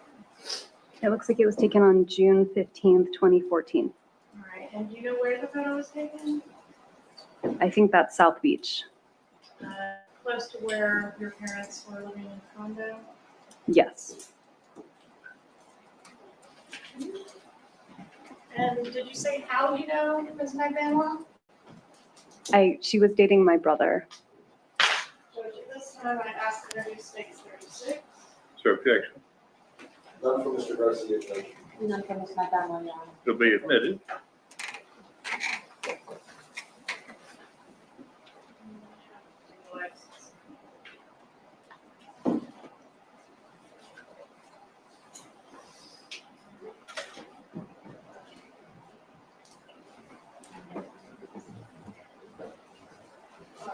So which one is you? I'm the one in the middle, And which one's Ms. Magbanwa? the one on the left-hand side to the right of me in the photo. And this one is her friend? Yes. Ms. Magbanwa's friend. Yes. approach and show you one more photo. Let's do photo 37. That's this photo. I don't recognize that photo, but I recognize the people in it. Okay, who's in it? She didn't expect that picture, did she? Hello. Hello, Jean. So with full immunity, the prosecutor can't say, but you said blah, blah, blah last trial. This is her first trial, this one that we're watching right now, but I know what you're saying. I am thinking that that picture from beach may have something to do with WhatsApp. Yep. Do you go to the beach with someone you don't know at all? Stupid story. But when she says, I might have went to the beach, I might have. That's not me. You know you did, you stupid. Oh, Rochelle's trying to be good. I'm trying to be good. I find it interesting the day Charlie asked Katie if she knew of someone who could harm someone is the same day Wendi pulls the plug on purchasing the Tallahassee house. I believe so too. Please like, subscribe, and share. Helps the algorithm, helps this little channel and the coffee crew grow. Wendi has been auditing all her life for this auditioning, sorry. Oh my God. I'm getting tired, guys. I can feel it. Interesting that she calls Miami home when she lived in Tally and was relieved she didn't win her motion to leave, right?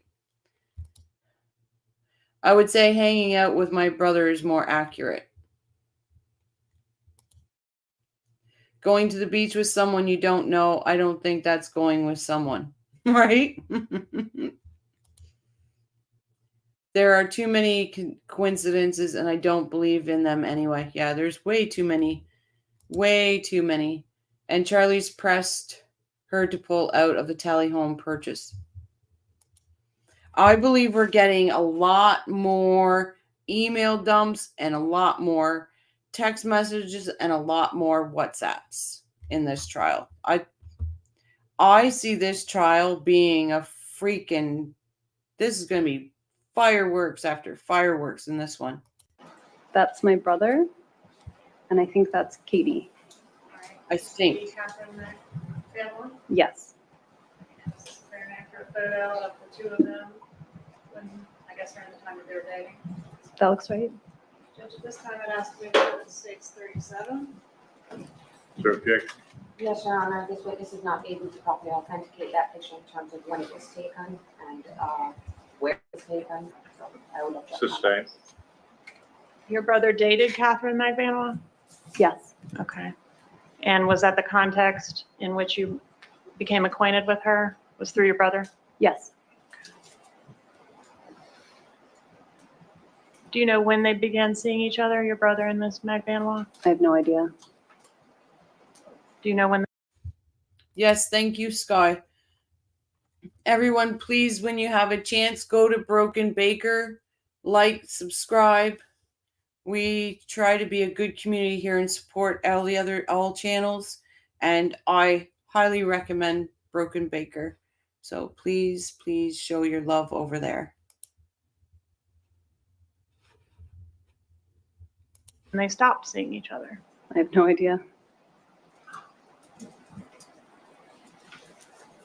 Do you know whether the relationship between your brother and Ms. McVanois was a serious relationship? I met many, many girlfriends of my brother's over the years. I didn't get any indication that it was a serious relationship. Okay, he's a guy that has a lot of girlfriends. He has had a lot of girlfriends. How many girlfriends has he had since Catherine McVanois? I have no idea. Several? Probably. And does he have a child with someone now? He does have a child. How old is your brother? 43? Has he ever been married? No. Do you know whether your brother makes a practice of giving gifts to his former girlfriends? I have no idea.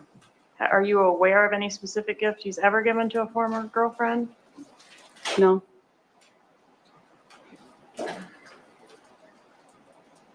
Do you know Sigfredo Garcia? No. Have you ever met him? No. I want to ask you about the week prior to Mr. Markel's murder, like June 30th through July 10th, 2014. Were you in South Florida that week? I know I was in South Florida for my father's 70th birthday. My dad's birthday is July 5th.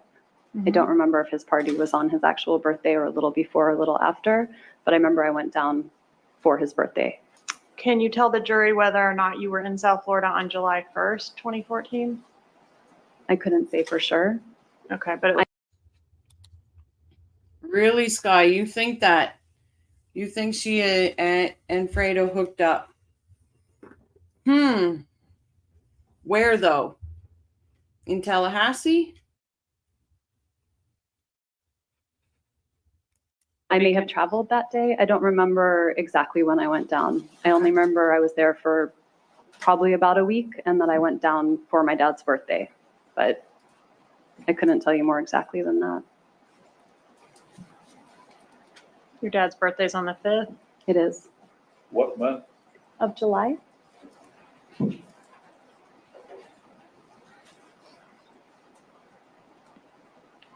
Was Mr. Markel? Hey, Sophia, welcome back. And Rochelle says, poor Donna, I can't imagine having 3 children and having them all testify for the prosecution, willing or not. Yeah, that is going to be something. The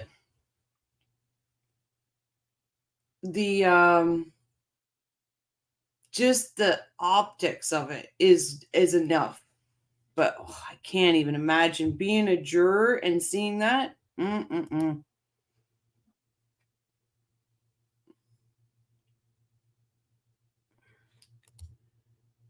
The WhatsApp dump will reveal that Sigfredo and Wendi hook up. I agree. Jeff said she went off the grid when she was in Miami. Oh, yeah, I guess so.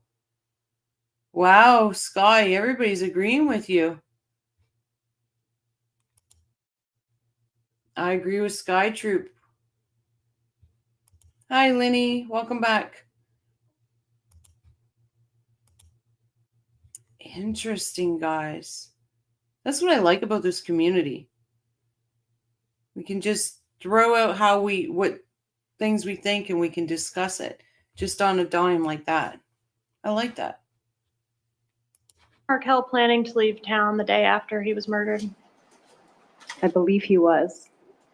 Do you know where he was going? I believe he was going to New York to visit his girlfriend. And how? To visit his girlfriend. How old was Mr. Markel when he was killed?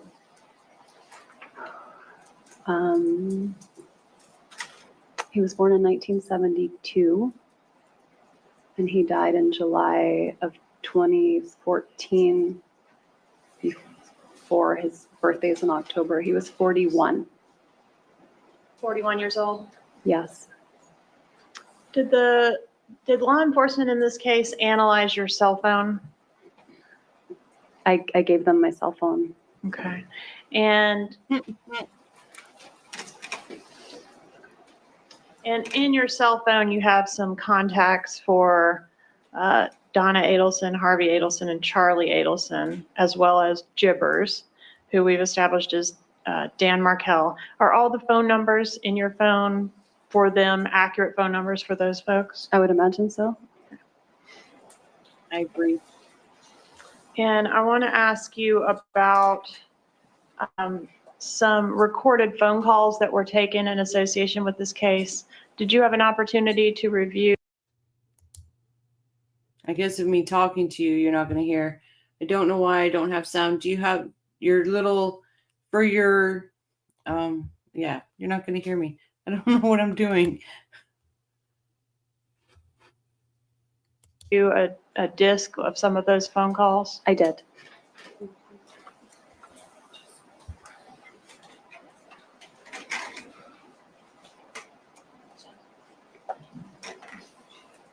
The phone calls weren't played. I'm sorry, hold on just a minute. Yeah.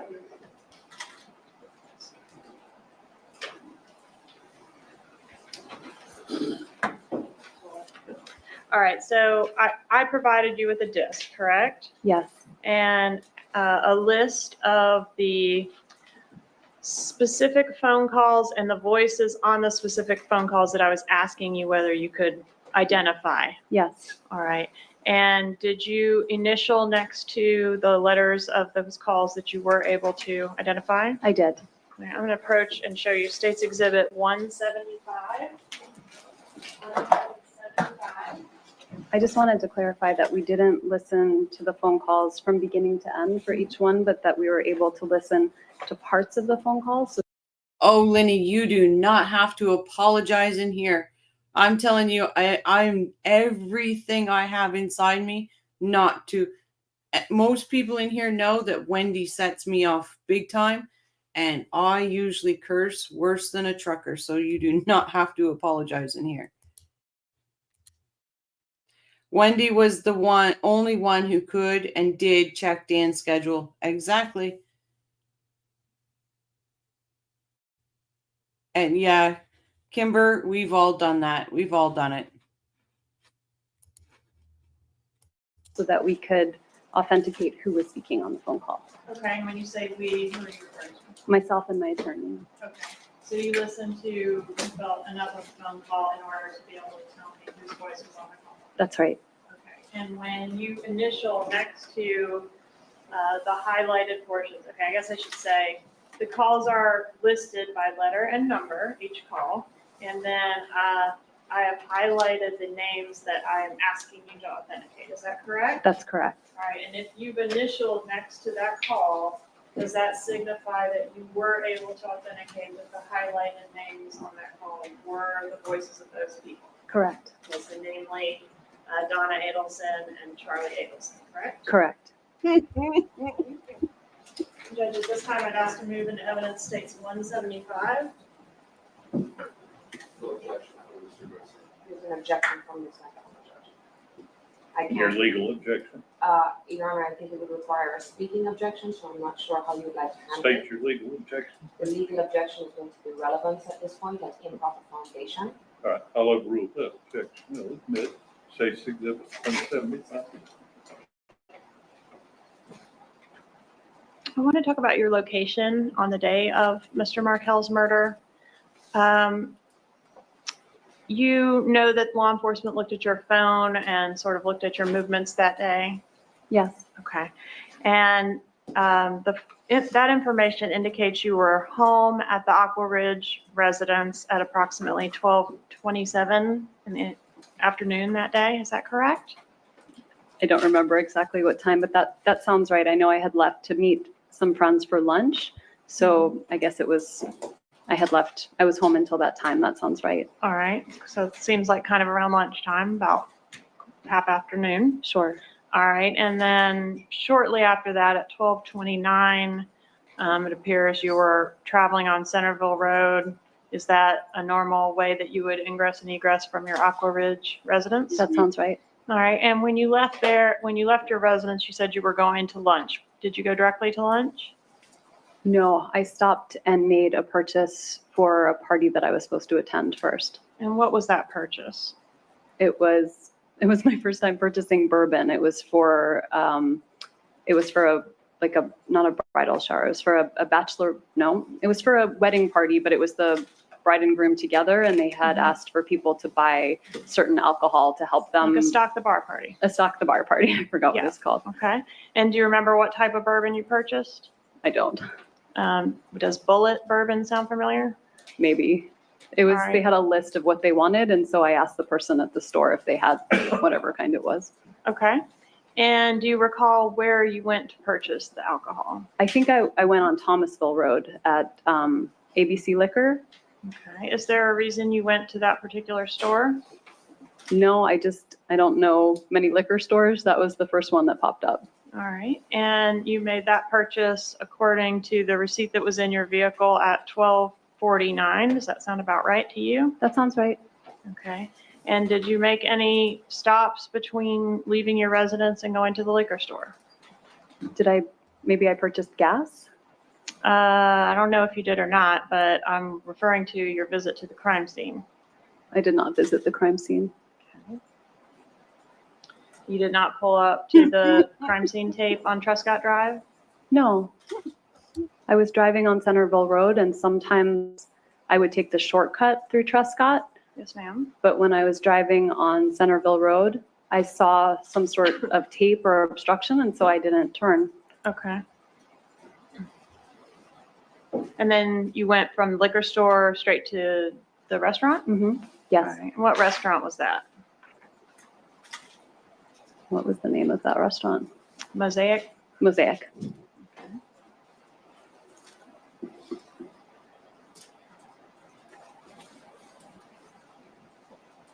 Have you seen the photographs that were taken of your vehicle?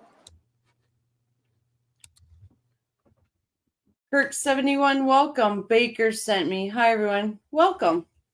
Thanks, Baker. All these judges were great. Rest in peace, Justice Hinkerson, sorry. Love Judge Wheeler, and Judge Everett is awesome. I love him. Hinkerson did not mess around.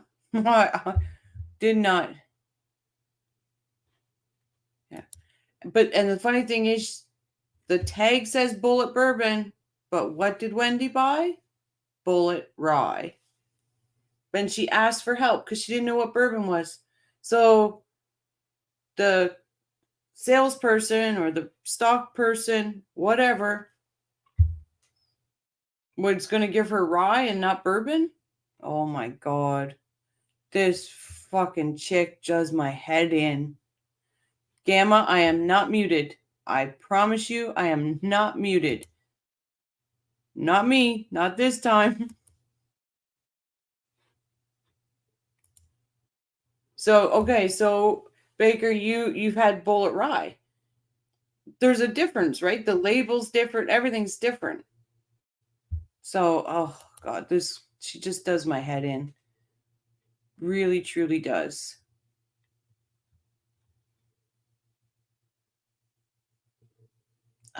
Maybe for the watch party, we just all get some Bullet Bourbon or Rye and watch the friggin' trial. Oh. I have not.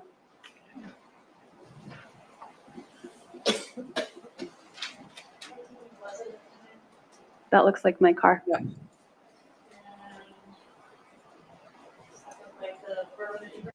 So honestly, how did you make that mistake? Because I went into my liquor store. They're called LCBOs here. And bourbon is not in the same section as rye. So how do you make the mistake? Yep, Anne Marie, yep, here it comes. Georgia is confirming that Wendy's care here, then Office Brennan identified some care. Now can't say car that looks like hers. Yeah. I don't understand how Wendi can be so book smart but play so stupid. I can't even. Wendi had poor Jeff Lacoste mopping her floors. Absolutely. And he would have kept mopping her floors. He would have. That looks like bourbon. Yeah.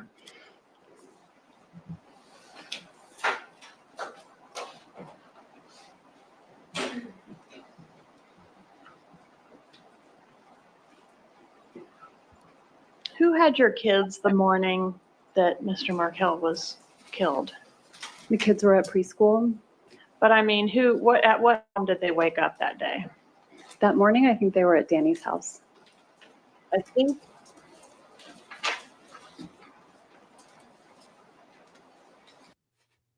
And Kirk says, Rochelle, because she's a master manipulator, not everyone else has been in the dock. Apart from her, she won't even call or visit Charlie. And from what people have said, she hasn't even called her mom.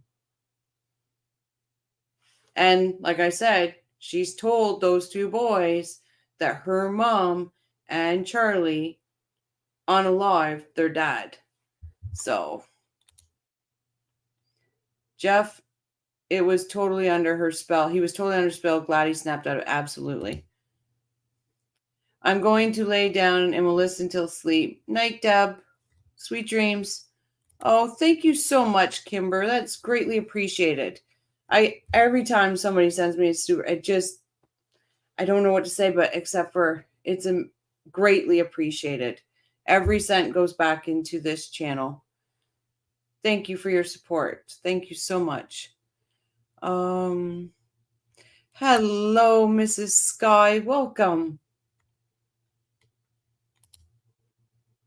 They do say the crazy ones are excellent in the bed. And it's gotta be. It's gotta be. I'm telling you, she thinks they are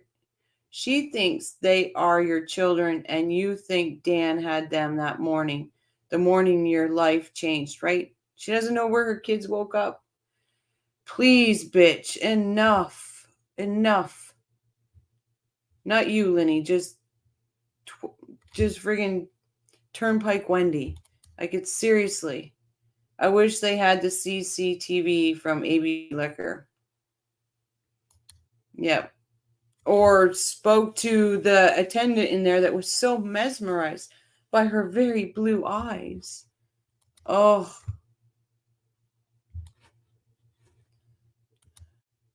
It's god awful. Oh, the day this woman gets arrested, I will be so freaking happy. Did you stand to gain anything from your husband's death, like financial?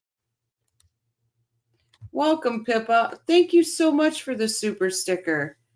Thank you. It's greatly appreciated. Thank you so much. And Kimber, we appreciate you. That's what this community is about. Like, we're not a normal channel. Sometimes we go off the rails, and I mean, we go off the rails, but we have fun in here. And that's what matters. Shelly? No.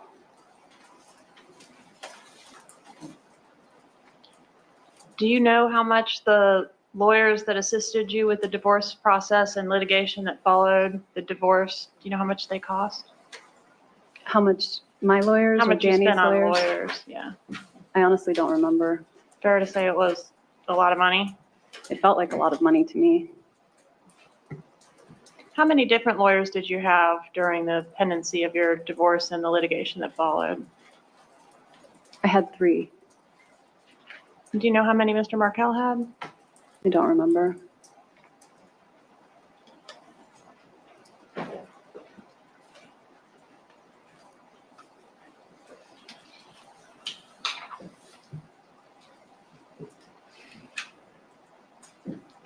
Do you remember your mom suggesting a plan to offer Danny $1 million to allow the relocation of you and the children to South Florida? Objection, hearsay. Overruled.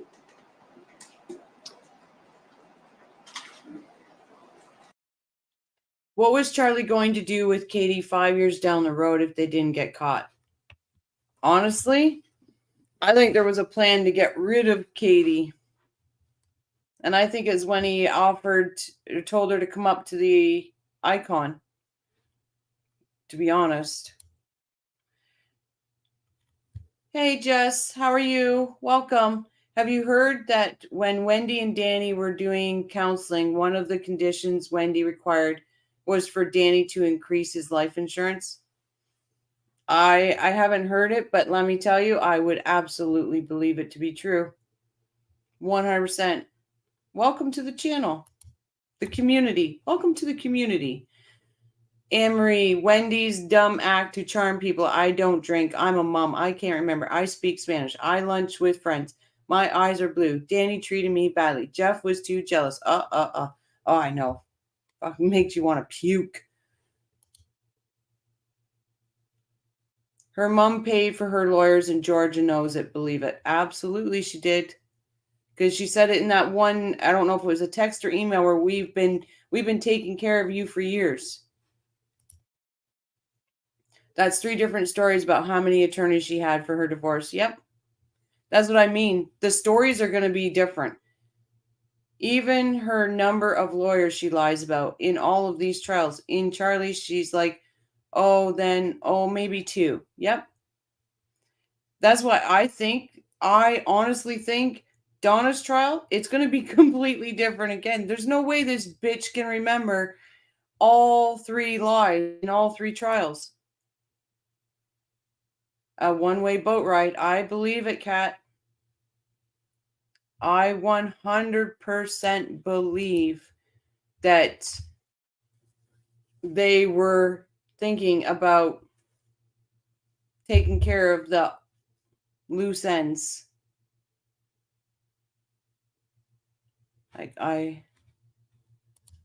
And Jeff said prior to the murder she was drinking a lot. Yep, she drank her suppers is what he said. Absolutely. She was and you're right, Wendi sure treated her parents badly. She did. Wendi was the queen. She was on the top of the ivory tower, and these were her puppets. And the puppets were just as bad, but she was able to take those marionette strings and make them dance just the way she wanted them to dance. Glad you're home safe and sound, Mrs. Sky. Absolutely.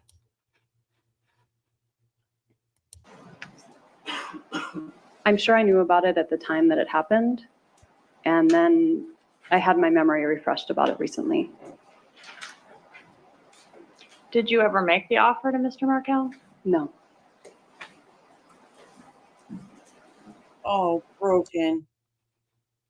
Oh, Baker, you are so kind to me. It's amazing.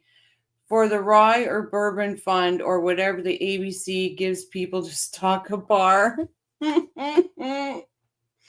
It's so greatly appreciated. Thank you so much.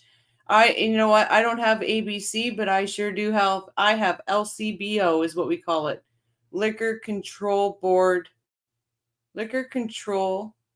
of Ontario. Thank you so much, Baker. That is so generous. I do appreciate you.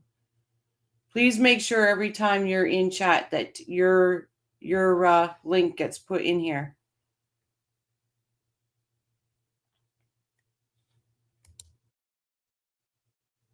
I have OCD.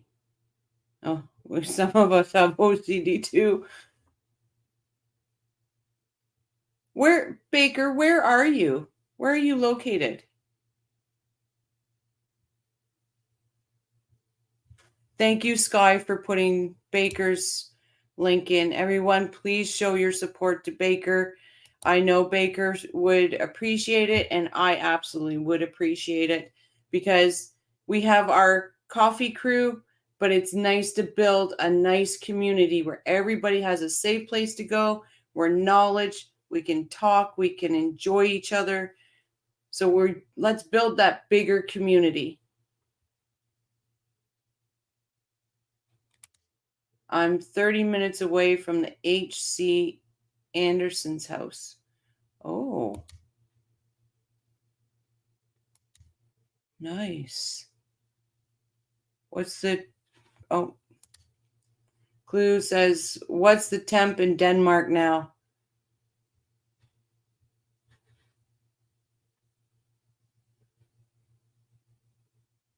And Rochelle said, that's right. Remember Charlie said, what's one dead gang member when there's a dentist?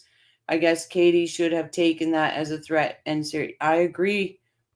Hands down, I agree. It would be very, very, I would be very, very shocked if we don't see some kind of form of communication about that. Oh, you doxed yourself? I think I did a few times too.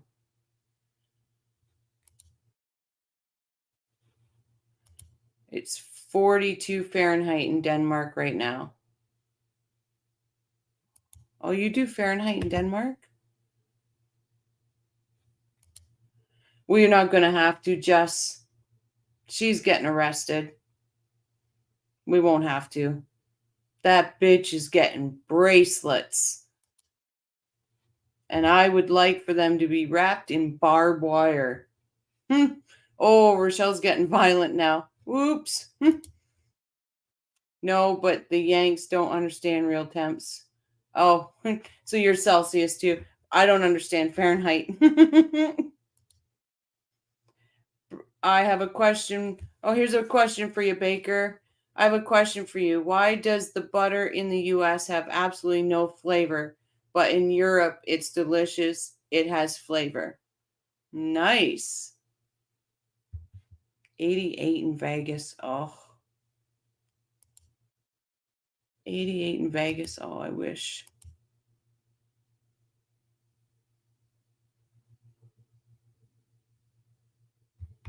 I wish.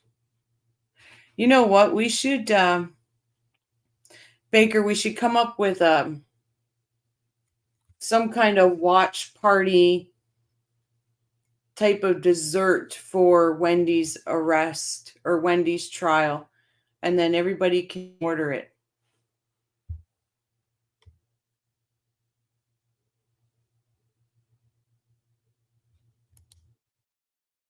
When Wendy gets arrested, we need to have a swatch party. Oh. Well, Rochelle's going to be having somebody run her live, and I will be in Tallahassee, and I will be constantly in the chat. Constantly telling everybody what's going on. Hey, Shiraz, welcome back.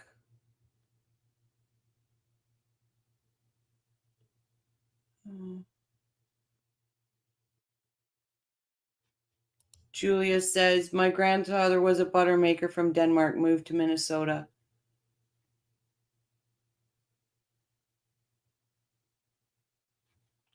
Oh, Kimber says, lived in Canada for 5 years. I still only know 4 was like 40. Yeah, it gets cold here, Kimber. It gets cold.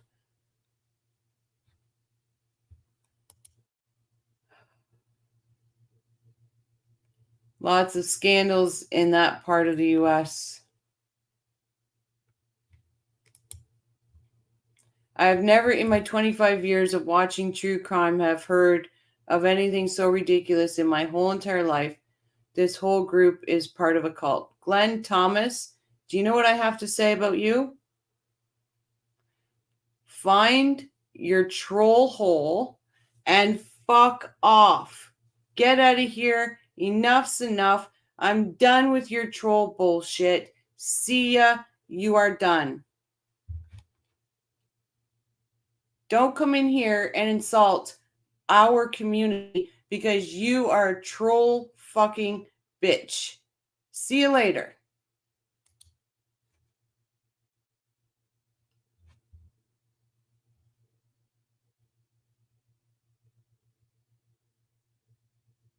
I am so done with him. I honestly am. I am so done with Glenn Thomas, Bubba, or what other name you run. There's another name. He's got 3 fucking names. 3 names. I'm so done with him. Every time. Absolutely. I'm sorry, guys, but I'm just so done. I cult my fucking ass. You know what cult you're part of? You're Wendy's fucking Kool-Aid cult. Get the fuck out. Shut the door. See you later. I'm just done with it, guys. I'm sorry. Hey, KLK. I'm just sorry. That's okay. I got a chance. I'm just done with him. I thought he meant the Adelsons were a cult. He meant the chat. Yep. I'm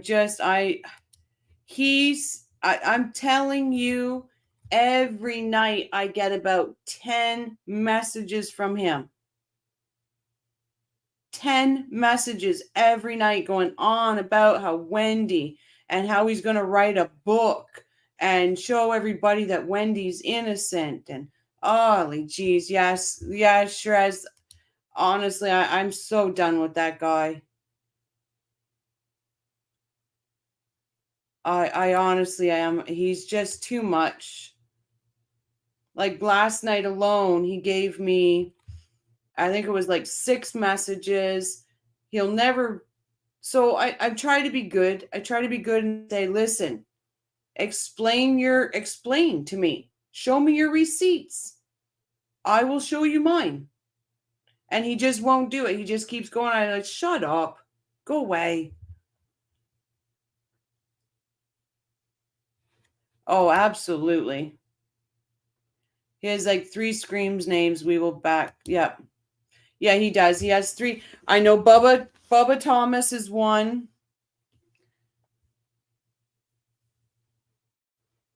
Yeah, it's just ridiculous. Like, and you're right, Baker. You're right. Hate watching is still watching. They should just send super chats. Yep. Yeah, exactly. He's not here to have a discussion, and I'm open for the discussion, but he's not here. He's here to disrupt and all that, and I'm not allowing it anymore. Yeah, we did. He's done. Just block him, Michelle. He only wants your attention and a fraction. I just had to really tell him off this time because he's really annoyed me. Yeah, there you go. Cult of honesty. I'm sorry, guys, about my language. I just can't do it with him no more. But I'm just, I told you, Wendi sets me off. Broken, that's an excellent idea. Take 2 moldy stacks from petty cash. And to be so unoriginal as to call us a cult, think of something more creative, right? Right, KLK? Like, I'm more creative. I told him, fuck off. Go. See you later. Oh. I was calling him out on other channels. Yeah, he was in STS the other night, and I let COE know, and I gave all his names. So thank you, because I'm like, he's just disruptive. But all right, we'll get back to Wendi. Did you move to South Florida after their father was killed with the children? So after he was killed, I packed a weekend bag and went to South Florida for what I thought would be a couple of days, maybe a week. My son's birthday was July 29th, and I thought we'd be back in Tallahassee by then. Did you ever come back? I did come back a few times, but not permanently. Okay, so you ended up moving there permanently. I wouldn't say it's permanent, but I'm living there right now. Okay. Well, it's been 5 years. It has been a while. I've been exploring options for employment in many different places. Okay. And when you initially left to go to South Florida, was that the same day as the funeral service for your husband? No. Was it the day after? It might have been the day after or the day after that. I don't remember.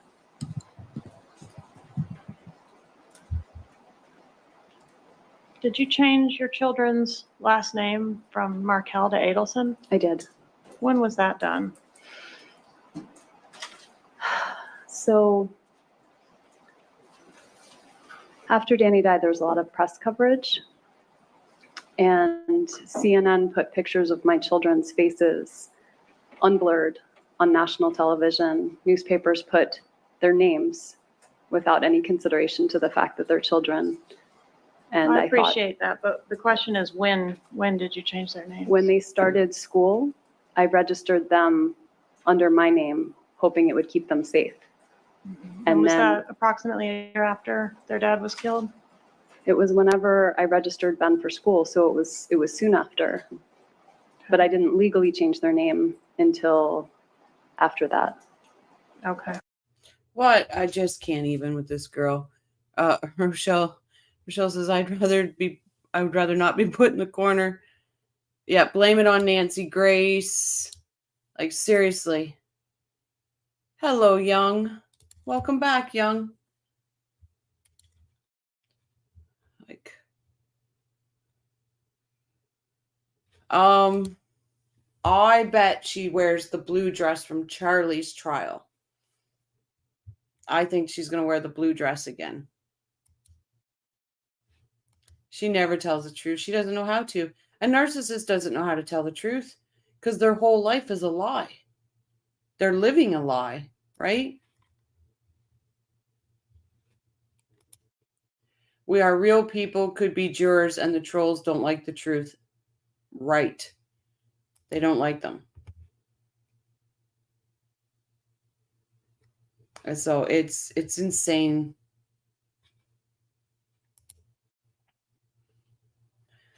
I think you came right in when I did my blow up. I'm so sorry, Young. And where did they start school? When you say you changed their name when they started school, was that here in Tallahassee or somewhere else? No, it was in South Florida.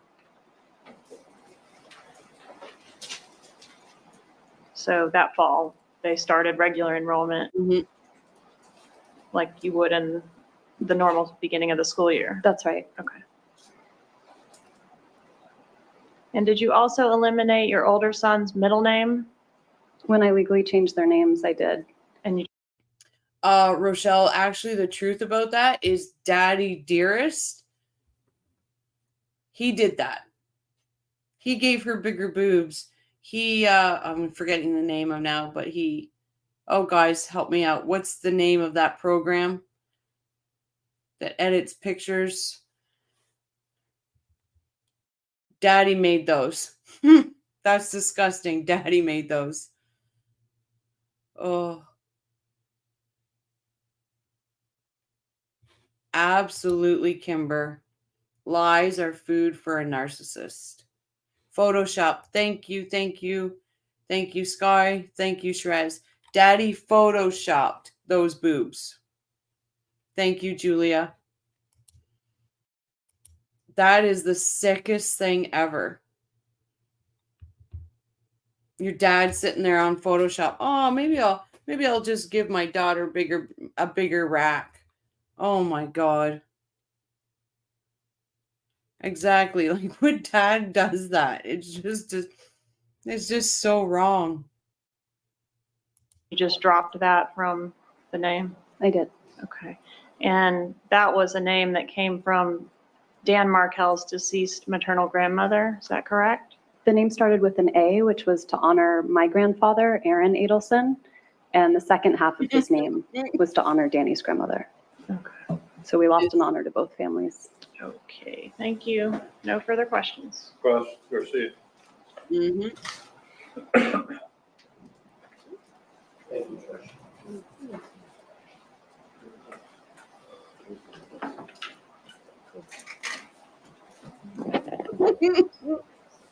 Right?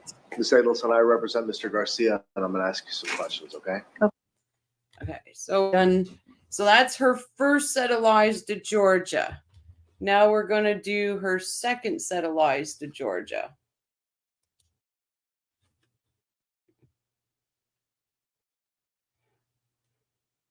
So why did she remove the son's middle name? Wendi just wanted to can't say it tonight, sorry. Dan, she was wiping Dan completely off. Wiping him completely out. It's disgusting.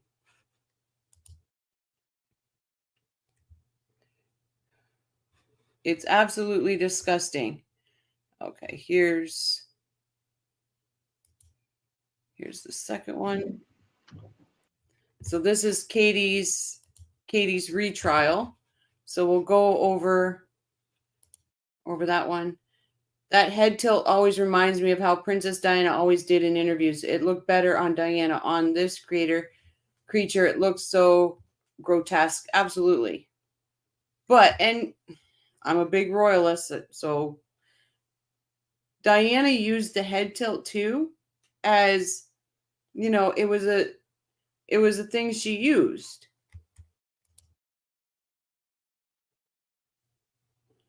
Wendi, Georgia is coming. Yeah. KLK says, love the OK by Georgia. Say it all. Yep. But she can't eliminate the Markel DNA, though. Nope, she cannot. when Diana did it, she looks skeptical. It just makes Wendy look like a sex doll, an inflatable sex doll. Yeah, Diana used it as she was skeptic, she was timid, she was all of this. Oh, I tell ya. Okay, we'll go to Wendy 2.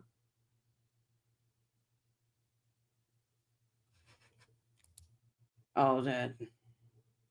Don't even get me started on that narcissist bitch. All right, state may call its next witness. Your Honor, the state calls Wendi Adelson. All right, Wendi Adelson, please.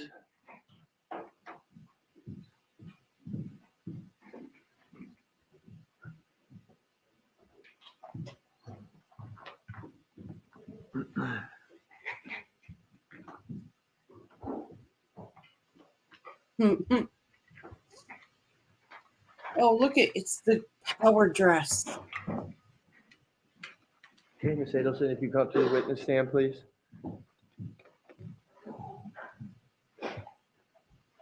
Before you have a seat, we're going to swear you in. Please raise your right hand, respond to the clerk. Do you solemnly swear or affirm that the testimony you shall give shall be the truth, the whole truth, and nothing but the truth? Please have a seat. Ms. Kappelman? Thank you, Your Honor. Please introduce yourself and spell your name. My name is Wendi Adelson, Wendiadelson. Ms. Adelson, where do you currently live? I currently live in Miami Beach. And are you here today pursuant to a state subpoena? Yes, I am. I'm saying Wendy 1 wore it better than Wendy 2.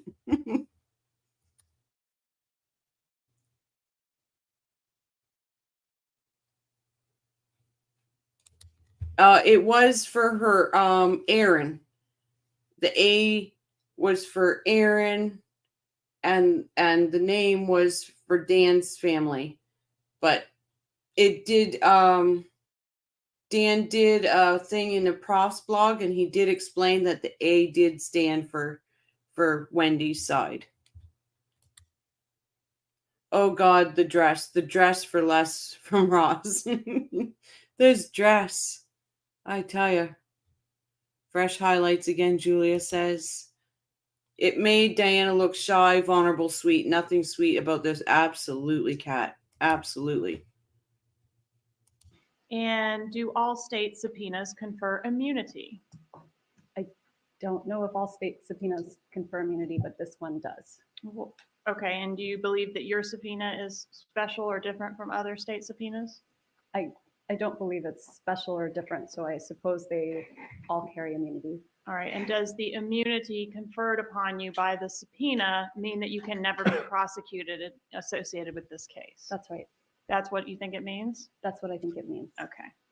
And do you think, isn't it true that it's use and derivative use immunity? Do you agree with that? Yes. Okay, but not complete immunity from prosecution. Do you agree with that? That's different than what you just asked before. So I'm sorry, can you repeat the question? All right, so what I'm trying to allow the jury to understand is what sort of immunity you have. What is your understanding of what it means for you to have immunity pursuant to the state subpoena? So I have derivative and use immunity. And so in the future, a prosecutor couldn't use what I say here today against me. Correct. But you could be prosecuted.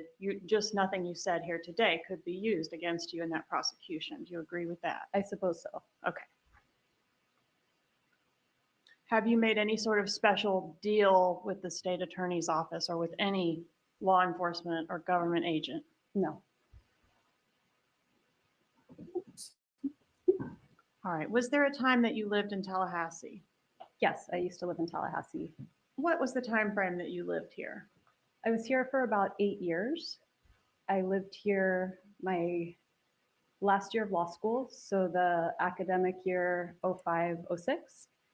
We were in Miami for 06-07, And then I would have been back 2007 to 2014. All right. And what brought you back to Tallahassee after you returned to Miami after law school? Well, I went to Tallahassee to finish law school. And then we went to Miami because Danny had a job opportunity at University of Miami. It Okay. didn't come to fruition. He was not hired. And so we came back. Uh-oh, I'm almost scared. Wouldn't it make you think? Rochelle, I was thinking about what you said the other day, and if you ever wanted to move to America, I can sponsor you. Don't know anything about it, though, and I don't have much. Oh, Donna, that is so sweet of you. Someday I'll make the move. Someday I will. Oh, you are so generous. That is incredible. I don't even, that is one of the nicest things somebody has said to me. I think she believes that dress makes her eyes more noticeable. It's just drab, not classic, but drab. And you know what, Sherez? I thought that too, that if she dulled down everything else, the focal would be her eyes. And then I thought, is she trying to camouflage into the courtroom? Do you wish to move here? If yes, why? I do. I'm tired of winters in Canada. I'm too old for it. I'm just done. I've always loved the United States. Probably more than I love my own country, but I won't say that out loud. I love the fact that it's easier to travel within. And I just love culture. I just love different types of culture. I don't know. There's so many reasons why.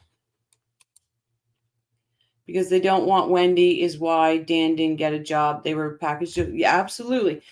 She, even at FSU, she was a spousal hire. She was only hired on because of Dan. When they went down to Miami, Miami wanted Dan. Dan wanted them to give a spousal hire to Wendi. They did not want Wendi. So guess what? Dan didn't take the job. It's not that they didn't want Dan. They did not want Wendi. Why on earth would you want to move here? I want to move to Canada.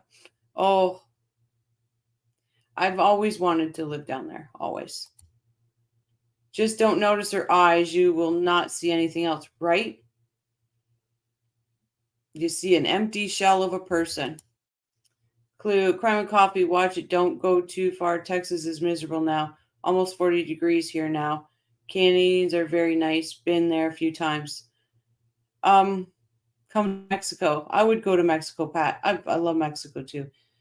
I love the heat, guys. I'm sorry. I understand that you guys, but I love the heat. The dry. I love it.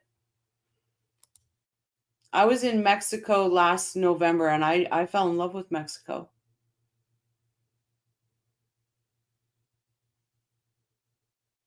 I'm not sure.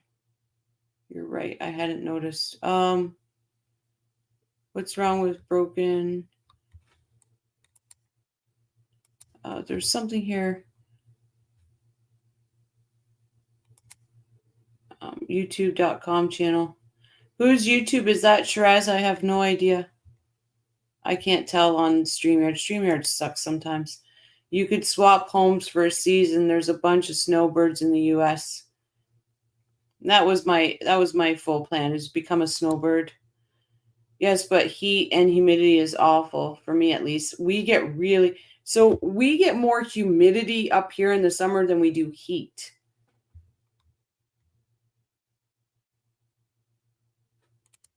Yeah, I couldn't live in New York. They get horrible winters too.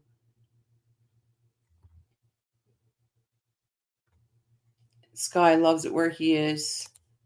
Her ears broken is talking about her ears. Oh, okay. They are huge. She's got Donna ears. She's got huge Donna ears.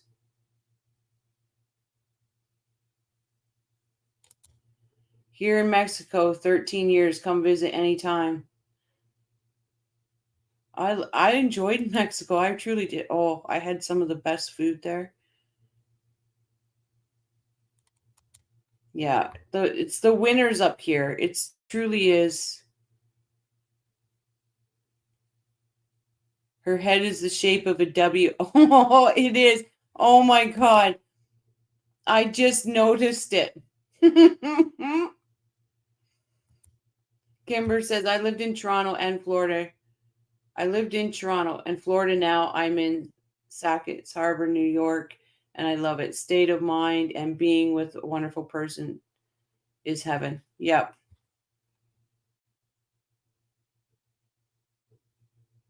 Vegas is dry. Yep. Oh, I spent a Christmas one year in Arizona. Just loved it.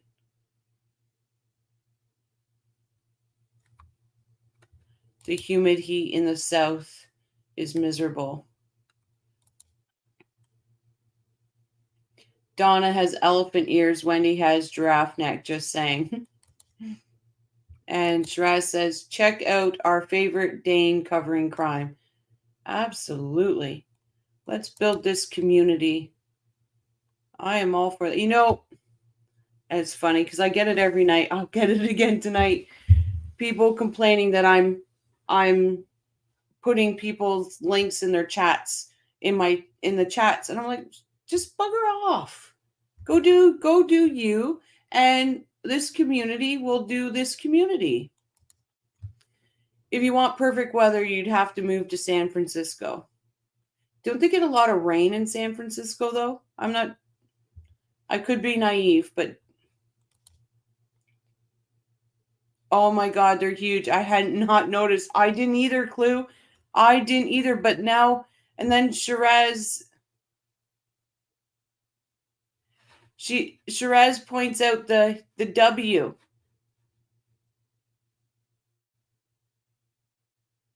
The W in her, like from her ear. It's great. Oh, this channel goes off the rails and I love it. Every minute of it. In San Fran. Sky Troop, absolutely 100%. When you are in good relationship, it is the best. You know, and I kind of think maybe that's a little bit of, for me, is because I know that would be the very safest place for me. So I think that adds to me wanting to. Her head is shaped like a W. It sure is. Oh, God. It sure is. Oh, right. We'll go back to Wendy. We just got off the rails a little bit. She does, Kimber, the elf on the shelf. God, I love this community. Hey, Tattles, surprised W never got her ears pinned back. I can't unsee it now either, Shrez. I can't.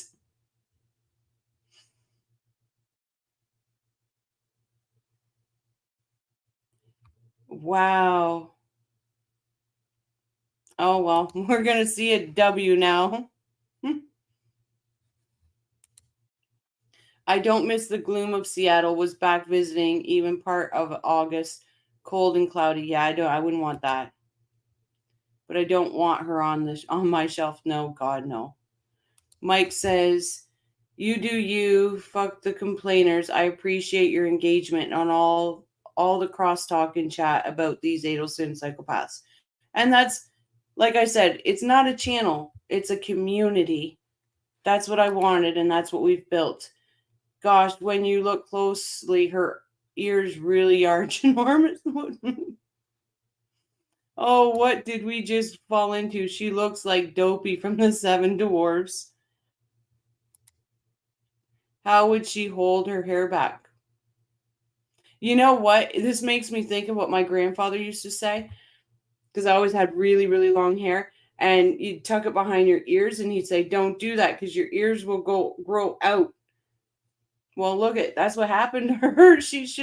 Her grandpa should have told her not to do that. The inflatable elf sex doll. I recently moved. I was born there. Oh, that's right. You're in Arizona, aren't you, Julia? It's all Broken Banger's fault. He's sent the crew off the rails. SoCal has the best weather. Sorry, guys. No, you know what? That's one place I wanted to go in the States and I was very close and I never went was to California. I just want to go where there's sun all the time.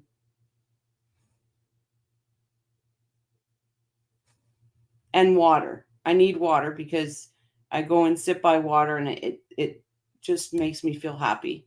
Coolest beekeeping, yep. Took me till I was 51, married to a total narcissist for 20 years. Then I'm so sorry, Kimber. Every night for 3 years. I'm absolutely blessed to have a beautiful person in my life. I am so proud to have met you. I'm so proud to have met you.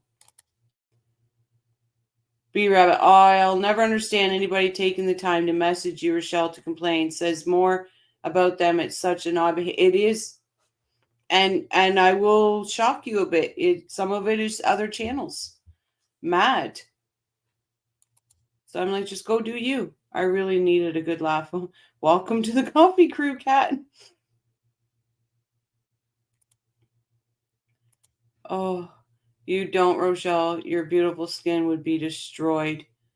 Oh, I don't need like the wicked hot, but I'm just like, I just need, like here I get the majority of the months it's gray and cold. I just can't do that. 3 sunniest cities don't have water: Phoenix, Tucson, and Vegas. And Tattle says you should come to Cali. You would love Orange County. Oh, I bet you I would. I bet you I would. Gotta win the lottery first, guys. I got my ticket for tonight. SoCal is for you, Rochelle. Oh, I would love it. Back to All right, State. back to And Wendy, so back to your husband reality. had a job opportunity here at Florida State. Yes, Okay, and that's what brought you to Tallahassee? that's what Oh, brought us here. Kimber, you're And you so also sweet. had a job opportunity at Florida State, is that right? That's right. What was that job? I worked at the FSU Center for Human Rights, and at first I was a staff attorney. I used to represent victims of violence. Sorry, I don't mean to be Rochelle. Sorry, darling, not RO. Oh, okay, I got you. I answer to it. It's so funny because when Rochelle come in, I answer to that. All my life I've got called Rochelle, Rochelle, Rachel, Raquel, and then sometimes Michelle, and then very, very few times do I ever get called by my name, but I answer. Hey, War. Going to be good when her attorney reads all these names she's been called out in court. If Charlie was there, he'd snigger. Yep. Absolutely. Crime, asylum seekers, and victims of human trafficking. And then I taught various classes at FSU Law School. And then I ran something called a medical legal partnership. And how long did you do that? I was working at FSU for 7 years. All right, so basically the whole time you were here in Tallahassee. When I wasn't a student, I was working for FSU. All right. When did you meet Dan Markel? Danny and I met first online, and we met when I was starting my 2L year of law school. So that would have been 04, fall of 2004. And when were the two of you married? We were married in February 2006. Do you have any children in common? We have 2 children. All right, both boys? Both boys. All right, during the time that Say yes. you moved to Tallahassee the second time to work here at Florida State, were you living with Dr. Markel the entire time as a married couple? I'm sorry, Dr. Markel? I'm sorry, Mr. Markel, Dan Markel, your husband. Were we living as a married couple when we returned to Tallahassee? Yes. Yes. So by that point, we returned in August maybe of '06. So we got married in February of '06. We've been married 6 months by then. And the entire time that you were living as a married couple, was that at the Truscott address that we've seen photos of earlier? No, we lived first in a rent house. I actually don't remember what neighborhood it was now. It's been a while. But we lived there until we bought our house. So maybe 6 months in the other location. I don't remember exactly how long. All right. Do you remember what year you moved into the Truscott address? We moved into the Truscott address. Maybe, I don't remember exactly what year. Probably, it would have been 2008 or 2009. It was before my older son was born. Right. And you were living there in he was living there in 2014 when this murder occurred, correct? He was living there in 2014. And you were no longer living there? I stopped living there in 2012.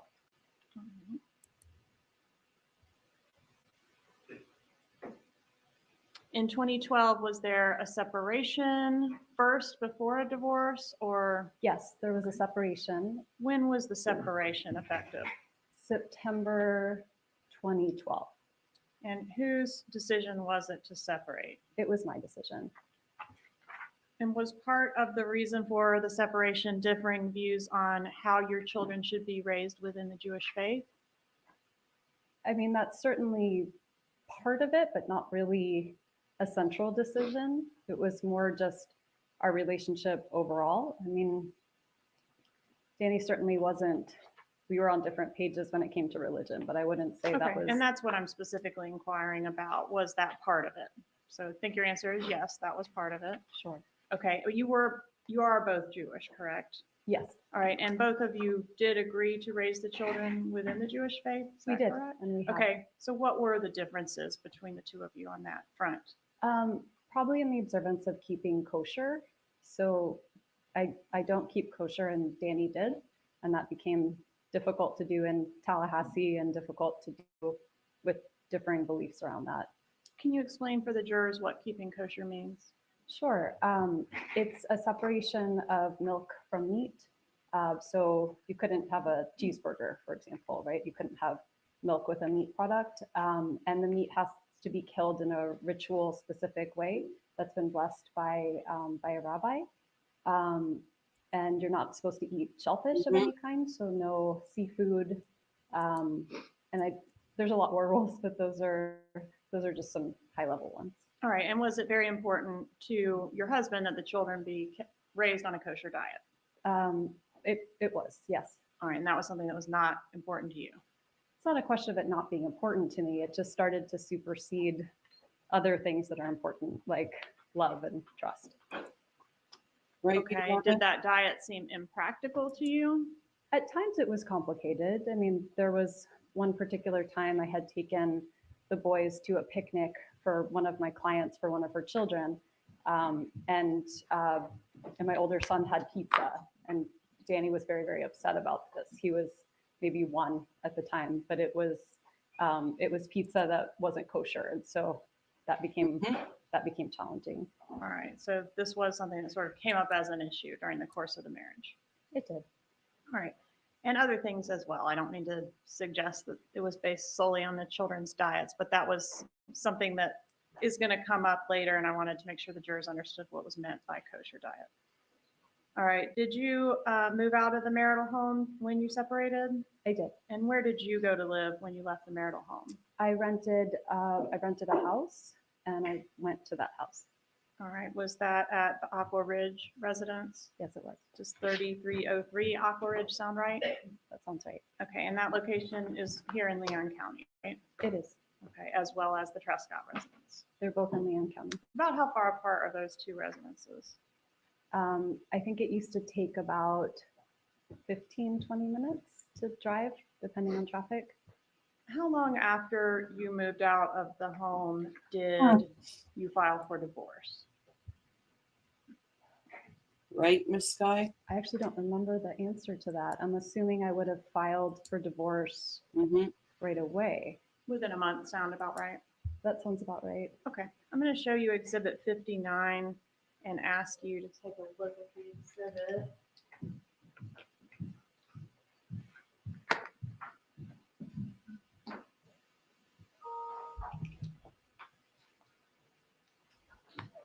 I do not expect you to look at every page of it. But I think you had an opportunity to look at this exhibit previously a little bit, right? I don't have any memory of that. Okay. Jesus, Murph. She looked at it before her first trial. Now she doesn't remember looking at it? Oh, I can't even with this girl. I think domestic coordinator Donna treated Wendi and Charlie as entitled royalty, and they grew into entitled brats. Absolutely. Hey, Mikkel. Welcome back. I think the whole notebook is their divorce filings. Like, she was in this, she seen this for the first trial. Not only that, she was part of that fucking divorce. She's seen every single one of those filings at one point. Now she's like, oh, I don't remember ever seeing this. Oh, gosh.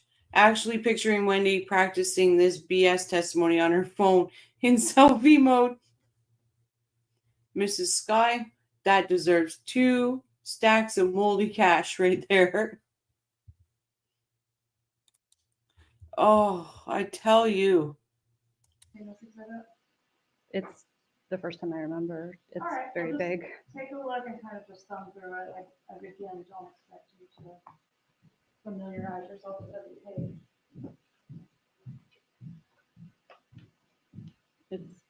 And my question, Ms. Adelson, you can look through it as much as needed to answer Well, that this was question. She had a question. What was your It's question? just, it looks like it's about 800 pages long. So you want me to I look want through you it? to look through it as much as is needed to answer the following question. Does it appear to be a fair and accurate copy of your divorce file? I mean, from the front page, sure. Okay. Do you have, thumb through it a little bit and just see if there's any reason to dispute that that's your complete divorce file from the clerk's office. It's certified if you want to take a look at the certification.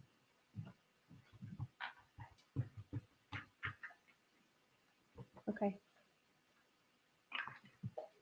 Thank you. All right, so I want you to take a look, if you would, at the petition that is on State's Exhibit 59, pages 1 through 5. The one right on top? Yes, ma'am. Okay. All the pages should be numbered through, so I'm referring to 1 through 5 on the bottom right corner there. Mm-hmm. Okay, and that was your petition for divorce, correct? Yes. And so this was, would you agree that this was a contentious divorce? I think it was made much more difficult by Danny, who didn't want to get divorced, but sure, we can All call right. it contentious. Not what we would classify as an amicable divorce. You hear about those. No, it would be not an amicable divorce. All right. And part of what you were seeking in your divorce in these documents in front of you was permission from the court to move with your children to South Florida. Is that correct?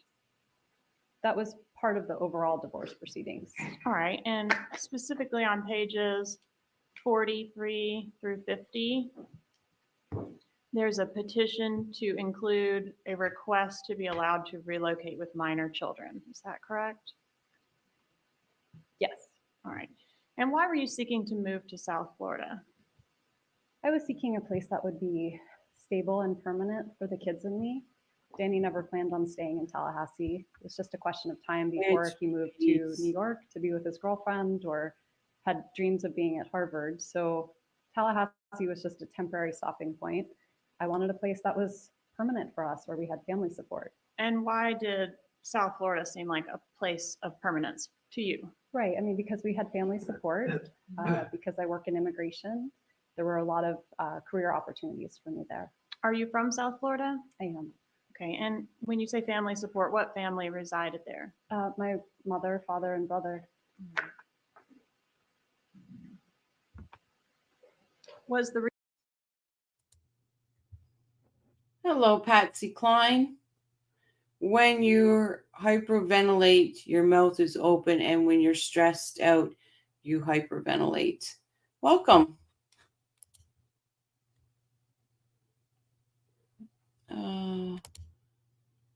The way she left Dan Markel, in my opinion, insinuates she was fleeing an abusive relationship. Disgusting. Yep. And don't get me started on the stuff she took from that house. Like, it is in Ruth's book. The bitch took all kinds of stuff, and not only that, she took the damn ketchup. Why? Why did she take the ketchup? I don't get it. I really don't get the whole stable, shut up, your floppy eared. Yep, absolutely. Oh, I just don't get me started on that. Oh, yes, and Georgia shouldn't have mentioned it. It made Wendi look sympathetic. Would B say? Yeah, but I think when the truth comes out about everything on that, where she didn't tell Dan for 2 weeks where his kids were living, just a temporary stopping point. There it is. One on your way to civilization with your narcissistic family. Absolutely, Kimber. When the truth comes out about that move, and I'm sure Georgia hasn't put it out for a reason, she is not going to look good. Not going to look good at all. I was like, I couldn't believe like everything Ruth said in her book about what was taken and all of this, where Dan literally walked into his boy's room and was crying, saying, my boys don't have a home anymore. Like, it's just disgusting. Relocation to South Florida, the most important part of your divorce? No. Was it your most non-negotiable term? No. Okay. But it was very important to you? I wouldn't say it was very important to me. Was it very important to your mother? She was much more looking forward to having her daughter and her grandchildren home. Yeah. All right. Hey, Mama Donna, how'd that tire on that bus feel? How's that tire feel? If you would take a look for me at page 46, paragraph E. Just read that to yourself and let me know when you've had an opportunity to read that.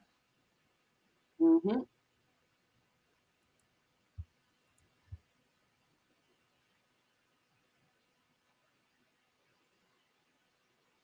I read the first paragraph by E. Do you want me to read the second one? Yes, please. Okay.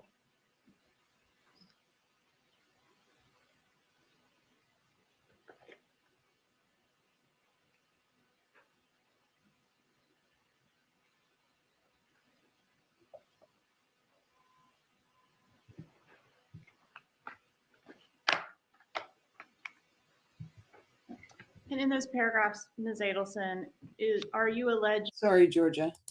This is trial number 2, Mike. So this is Katie's retrial. Right? Blame it on Donna, Wendi. She ran that bus over her mom again. I'm getting triggered by her hair. Help.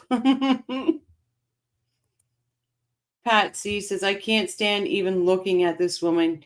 Deer in the headlights nonstop. Absolutely, Patsy. Like, it's just, she does my head in. Sometimes I feel like my head's going to explode. Can't wait for her to be arrested. That Mr. Markel has created a hostile work environment for you at the Florida State University College of Law. He did during a period of time. All right, and was disparaging you to your colleagues. And if you'll take a look at pages beginning on 79, the document beginning on 79.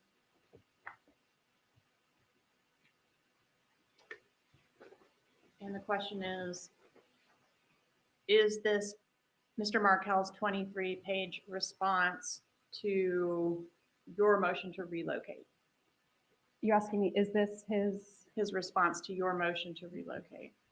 Yes, it looks like it. All right, it's quite verbose. Would you agree with that? I imagine it is that at some point Danny fired or alienated all of his attorneys and started doing his own legal work. So, Hi, Yuda. Welcome back. Fair to say he was adamantly opposed to you taking his kids to South Florida. yes, he shared all of that here, which is different than the conversations we had. But that's what he filed. What he filed is what the judge sanctioned him for. All yes. right. And in that filing, I'm specifically referencing to page 82, where Markel states that the sole stated reason the wife seeks to relocate with the party's minor children is so she can be closer to her parents.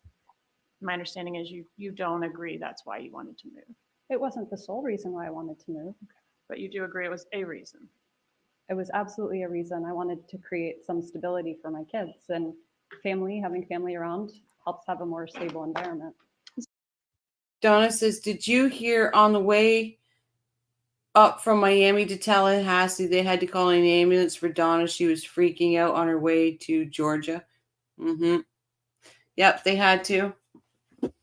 Had to get an EMT. Mm-hmm. She was panicking. I want that video so bad. I truly do. She was supposed, I guess there's a button and she thought it was a call button. It was great. When she smiles, she looks just like a bratty kid. Absolutely, Patsy, she does.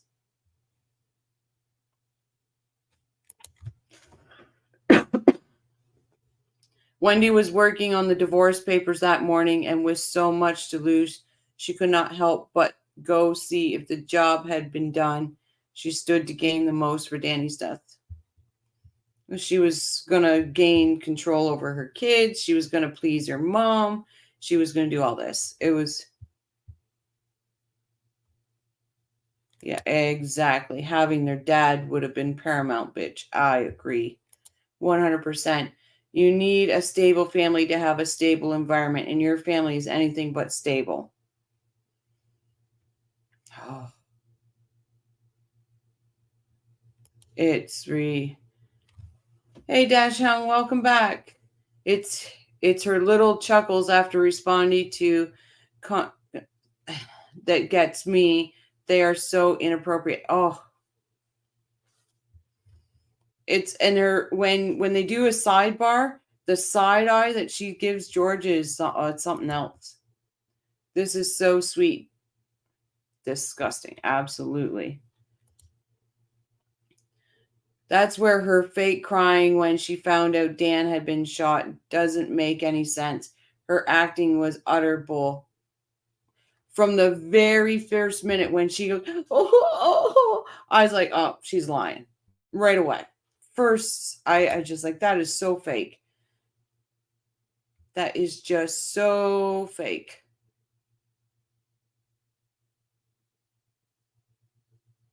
I was just like, I knew first off, okay, you had a contentious divorce. You had all this. You weren't buddy buddies. You weren't friends. You weren't any of this. You're not going to go into hysterics like that. You're going to be, what the hell's going on? Where's my kids? A mom, a real mom. That's when the mama bear comes out. There's any mom on here is going to say, you're instantly in go protective mode, this and that. A real mom. They're not gonna start freaking out. What happened? Oh, fuck. You go into go mode instantly. And like I said before, I would have sat in there. I would have said to Isa, I don't care. We will have this interview, but either you come with me or I'm walking out. I need to find my kids and I need to see what's going on with their father. We might not get along, but that's my kid's dad. I would have, there's no way. No way. In order of importance, she was going to keep her job, money, her reputation, and lastly, her kids. Absolutely. The Adelsons think people can't see them for what they are. The whole world is seeing them now. Exactly. In theory, she had no clue if her kids were safe or not. And a mom goes in go mode. You go in protective mode. You go in help mode. You just start, it's like an inventory going off in your head. Check, check, check. Then you can sit down. Once everybody is taken care of, everybody is, you've got all your checklists in your head done, then you can sit down and just try to understand what's going on. She did none of it. She did none of it. I didn't see no checklist going off in her head. I feel for it. She's pretty convinced. I fell for it. Really, Shrez? I thought she was just kind of dumb. Then I learned, oh, interesting. I did not see, and I was opposite. I did not see. For all she knew, the murder had happened overnight. Yep. And if you are going to cry, at least keep up with the sad face and not laugh a few minutes later. Cat add losing her law license to that too. Absolutely. The fake crying and sniffing was over the top, but the instant calmness when she spoke to Donna was another. Yeah, and she could turn from freaking out crying to calm even with Isa. She knew damn well she could have left that cop interview, but what attorney gets in cop car without asking anything? She knew. I've always wondered about that. Why wasn't she worried about her kids? Why didn't she say, I need to see they're safe? And she does say it later on. I would have said, hell no. Sorry, you can follow me. You want my phone? You want my purse? You want anything? You take it. I'm getting my ass to my kids, and you're not stopping me. That's exactly what I would have been. It came out in the last hearing that Wendi was told her boys were safe and okay in the police car on the way to the station before her interrogation. But again, you're right, Shiraz. It did come out that. But and maybe it's just me, I don't care what I'd need a visual. I'd need a visual on my children. I would need that visual. Wendy's checklist: got bullet bourbon, get gas, go to lunch, give the performance of a life. Yeah, that was the checklist in her head. So by the time she arrived at the police station, she knew her kids were okay. That's why she didn't ask. I would still need that visual on my children. I would be like, you know what, officer? I appreciate what you're saying to me. I need to see my kids at this moment. Play the interview with Wendi for her respective jury. And I bet you some of it will. I don't know if the ride in the police cars from the restaurant to the station was filmed. You would think it would have to be. I never even thought about that. Oh, that's interesting. We should look into that one. She's a cunning, devious manipulator, willing to annihilate her children's father and sacrifice her brother and parents as collateral damage to save herself.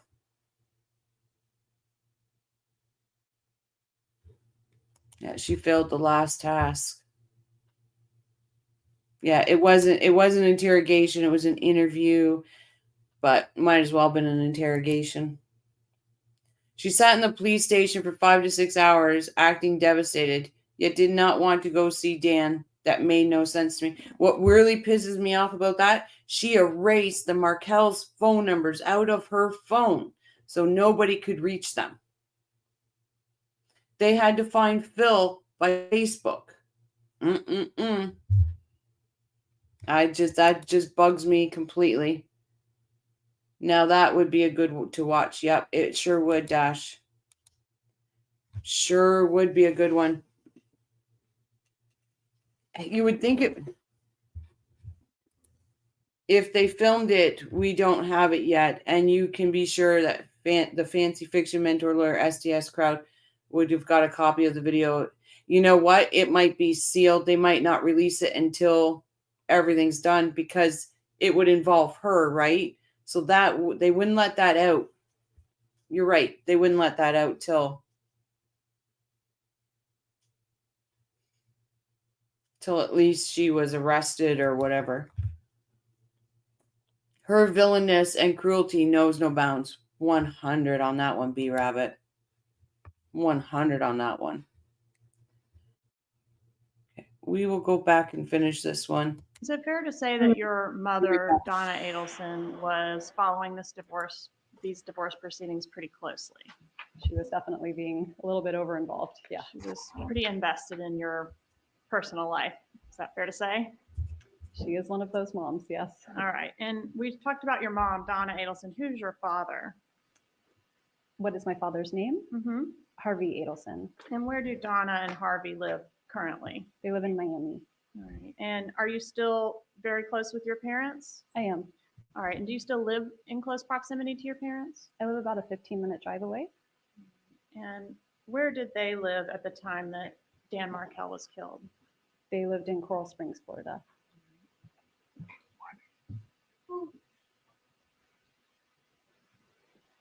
And were you close with your mom back around the time that you were living in Tallahassee? I was. And did she have a close relationship with your children as well? She did. Are your parents employed? Right now, they are both retired. What about back in 2014? In 2014, they were both employed. How were they employed then? Then my father had a dental practice and my mom was managing his practice. What's the name of the dental practice? Dr. Harvey Adelson, DDS. All right. Does Adelson Institute ring a bell as well? Yes. Okay. And do you know whether the practice there was successful, meaning lucrative? At one point it was, and what about not between anymore. What about between 2013 and 2016? Was it lucrative at that time? Between 2013 and 2016, it was definitely, the business was doing better than it did after that point when the social media barrage happened. Referring to this case? Absolutely. Okay. But previous to the murder, the Adelson Institute was earning approximately $2 million in profit each year. I have no idea what it was earning. I haven't the slightest idea, but do you know whether your parents had other investments other than their work at the Adelson Institute? I don't know. You don't know? Sorry. War says, for those that don't know, she only spoke to the police that once. When they tried to talk to her again, all the Florida Adelsons had lawyered up and none were ever. Yep. And in Ruth's book, they were asked at the memorial, Donna and Harvey were asked at the memorial to come in the next day for an interview. And they said, yes, they would come in, and they were gone. They were gone. They called her back to her for another interview, and she didn't answer. She called her lawyer. Her lawyer called Isom and said that she would not be speaking. Do you know why no jail calls have been released for Donna while in jail? I have to believe it's because of, to make sure they can get a good jury, not to taint a jury, because they haven't released anything yet, and you can't get it. Mike, absolutely, that was number one. Danny caught her hiding money, and she would lose her law license and job. That was the number one reason Danny died. Danny's new girlfriend, major jealousy. Yep. She was very jealous of Amy Adler. Absolutely. I mean, we will learn one way or another if they told her in the cruiser on the way to the station during Wendy's trial. They can't not ask her why she wasn't desperate to check on them. Yeah. Oh, that, you know, George is going to ask that question. Absolutely. And sorry, guys. I just want to make sure I catch up on this. She tried to not acknowledge Adelson Institute. Yeah, you know what it was called?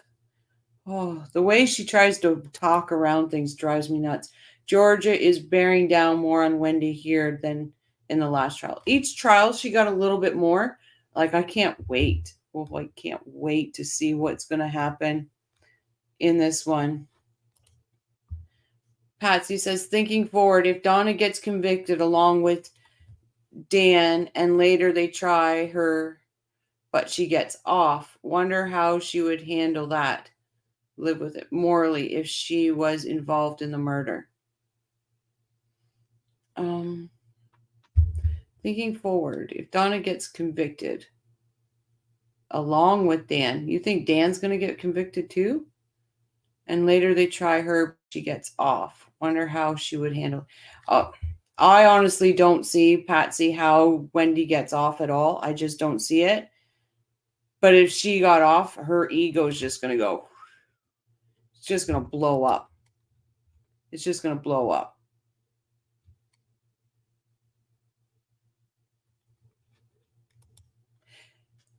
There's not really much about Amy. A lot of people have really respected her privacy.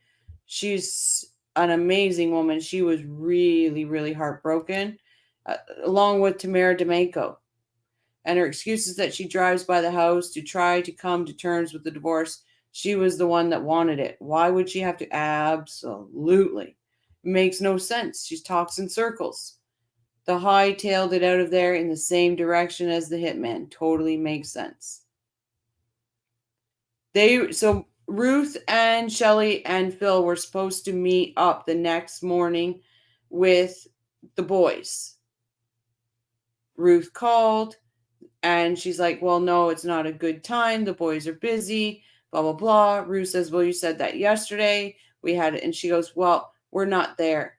I left because for our safety. It was just unbelievable it's just unbelievable. She's a ditch pig. And I'm going to say it. She's nothing but a dirty ditch pig, this one. If they own any properties. I know now that they own properties, but I didn't then. Okay, and you know now that they owned properties then? I actually don't know when they acquired the properties, so I don't know. All right, was your divorce impacting your family financially? So this is prior to the murder and the It was certainly impacting me financially, but I don't think it was impacting the rest of my family. All right, how many lawyers did you have in your divorce? I had one, and then Danny accused her of ethical violations and stealing money, and so I had to hire a new attorney. I think he had 3 or 4. Oh, shut up for a second, Wendi. Shiraz says, I think Wendi pretended not to remember details because she wants us to think that this event was so unimportant to her that she can't be bothered to remember specifics. Her parents' business, divorce. Yeah. Like, don't tell me this whole family was intertwined with money. And I can't wait for the financials and that to come out because I think everything's taken her down. In Charlie's trial, Wendi pretended she didn't know that the details of the divorce or the messages from Donna made Georgia produce the records. The bitch had testified twice before. Right, Ahmad? Right? Oh, never heard of a dirty ditch pig, but it sounds about right. Sorry, guys. I'm sorry. Like I said, I put a disclaimer out. Rochelle's going to come out with words. It's just she totally infuriates me. What do you think Wendi was remembering at the police station when she said, oh my God? I had many thoughts on that. I think it hit her that what was going on, or that she forgot to erase something from her phone, or there's so many things that I think, or I'm trying to remember what Adelsons said at that moment. Because then he's like, what? And she's like, what? I think it was something that they did or they didn't do to cover something up, and it hit her. Dan's filing for supervised visits with Donna. Yep. That was that one. And going after Wendi for stealing money or hiding money, however you want to put it, and her law license. I think those two were the two major ones. Relocation, obviously, but relocation started everything, and those two broke the camel's back. Ditch Pig is putting it far more nicely than she deserves. Thanks, Patsy. Oh, gosh, I am so sorry, guys. Sometimes my mouth just rambles. What part of the interview was that where she said, oh, my God? It's where... It's right in the same part, right near the beginning when Isom starts talking about, well, do you know if he owed anybody money and stuff like that? And she goes, well, he owed me money. He goes, oh, he owed you money. She goes, not me. And it's in that area, right? It's not too far from the beginning. Yep, same here. I am loving Dirty Ditch Pig. I've never heard it. I'm going to find a way to interrogate this moniker into my daily vocab. My hubs is going to be very confused. Yes, me too. Something she forgot to do or left in a car. I think it's something she forgot to do, or that something she forgot to delete.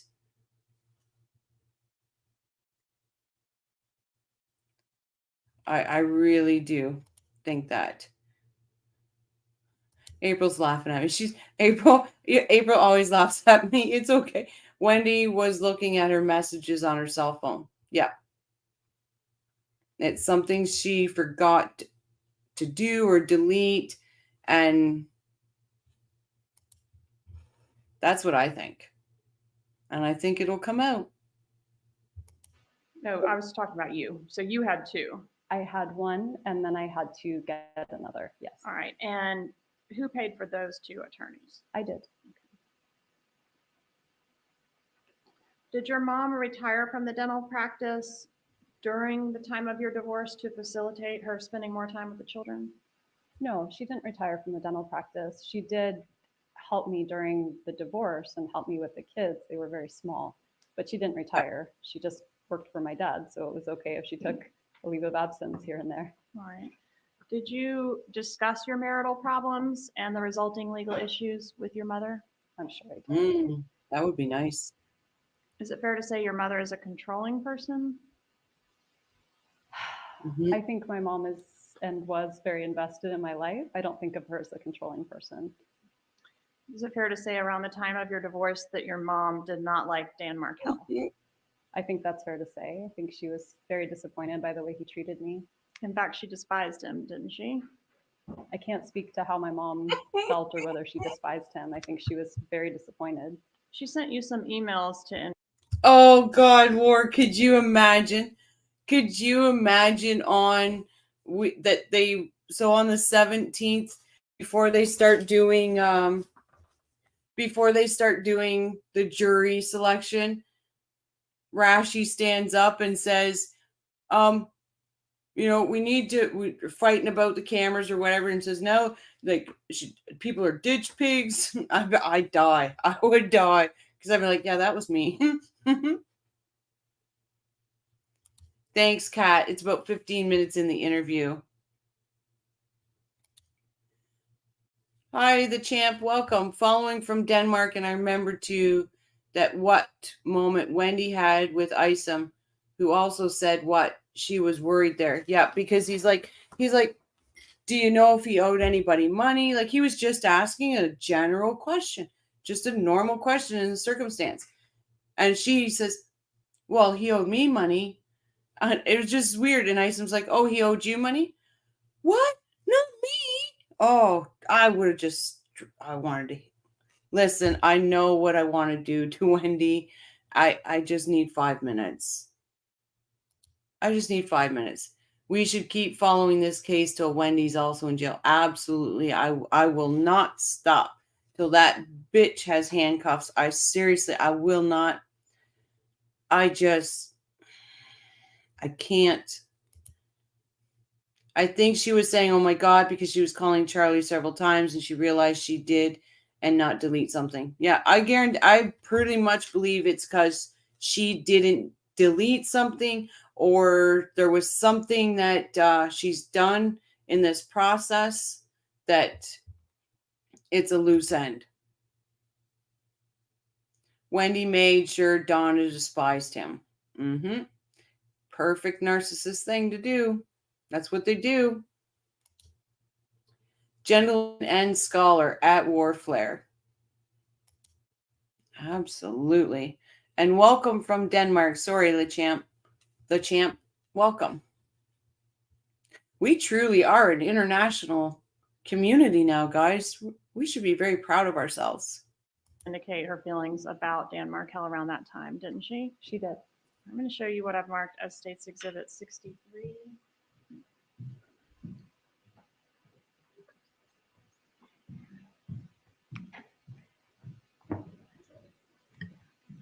Back to this, but we can kind of move to the side.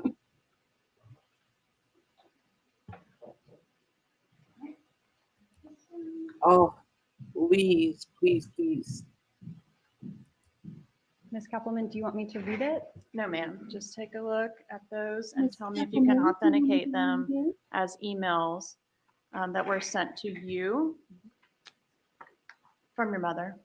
I can authenticate them. All right. So the donnaharvey@gmail.com is your parents' shared email address. Is that correct? Yes.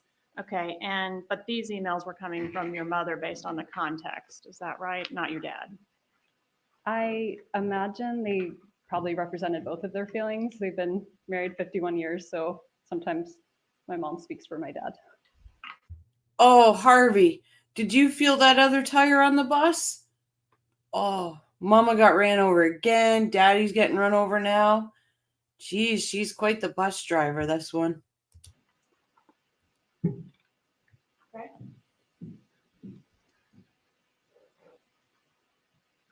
All right, so there's one, I believe it's on top there, dated May 3rd, 2013.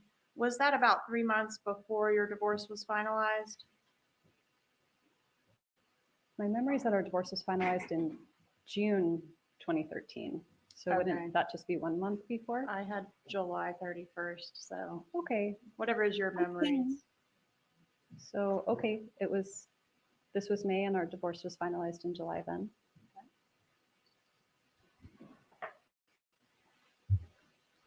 I just want to talk a little bit about the emails that are in front of you there.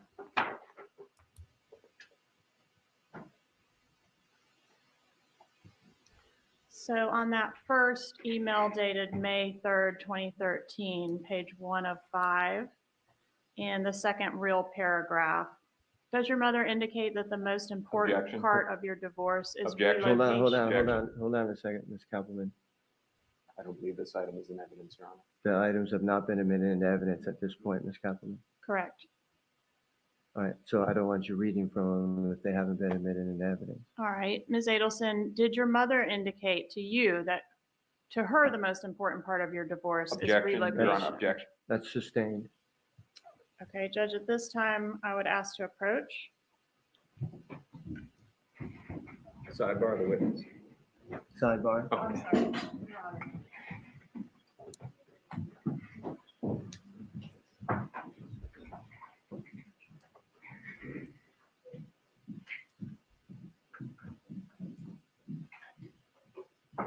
Exactly. Which one is it, Wendi? Which one isn't? Always takes a jab at the Markel's divorce by gloating about her parents' marriage. Yet also said, love fades in marriage. Which is it, Wendi? She can't make up her fucking mind, that one. Lest we forget, Wendi was an attorney, so she knows how to handle interrogations. Yeah, but I don't know if she had much. Well, really though, Patsy, she couldn't even remember what contempt meant.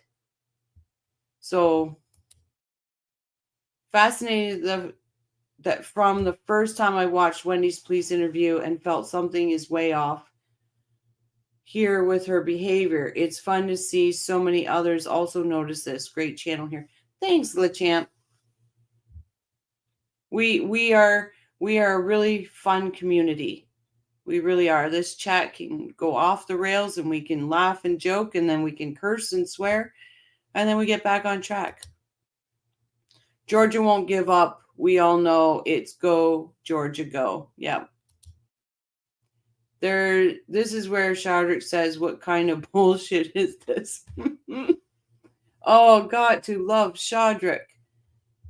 Shadrick Nobles, if you're out there, oh, we salute you, man. We salute you. Georgia won't give up when it's, yeah, go, Georgia, go. This is also the question in Charlie's trial where she pretends not to know Donna's problem was right.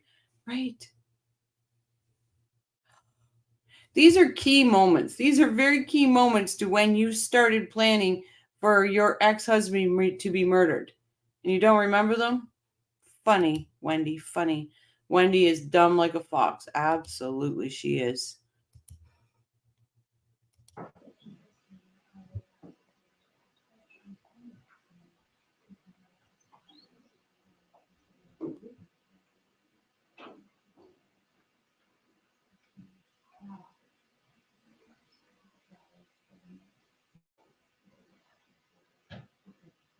I'm just going to bat her eyes at the jury.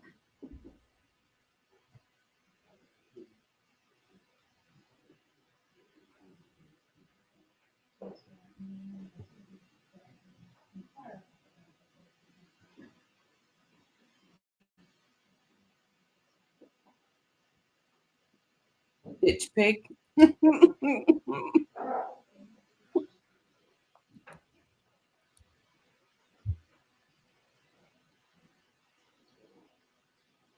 She's the queen.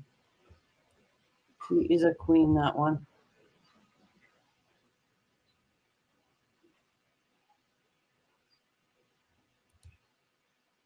Mm-hmm.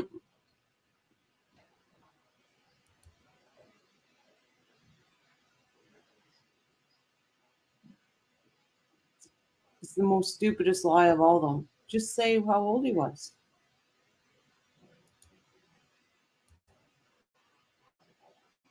She's trying to hear what those big ears she's got.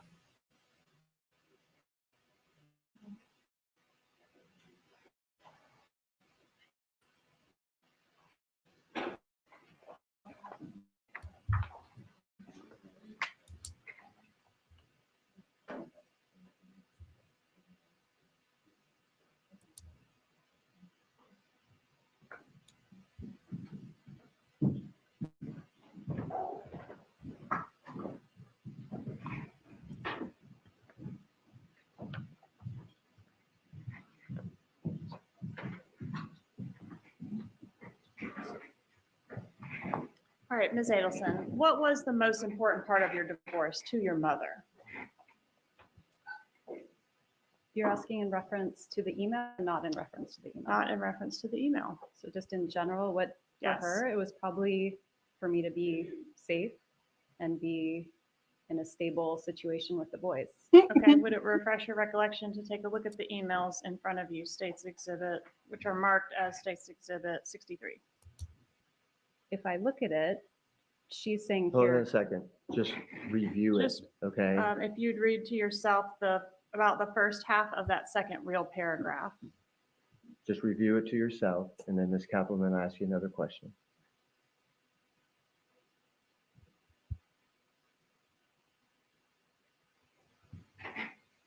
Okay. All right, does that refresh your recollection about what your mother felt was the most important non-negotiable term of your divorce? It does. Okay, and what was that? That was relocation. And did your mother, I think you said she was very unhappy with him. Did you agree that she despised him? I can't speak to whether my mom despised him or didn't. She was very, very disappointed with the way he treated me. Okay, and did you ever call him names? I don't remember her calling him names. Would it refresh your recollection to take a look at the emails for that? I'm happy to. Okay, if you'll take a look at page 1, about halfway down Just read those few sentences there, and then I will draw your attention to page 2 when you're ready. Actually, you know what? For refreshing purposes, I'm going to approach with my copy. I'm just going to kind of draw your attention to the items highlighted in green. If you'll just look at those to yourself, flip through and look for those items highlighted in green.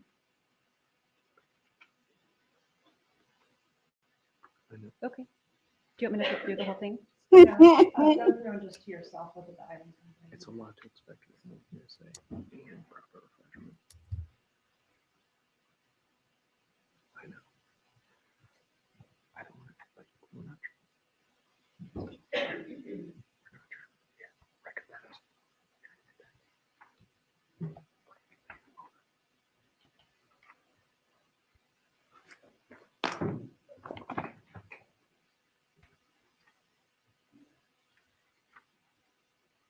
Okay.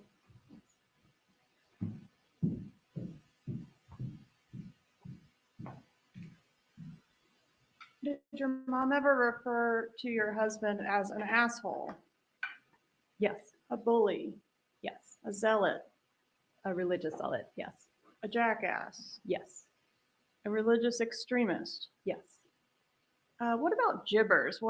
She calls him gibbers? Yeah, Tibbers is not a bad name. It was a silly name that I came up with during a period of time when I felt incredibly terrorized by Danny. And so it was a word that I would use to kind of make him seem less scary. Is it fair to say that it was a derogatory term? No.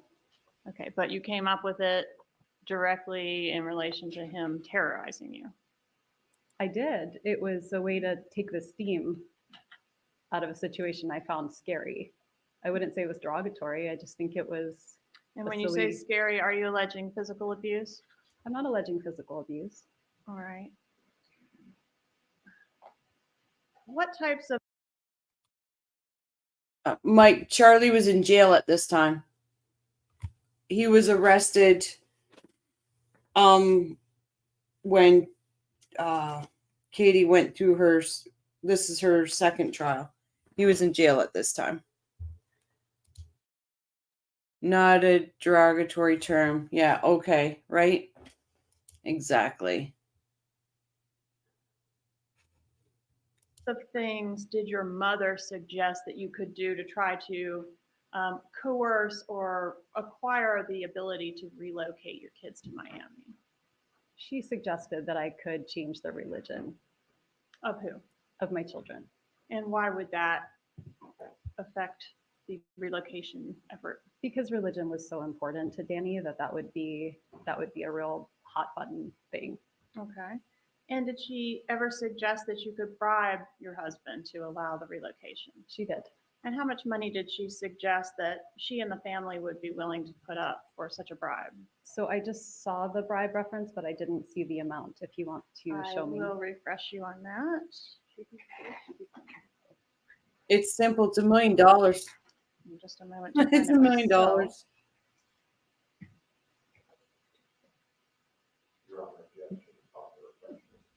Overruled.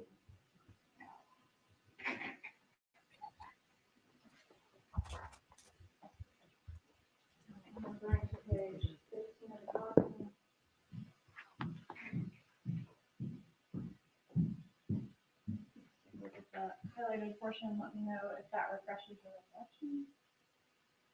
Okay.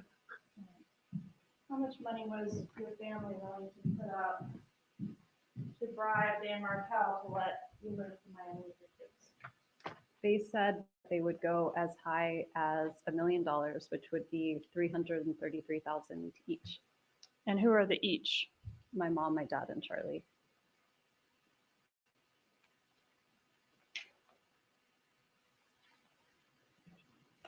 Did Charlie, you mentioned he also lived in South Florida. Was he employed at the family dental practice?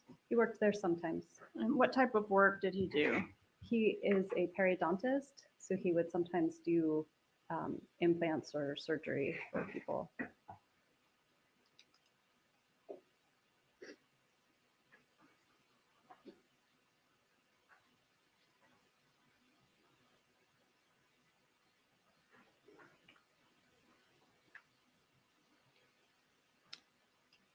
Did your motion for relocation get granted or denied by the court?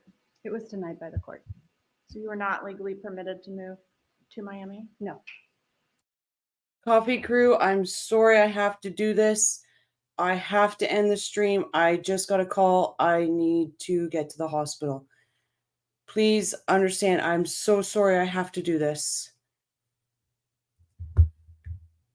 Rochelle, think.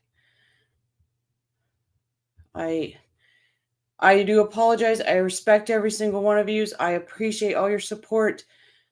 I need to go, guys. So I'm so sorry. I will check back in. Justice for Dan, justice for the boys, justice for the Markels. Thank you, every single one of you, for supporting me. I will talk to you later.